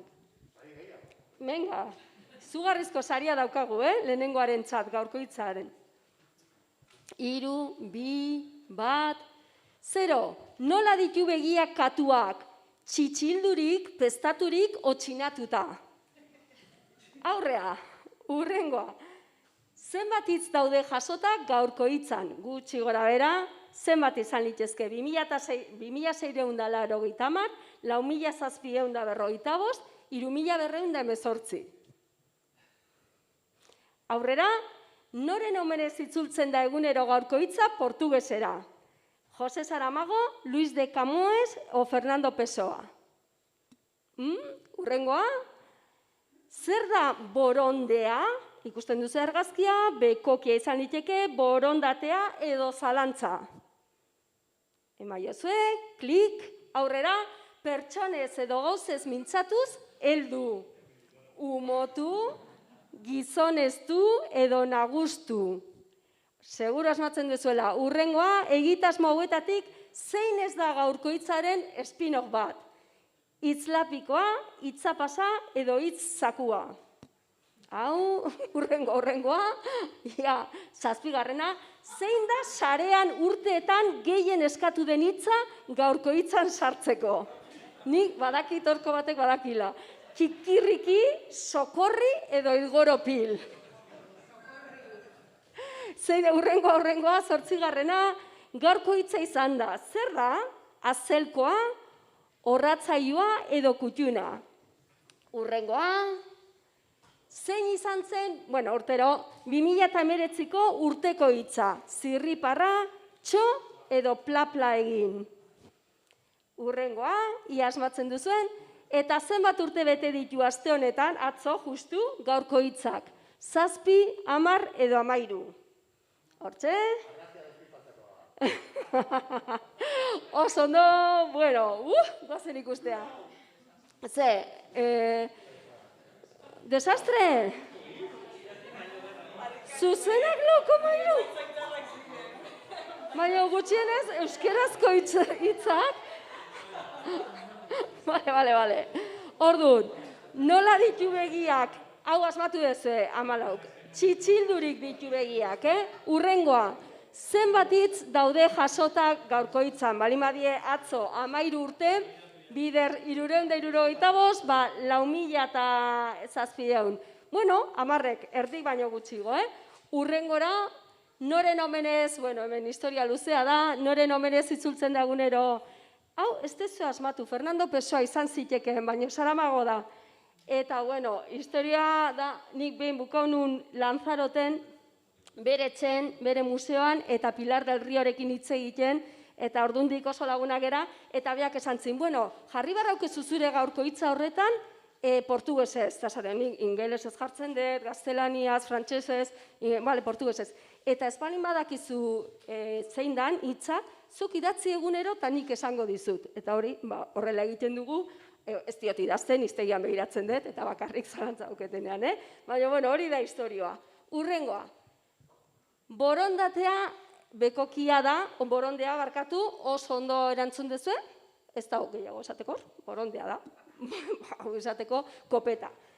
Pertsonez edo gauzez mintzatuz, heldu, nagustu jarri dezue, asmatu indezue, Josek bezala hitza, baina umotu da berez, nagustu, umotu doa. Urrengora Bittor, 6. horretan, egitasmo hauetatik zein ez da gaurko hitzaren spin-off bat.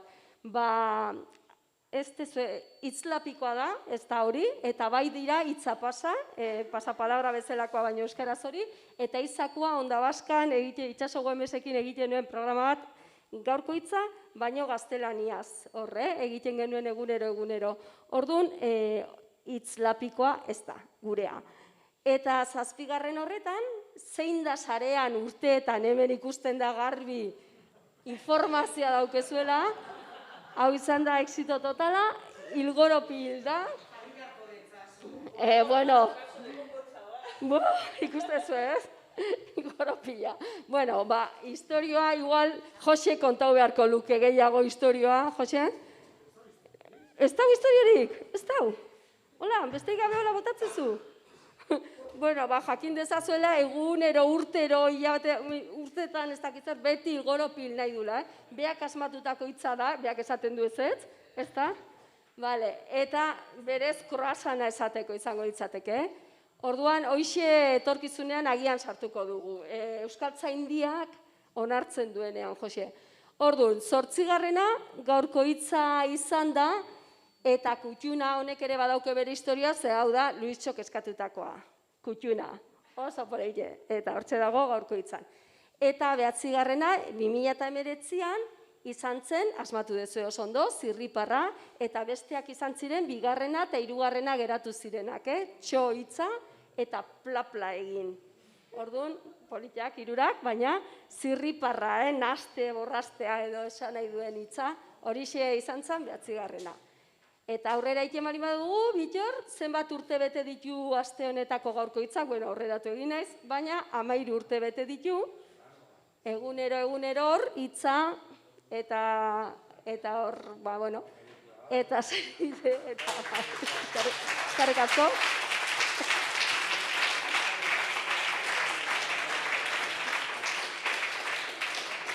Eskerrik asko, meritu ez dakit, baina desde logo egunero denbora eskaintza horri, bai. Orduan, ia urteren bat gehitxiagoko ematen duen. Zorionak, ibilizate pixka bat fin, Eta orain, eta sailkapena, ez dakigu zeinek irabazi dun. Aintzane! Oso ondo! Aintzane! Saria daukagu zuretzat. Ez da Aintzane hori, badago beste Aintzane bat. Etorri? Ja, tongo ez ote da tongo pixka bat hau. Edalontzik behar dituzue, ze bestela jungo, ingo deu. Pasauko deu.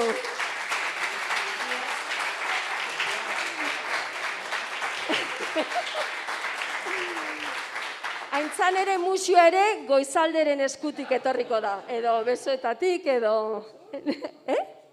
Ni bai? No, ez dizut ba, emango. Eta orain, Luitxori pasatuko diogu. Eskerrik asko, ze mozioa.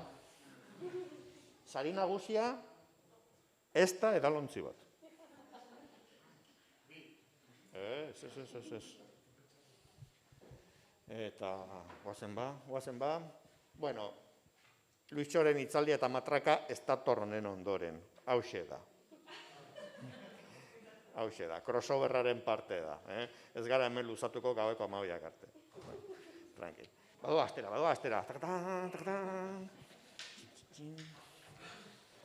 Atzera kontua. Venga. Animo. Badator. Jo, ez hona dan egunean behin, Zuzeneko partida dira, kristona.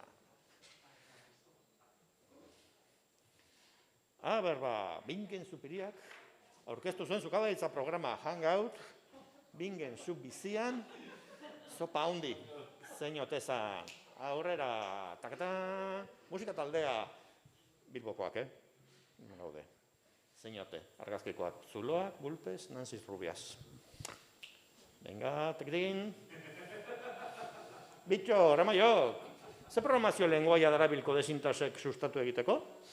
Suge fakula, Python, Plone. Kodesintaseko jakingo dute, baina aurrera. Asier Etxeberriak esan zion Luis Txori Twitterren. Nola esaten da euskaraz, estaz como una puta cabra. Eta Luis Txok erantzun. Zu zeu, tio. Pagadiri galde, Jasier, hauntza, konatxe. Hoietako bat izan zen. Aurrera. Musika talde bat, taldeko abeslaria, kortatuko abeslaria. Muguruza bat izan zen. Venga, horrea, ala izan dizuet. Zenbat artikulu daude sustatuen artxiboetan, gaurko hitzak baino gehiago. Piste importante bat. Aurrera. Desberdinak, erloju bat hor, batek ordu desberdina ematen du. Aurrera ba. Zer dira? Macedonia edo bakarrik edo bi. Zuzenekoak, Glimplaiak edo hemen pork jokoak. Teknologia. Nor da DJ Puerko Espine, izan behartzena gurekin musika pintxatzeko gero. Ana Malagon, Jon Abril, ala... Eta 10. Demostratu, sustatu irakurri dizula gaur. Non dago sabai hau, San Ignazioren aintza, non dago? Loiolan, Tuterako Karmelitetan, edo Erroman. Eta hori izan da, eta, nik partidarik garrena jarri dut, itxura dan, zeuneko 6.7, eta, bueno, honekin hasi behar nintzen, ez da? Bingenek zopa handi izeneko programa bat aurkiztu zuen, eta nik hasi behar nintzen orain, sailburu jauna, autoritateak, lagunek,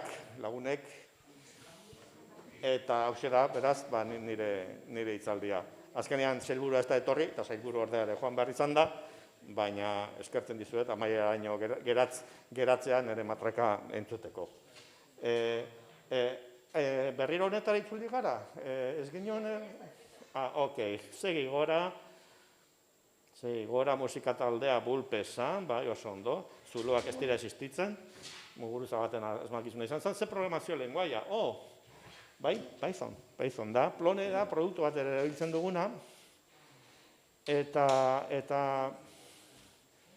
bueno, kodesintasentzat, trebakuntza toki bat izan zen sustatu, eta Pythonekin egin da bezala, beste hainbat webgune daude eginda, tokikon familia osoa, goienakoek behartuta, segurazki, ere gure teknologiara pasatu ziren, eta segitzen dugu lanean, orain dela 20 urte baino gehiago aukeratutako software librearen bidetik, eta uste dut bide horrek genealogia bat ere sortu duela euskarazko webgunetan, eta harro goteko moduan gaudela kodesintaseko egin duen guztiarekin. Eta edukia eta letrak eta ez hori bakarrik interneten oinarri teknologiko sendo bat ere behar da lan egiteko, eta ni horrela lan egiteaz oso pozik eta oso harro nago. Aurrera joanez, hau gertatu zan. Esan zidan hori, eta nik hauntza konatxe erantzun nion. Baina gaur nahi dut, mesedez txalo bat egin Asier Etxeberriaren omenez bere memorian.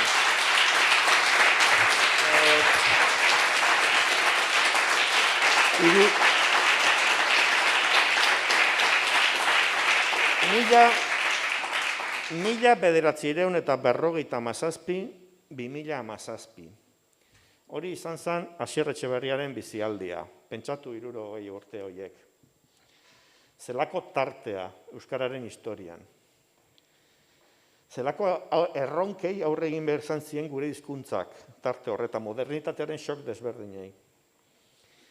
Eta nola gertatu zen ondo zekien Asierrek. Eta nola gertatu zen esango izuet ikastolen sorrera. Ez toka mairu mugimenduaren garrantzia musikan eta arteetan. Euskara batuaren finkatzea eta edatzea. Edabideen erronka, zeruko argiaren erresistentziatik, argia talde gazte hartara gero, egunkariaren proiektura, ETBren erronka instituzionala ere bai, borroka horietako batzuetan, Asier pertsonalki egon zen, badakizue. Eta nola egin ziren hauek? Inork ez digu ezer emango, etzaigu zerutik oparirik jausiko. Guk asmatu, sortu eta egin behar dugu, egin beharrekoa, euskaraz ezer egon behar baldin bada. Gehienetan, behetik gorako aleginak izan dira hauek. Borondate individualak egon dira tartean, baina taldekatuta, ala beharrez. Jentea jakin izan du guk geuk egin behar genituela gauzak, ez? Eta guk geuk diogunean, kasu batzuetan, esan nahi dut gu konkretu bat, sustaturen kasuan eibar.org elkartea leheno aipatu dut, eta kodesintasen alegina kolektiboa izan da, ez? Baina badago beste gu bat, ez? Dani Arizalak erratian esaten zuen bezala, ez? Eta da gu zabalago bat, ez da? Bat azten da mugitzen, zerbait sortzen, eta kaso ez doa oso urruti, baina beste batek ere ikusi zaitu, inspirazio izan zara, edo amorruzko pizgarri, eta batek daki, ez da? Euskararen bideak hauexek dira interneteko garaian, uste dut. Asier Etxeberriak bazekien hau, ikusi zuen kulturan, literaturan, edabide tradizionaletan horrela izan zela. Eta interneten ere, hala beharko zuela ezinbestean. Eta horregatik sortu zuen zuzeu, sustaturia inbidia izan da jakina. Baina hola ere, egin dira gauzak. Egin dezadan neuk. Egin dezagun geuk, behetik gora, aurrera eta hor konpon. Ok, venga.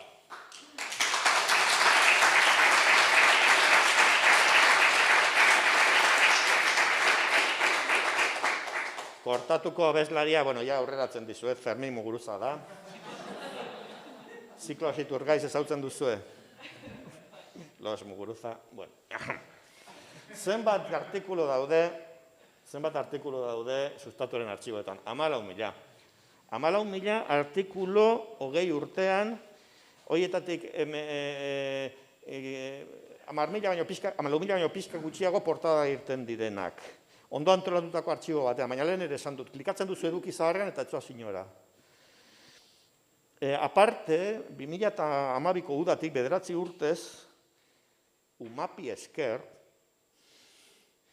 sarean gehien txiokatzen diren euskarazko artikuluen bilduma automatiko bat ere egiten du sustatuk, eta kasu horretan 30.000 euskarazko artikulu daude horrela bilduta sustatun, publikatuta, desagertu badira ere bakoitza bere tokitik, hor daude, eta bakoitzak media bezala lortu zituen amartxioak ere hor daude, bakoitzak pentsatu zuen eduki horretaz.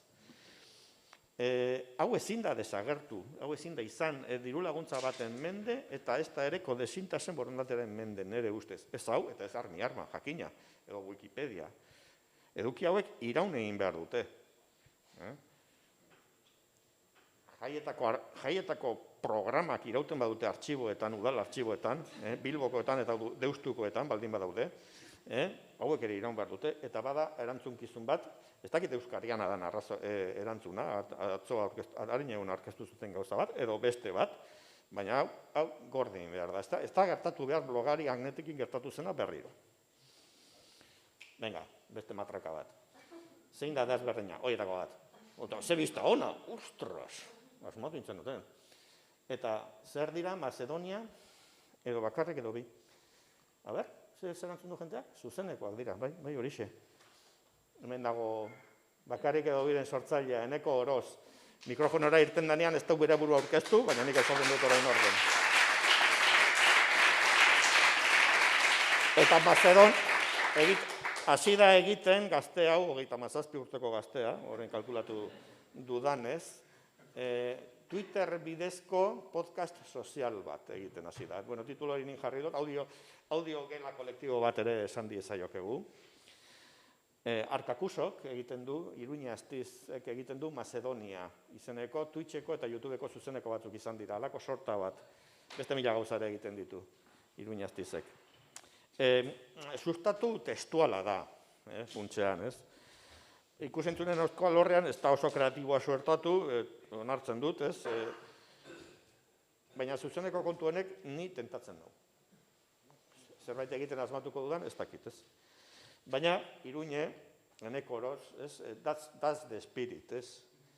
Mikroaudientziaren erreginak. Mikroaudientzia nazionala. Hori da. Hori da gurea.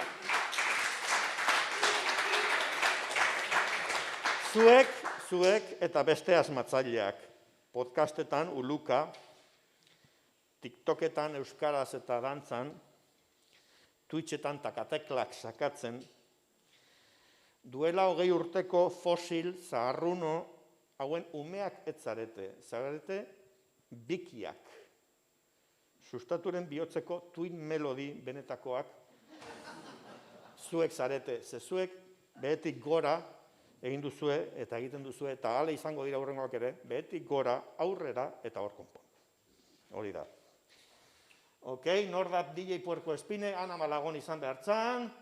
Zenitzan, ni naiz This Charming DJ, jotzen dudanean. Jartzen dudanean Daft Punken kaskoa, This Charming DJ bihurtzen naiz. Eta Jon Abril ere DJ-a da, bera, etortzekoa zan, ez da etorri azkenean, baina txistean kabroia da esan ingo dudala. Jon Abril da DJ Hell Uyar. Musika satanikoa, death metal, oso desatsegina. Ok. Demostratu sustatu irakurri dizuela. A ber, erroman, zinik esan du Loyolan, bor mesedez. Etzarete Loyolan bizitza neon. Honekin, amaiera. Aholkuak. Irakurri sustatu. Tarteka bada ere, gauza interesgarriak publikatzen dira. Aholku hau dira pertsonalak, ni naiz erantzule, kodezintaz askatzen dut. Sari banaketatik bezala. Bidaiatu, alba duzue. Joan Erromara, eta bisitatu leku Ignazianoak. Eliza horretaz aparte beste bat ere dago, Hil Jesus zoragarria zeru, tetxua horrendi politagoa da. Pasak ez dago alta definizione izeneko webune horretan gaur sustatu nahi patu dudan horretan. Ez eduki lotxarik interneten agertzeko, aurpegia emanez, lehen pertsonan. okupatu ezazue zuen mikroaudientzia nazionala. Netflix eta Disney Plus pirateatu. Matxiruloak, terfak eta institutuko matoi itxurakoak kantzelatu. Eta Wikipedia editatu eta aberastu irudiz. Ja os bale, alfer hostia horiek. Amen.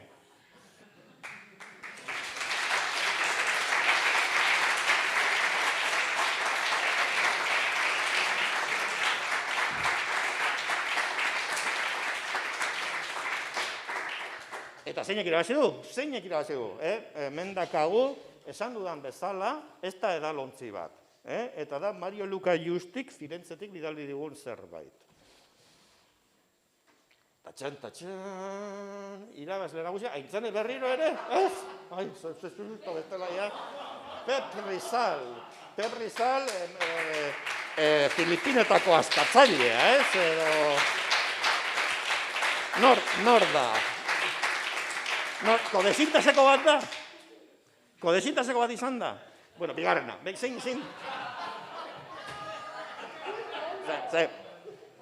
Ez que ni pagatu du gainera, osea, kodezintaz patu galu gainera, eman ingo izuet zuei. Venga. A ver, bigarrena zein izan da? Jatxu ere, baina gari zamanbol gari da, eta jatxu ere, da. Claro, es que sustatu zautzen dute. Claro, baina, nuen pentsatzen honetan, Oiarkoari emango dio, zein da Oiarko? Hemen dago? Oiar? Ko? Zein da Oiarko? Oiarra raza, bueno, Oiarra... A ver, baten eman behar dugu asaria. Eta, ETB-en gurpila jarri genuen, bati. Baina ez dakago hori teknikoki zuzendaritza, a ber, mesedez, pasatu jazu pinganillotik, zer egiten dut? Iturriri emango diogu?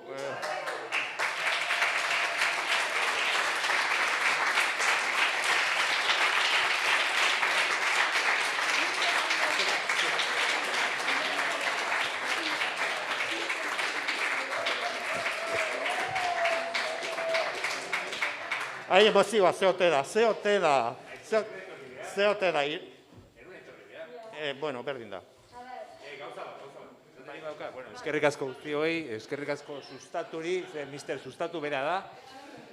Eta aurreko batean, egunean behin irabazi zuenak, gero Behobia Donostia irabazi zuen, baina nik ez dagoat inolako asmori, Behobia Donostia gorritzeko. A ber, ikusi ez. Izango da. Uala, ziborio bat! Ziborio. Literalki, ziborio bat.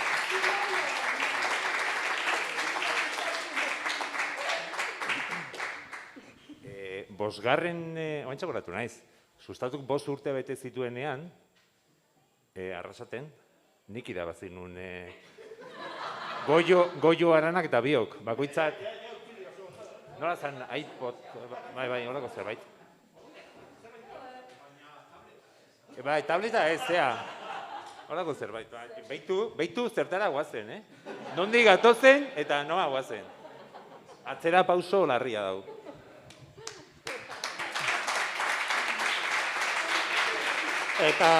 Eta honekin deustuko jaiak amaitutat ematen ditugu. Eskerrik asko Mediatak, errealizazio lanagatik, eskerrik asko Bilbao Asfabrik, Luis Tokayo, nun zaude? Hor zaude, 6 izen polita daukagun, Luis. Eta moztu ja, bezerez. Agur.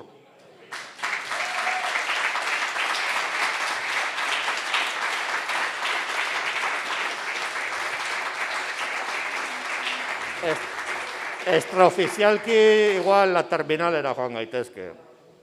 Batzuk, nahi duenak. Zerbait hartzera, dionik.